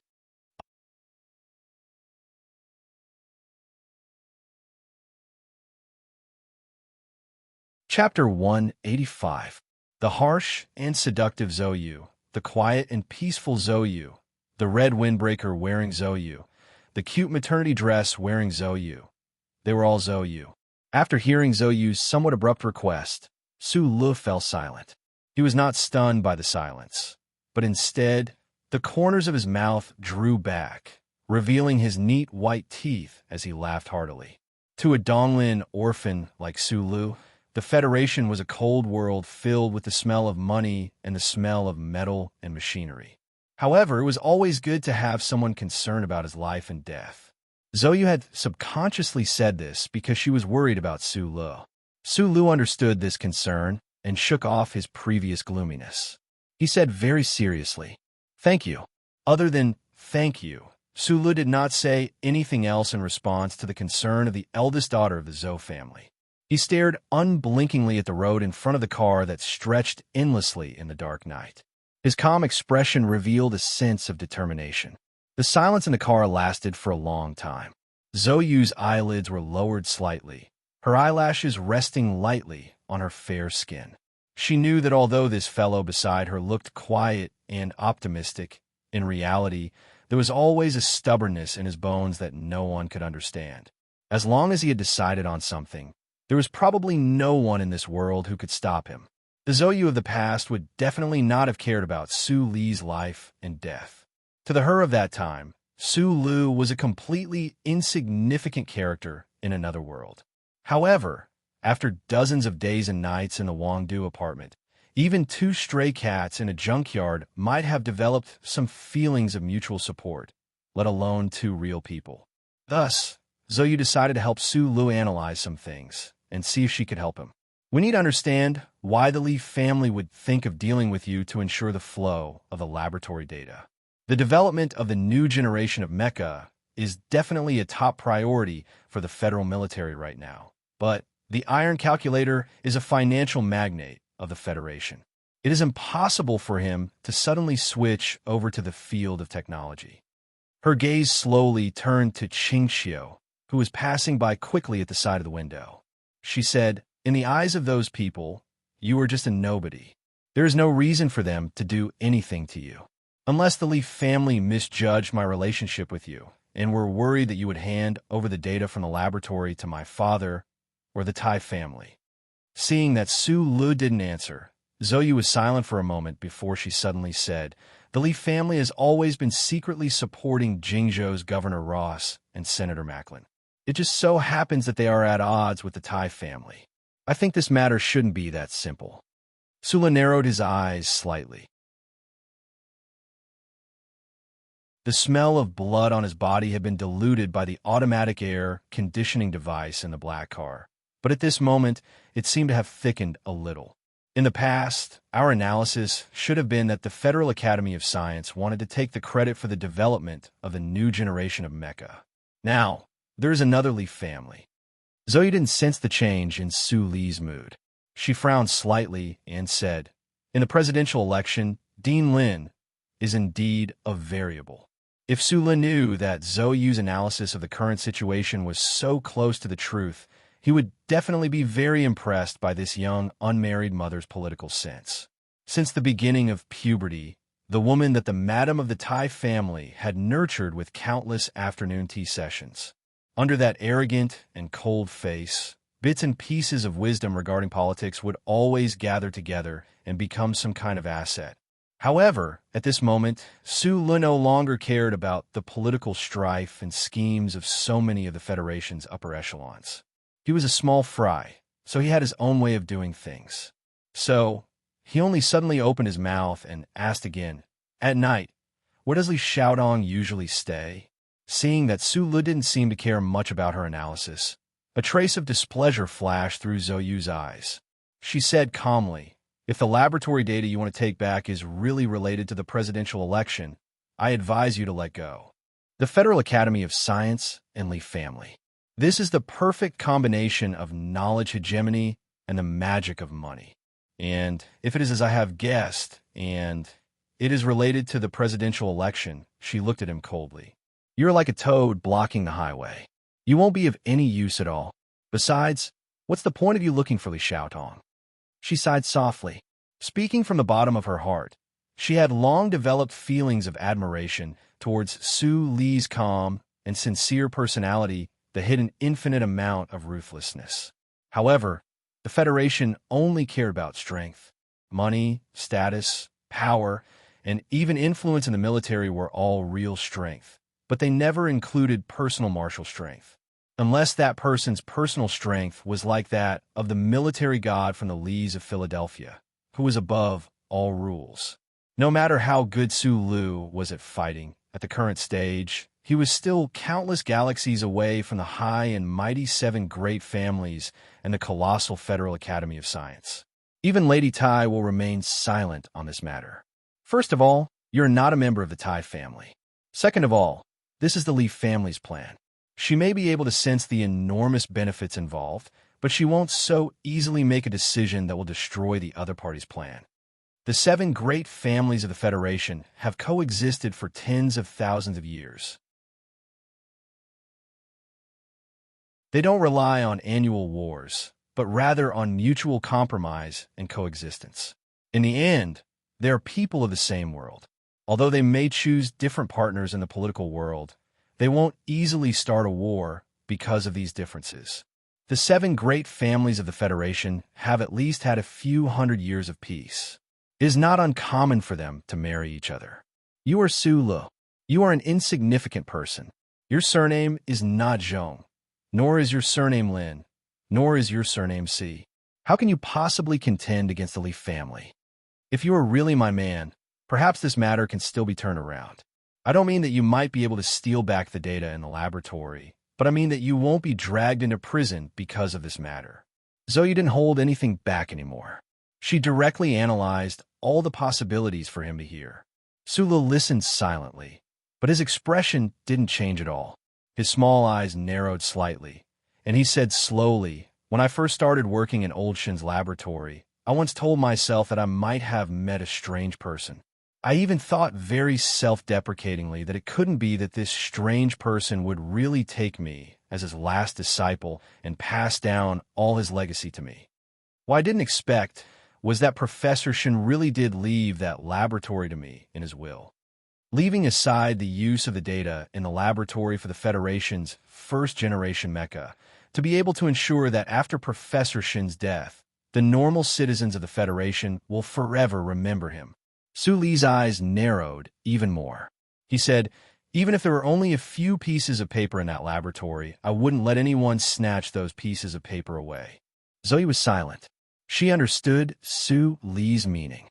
It was just like the famous saying from the distant imperial dynasty tens of thousands of years ago. "The monarch treats me like a country scholar, so I return the favor like a country scholar." This saying was actually not very accurate to describe Su Li's current mood, but there wasn't much of a difference in his emotions.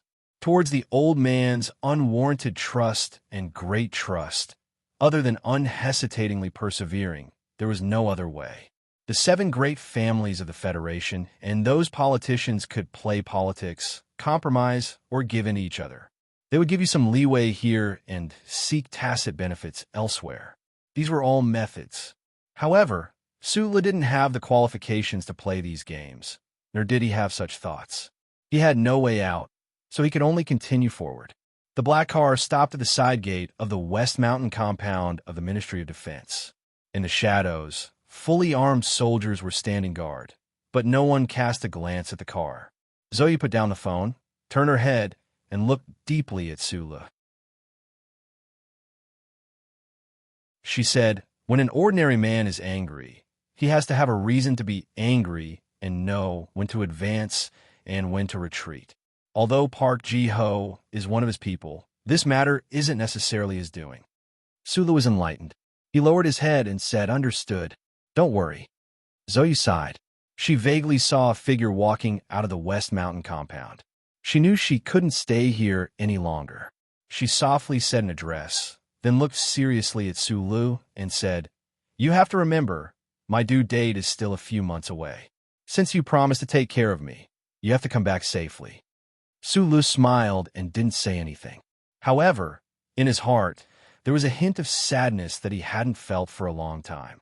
If he really had a direct confrontation with the Federal Academy of Science and the Lee family, how could he, who had just killed someone, return to that simple apartment in Wangdu? The black car left the West Mountain compound of the Ministry of Defense and drove towards the address that Zoe mentioned. He saw from a rear-view screen that Zoe had already been picked up by a middle-aged woman and Zoe. He was relieved. Driving between the sometimes quiet and sometimes bustling buildings of the Capital Special District, Sulu thought for a moment, then used the car phone to dial a number. A moment later, he heard Butler Jin's slightly hoarse voice. "Taizuan said that if I run into any trouble, I can call you." Su Li's right hand held the streamlined microphone. He was a sincere and down-to-earth young man, but that didn't mean he was a pedantic guy. Back at the Capital Spaceport, Madame Zhong's business card was still in his pocket. This fully showed that, at certain moments, he was willing to lower his head and seek the help of these truly important people. At a critical moment, to blindly brag about one's loftiness and not ask for external help, fighting with one's saber. That was stupidity, not an outstanding quality. However, listening to Butler Jin's slightly bland reply, which was very much like the sound of fruit juice mixed with it, Suli's expression gradually became serious, and the microphone beside his cheek seemed to become cold. Should he report to Lady Tai tomorrow? Sula didn't hide anything during the phone conversation. He directly told Butler Jin about Zhou Yu's speculation and the importance of the laboratory data that he wanted to protect. However, Butler Jin continued to reply calmly. The 7 major families of the Federation were involved in the interests that the Iron Scheming family wanted. Butler Jin naturally couldn't promise Su Lu a single word. This was something that Su Lu could think of. However, Butler Jin's tone made him narrow his eyes. "It's too late tomorrow." Although the director of the 3rd Department said that the laboratory would only be sealed the day after tomorrow, Su Lu knew that once the news of Park Ji-ho's death spread, it would be very difficult for him to enter the research institute again. Furthermore, the other party would definitely speed up the pace of seizing the laboratory data. If nothing unexpected happened, the technical director of the research institute, who obviously had a background in the Academy of Science, would directly take over Professor Shin's laboratory with a written order of the board of directors tomorrow morning and remove all the data related to quantum measurability. Although this clearly violated the agreement signed between Professor Shun and the Research Institute back then, and it also conflicted with the copy of Professor Shin's will that Su Lu currently had. However, in the face of pressure from the Federal Academy of Science, Su Lu simply couldn't find any way to stop all of this. A strong sense of disappointment and helplessness filled Su Li's mind. He leaned against the car door and took a deep breath of the 377 brand cigarette. He didn't wake up until the cigarette tip warmed his nails. He looked at the quiet and noble garden building not far from his feet, licked his lips, and pulled out the bright long knife from the car window beside him. The 7th young master of the Li family, Li Xiaotong, Park Ji-ho's master, should be in this garden building, which was called the Ivy Garden by the citizens of the capital. In the southeast corner of the Ivy Garden, there was a man-made stream that flowed for many years. Decayed soil fell to the bottom of the stream, and old trees stretched their roots out of the embankment. In the spring, flowers and trees were densely planted on the embankment. 2 bright, round moons peeked out of the clouds and gently shone on the treetops.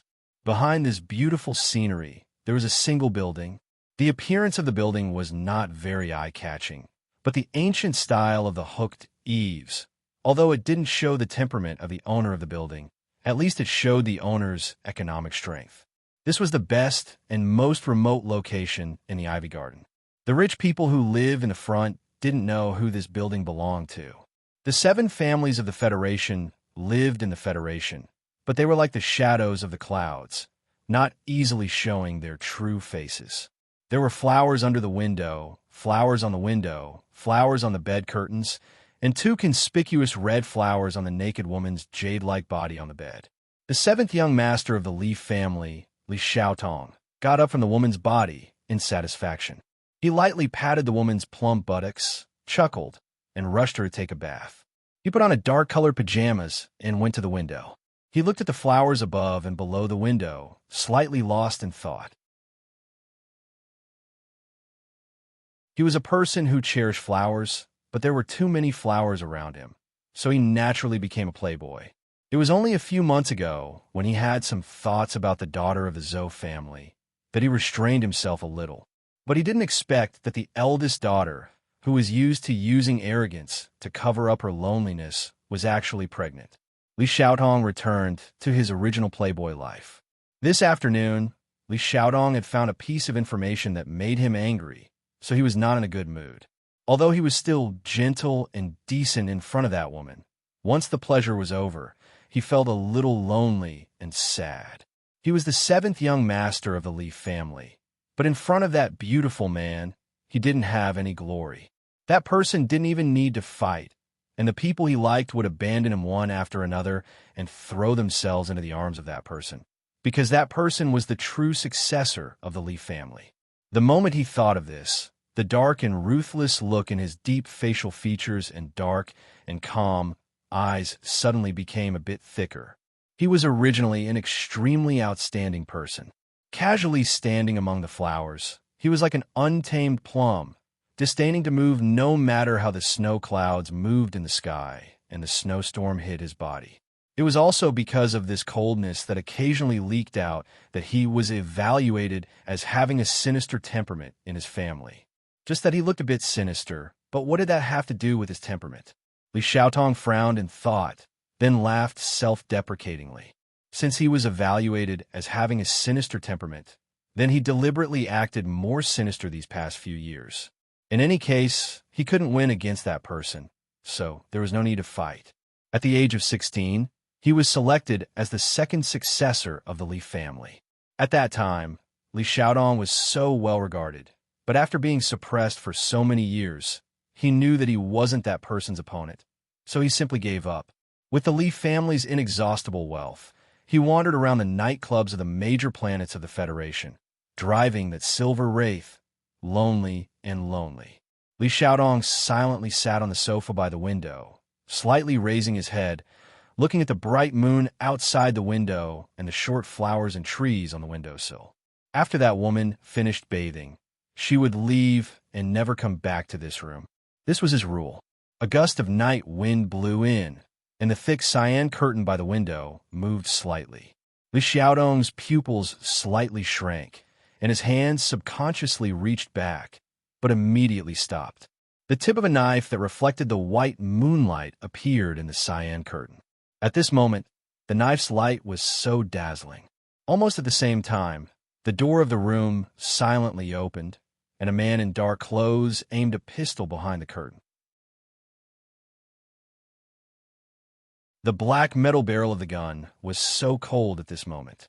Seeing that man's arrival, Li Xiaotong's narrowed pupils gradually relaxed, but he still didn't move at all, quietly looking at the tip of the knife. Since the man with the gun didn't shoot directly, it meant that he thought that the person behind the curtain with the knife could hurt him even if he was shot.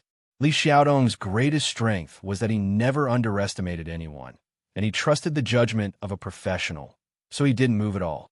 After staying on a mountain behind the ivy garden for a long time, Su Le finally found a chance to approach this independent building. With the amazing strength trained by Uncle Feng Yu, he wouldn't be afraid even when facing the special elite of the military, but it was so difficult to quietly break through those defenses.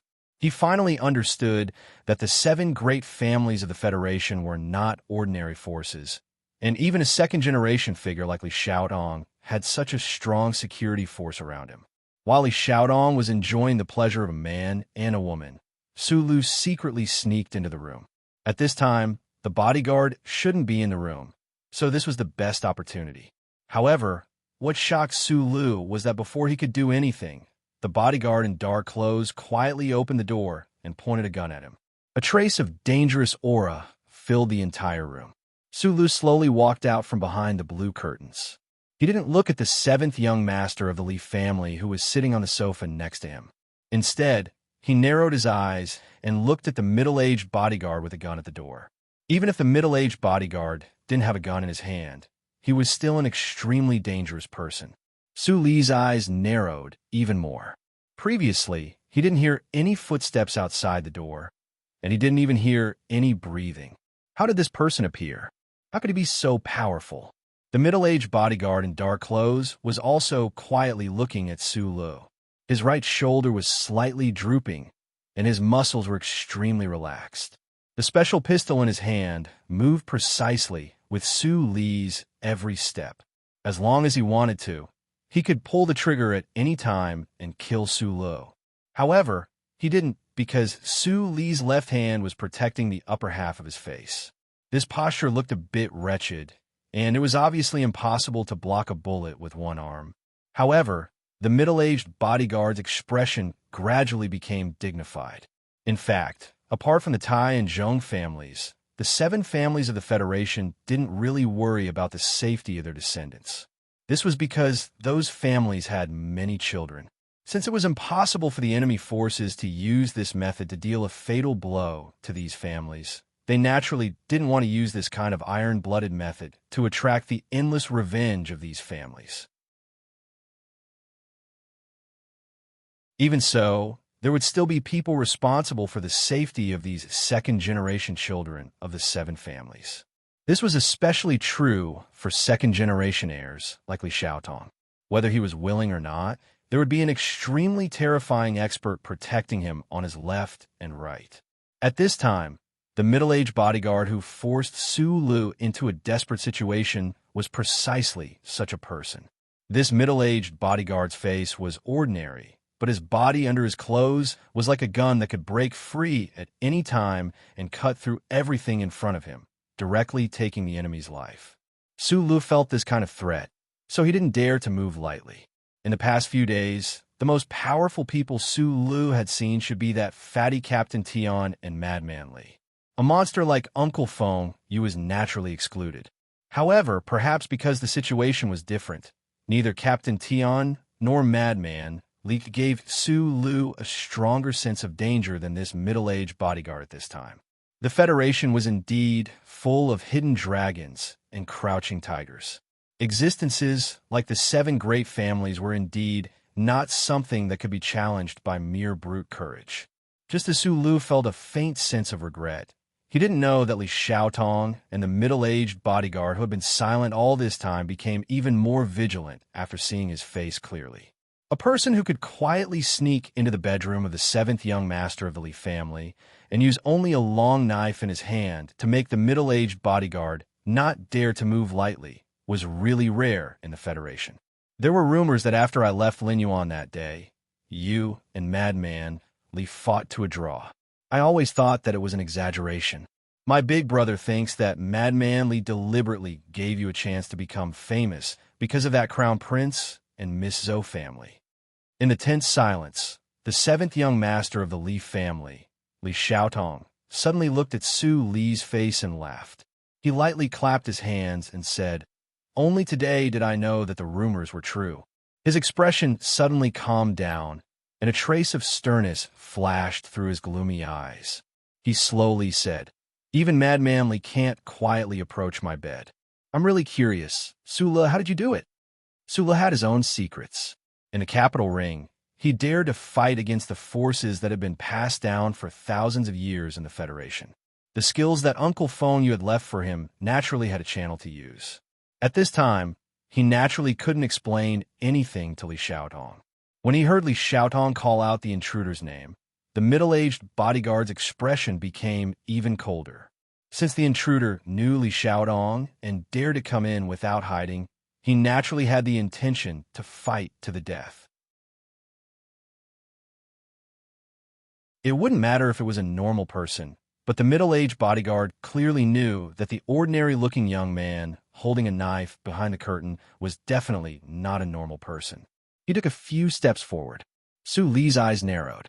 He noticed that the man's shoulders and arms didn't tremble at all when he took a step forward. The gun muzzle was terrifyingly steady. He couldn't let this person come any closer. When he was within 5 steps, even if he died, he wouldn't be able to threaten Li Xiaodong's life. To Su Li's surprise, Li Xiaodong smiled and said to the middle-aged bodyguard, "Brother Zeng, don't be too nervous. Su Lu is my friend." Su Lu and Li Xiaodong had only met once and a half. Naturally, they weren't friends. He didn't quite understand the deeper meaning of this sentence. "You want to kill me?" Li Xiaodong was still sitting on the sofa, and his gloomy face gradually relaxed. "I'm not a normal person. If you kill me, the Bureau of Proclamation will definitely put you on the wanted list. Whether you can escape or not, your life will be ruined." At this time, Su Lu said the first sentence after entering the room, "I've already killed Park Ji-ho." Hearing this, Li Xiaodong didn't look nervous or angry at all. After being slightly startled, he laughed. His laughter grew louder and louder. It was actually an indescribable joy and satisfaction. The laughter gradually stopped. His cold and gloomy face instantly relaxed. He said calmly, "Good kill. Today's writing is smoother." 2 chapters of 6,700 words are posted together. I hope everyone likes it. Ugh, it's like a singer about the monthly votes, This month, everyone is really fierce. It's too scary. Countless spears pointed at the sky. With just a slight pause, there are bloody holes all over the body. Old Duan is especially fierce. He explodes so fiercely. I also feel good watching. The problem is that he kicked me down.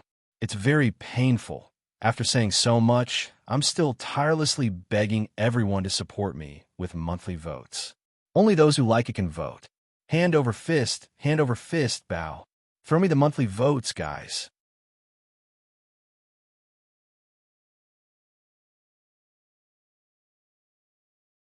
Chapter 186. Li Xiaotong stood up from the sofa and took out a file folder from the drawer beside the bed. During this process, the long knife in Su Li's hand rotated along with his movements. Although Li Xiaodong's previous laughter and words confirmed the situation that Su Lu vaguely expected, at this time, the bodyguard called Brother Zeng still coldly pointed the gun at him, so he didn't dare to be the slightest bit careless. "Brother Zeng, I have something to talk to this friend." Li Xiaodong handed the folder in his hand to Su Lu. His attitude was very relaxed and casual, as if he didn't see the bloody long knife in Su Li's hand at all. Brother Zeng was silent for a moment. The peerlessly sharp spear-like aura in his clothes slowly faded away. He nodded slightly at Li Xiaotong and replied with a hoarse and strange trembling voice, "Yes, young master." Su Lu watched the man put down the gun and leave the room. His mind was really relaxed, and he took the folder in Li Xiaodong's hand. The dangerous smell of this bodyguard called Brother Zeng was too strong, sometimes like a gun, sometimes like a lion, which made people's hair stand on end. There were several photos and an audio file in the folder. The photos should have been taken secretly from a distance. The content was in a high-rise building in the capital. The blonde Park Ji-ho was talking to a man. The person who took the photos should be very far away from the building, so the faces of Park Ji-ho and the man in the photos were very vague. But even so, he could vaguely feel the extraordinary momentum of the man, especially the blurry facial features, which were extremely handsome. Su Li's heart moved, and he guessed who the man was. The audio file was a piece of eavesdropping data mixed with electric current noise. Su Lu lowered his head and listened carefully before taking off his earpiece. He narrowed his eyes and looked at Li Xiaodong, who was sitting back on the sofa. Li Xiaozhu, the vice president of the Sanlin United Bank, and also my big brother. Li Xiaodong's face was gloomy as he said, "Park Ji-ho was one of my men, but he was with him. That's why I said you did the right thing." At this time, Su Lu maintained his silence. Looking at the second generation of the 7 great families in front of him, his heart gave birth to a heavy sense of vigilance. The contact between Park Ji-ho and the young master of the Li family was completely investigated by this person. He just didn't know how he was able to take these photos and eavesdrop on his conversation. While Su Lu was looking at Li Xiaodong was also thinking quickly. His childhood experience had made him develop a very good habit. He would never look down on anyone. Although he had expressed his disdain for the crown prince of the Tai family in his conversation with Park Ji-ho at the intersection of Green Mountain, it was actually just a cover-up. The Tai family had the longest history, the highest status, and the most secretive power among the 7 great families. How could Li Xiaodong not pay attention to Tai Ziyuan? He was different from his big brother, who was used to looking down on everyone in the world as trash. He only had Lin Banshan in his eyes. This young man with a knife in front of him, under the double pressure of the Federal Academy of Science and the Li family, still dared to fight back. Moreover, his counterattack was so sharp. He killed Park Ji-ho and went straight into his bedroom. If Li Xiaodong paid attention to Su Lu in the past because of the relationship between Tai Ziyuan and Su Lu, then after tonight, he decided to pay more attention to Su Lu. After calculating, Li Xiaodong didn't hesitate at all. With the decisiveness and straightforwardness of a businessman making a bet, he said directly, "Let's cooperate." Su Lu looked at the 25 or 26 years old young man in front of him. His 2 straight eyebrows, which were like flying knives, frowned and said, "I don't understand. What does the 7th young master of the Li family need from me? And what can you give me?" Park Ji-ho betrayed you because the young master of the Li family could bring him more benefits. What benefits do you get from cooperating with me? After all, you're a member of the Li family. I heard that recording and know that right now, the Federal Academy of Science wants to get the data in the laboratory. I hope that you can stop all of this. Li Xiaodong said, "Those data are important to the Federation's new generation of mecha. I don't care, but that big brother of mine cares a lot. Because once the Federal Academy of Science really wants to take a stand in the presidential election, the pairing of Governor Ross and Senator Macklin will have a higher chance of winning. If Li Xiaozhu succeeds in this matter, for him, it will naturally be of great benefit. Hasn't the Li family always supported them? I don't even care who becomes the president of the Federation." Li Xiaodong's expression darkened. He said, "No matter who becomes the president, the 7 great families of the Federation will still be 7 great families. Even if Ross and Macklin succeed in the election, what does it have to do with me? The Li family is not mine. On the contrary, if they succeed," Su Lu understood the other party's meaning. His brows furrowed extremely tightly. "Even if I can stop the data from leaking out of the laboratory and destroy the agreement between your family and that old fellow from the Federal Academy of Sciences, I might not be able to affect the general trend of the presidential election. That is natural. However, this is still a very powerful link." Li Xiaotong stood up and said slowly, "As long as it benefits Li Xiaozhu, I am willing to destroy it. What can you help me with?" Su Lu asked again. "If you need to escape after this, I can find a way for you and provide you with some funding. Of course, if you really have a relationship with the Tai family, you might not even care about this. However, I think that we can form some kind of long-term beneficial relationship because our goals seem to be somewhat the same." Li Xiaodong didn't say long-term friendship, but rather benefits. This was more believable. However, Su Lu still didn't say anything. Li Xiaodong looked at him quietly. After a while, he picked up his private encrypted phone and made a few calls. After being silent for a while, he smiled and said, "I can help you delay the news from Park Ji-ho for a while, so that they won't react immediately. According to the information I got, tomorrow morning at 10 o'clock, the written order from the board of directors of the Nutshell will come out. Then, your laboratory will be lost. You still have 9 hours." "Got it," Su Lu said. "The problem is that I only have 9 hours. I don't have the ability to get the data out. If I keep it in the laboratory, it will be in the hands of the Federal Academy of Science. In that case, it won't be helpful for your plan." Li Xiaodong understood the hidden meaning in his words. He sighed helplessly, shook his head and said, "I am sorry. In fact, the Li family's influence on the Nutshell is very limited. I still don't know how those old guys managed to avoid the military and directly influence the board of directors. As for the research institute, I don't have access to some of the more important areas, so I can't help you in this regard. This is only the first cooperation. I believe that there will be opportunities in the future." Li Xiaotong said. If there is a future, I won't ask for much. I just hope that you can find a chance to let me meet Tai Ziyuan. Sulu was deep in thought. After a long time, he gently nodded. 8 hours before the deadline, Sulu arrived at the first military academy and entered the Husk Institute's third department area. It was already late at night, but there were still a few laboratories in the institute that were brightly lit. Researchers would sometimes forget the beauty of the day in the middle of the night. Sulu took out his electronic key card and entered the core area. Then, he walked along the quiet corridor toward the laboratory. In front of the last scanning channel, he slowly stopped his footsteps. He put his hand into the pocket of his military uniform and gripped the cold metal device tightly. Although the meeting with the seventh young master of the Li family, Li Xiaotong, was somewhat dangerous, in the end, it proved Su Li's intuition at the beginning. Par Jiho was indeed working for the Li family, but not for Li Xiaotong.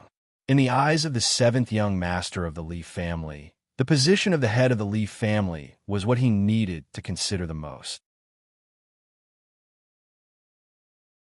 As for the overall benefit of the Li family, the development of the Federation Mecca, and the results of the presidential election, none of these were in the mind of the gloomy young man. The cooperation seemed to be successful, but in reality, Sulu couldn't help Li Xiaotong much. With Li Xiaotong's current strength, he couldn't help Sulu either. And this cooperation was basically hidden under the surface, just a loose psychological connection. He pressed the small button and narrowed his eyes. A faint blue light began to emit from the small device in his pocket. It was blocked by the cloth of his military uniform and became even dimmer. Although it was dim, it was enough to envelop his entire body. There was not a single person in the quiet corridor. Sulu didn't hesitate or show any fear. He directly walked toward the scanning channel. A very strange thing happened at this moment. The Federation's most advanced scanning device seemed to have become blind and deaf at this moment. The faint blue light that enveloped Sulu seemed to have some kind of magic, turning Sulu invisible in front of these advanced monitoring devices. The device that was personally designed by Uncle Fong was enough to temporarily fool the omnipotent central computer in the Bureau of Proclamation, let alone the secondary monitoring network at the edge of the charter. This was one of Su Li's biggest trump cards. Previously, he was able to sneak into the Ivy Garden and directly into Li Xiaotong's bedroom because of this small device in his pocket. This was the first time Su Lu tried to use this device in the core area of the Federation. The Husk Institute contained the most confidential information of the Federation. Without a doubt, the place with the strongest surveillance and defense was turned into a piece of trash by this small device. Walking to the familiar door of the laboratory, Sulu wiped the cold sweat on his forehead and took a deep breath. The glory of the charter was spread all over the Federation. The people of the Federation, including those who were extremely meticulous, had long been accustomed to the power of technology over tens of thousands of years of history. They had developed a kind of mental inertia. This inertia provided endless convenience for Sulu to lurk and wander in this society. Once the technology was broken, Sulu seemed to vaguely capture the feeling of freedom that Uncle Fengyu had. After entering the password and opening the door of the laboratory, Sulu took out a heavy axe from the metal firebox next to him and silently walked in. You're tuning in to the Warrior Lore YouTube channel. Don't forget to subscribe and join us on this journey to catch the most captivating stories.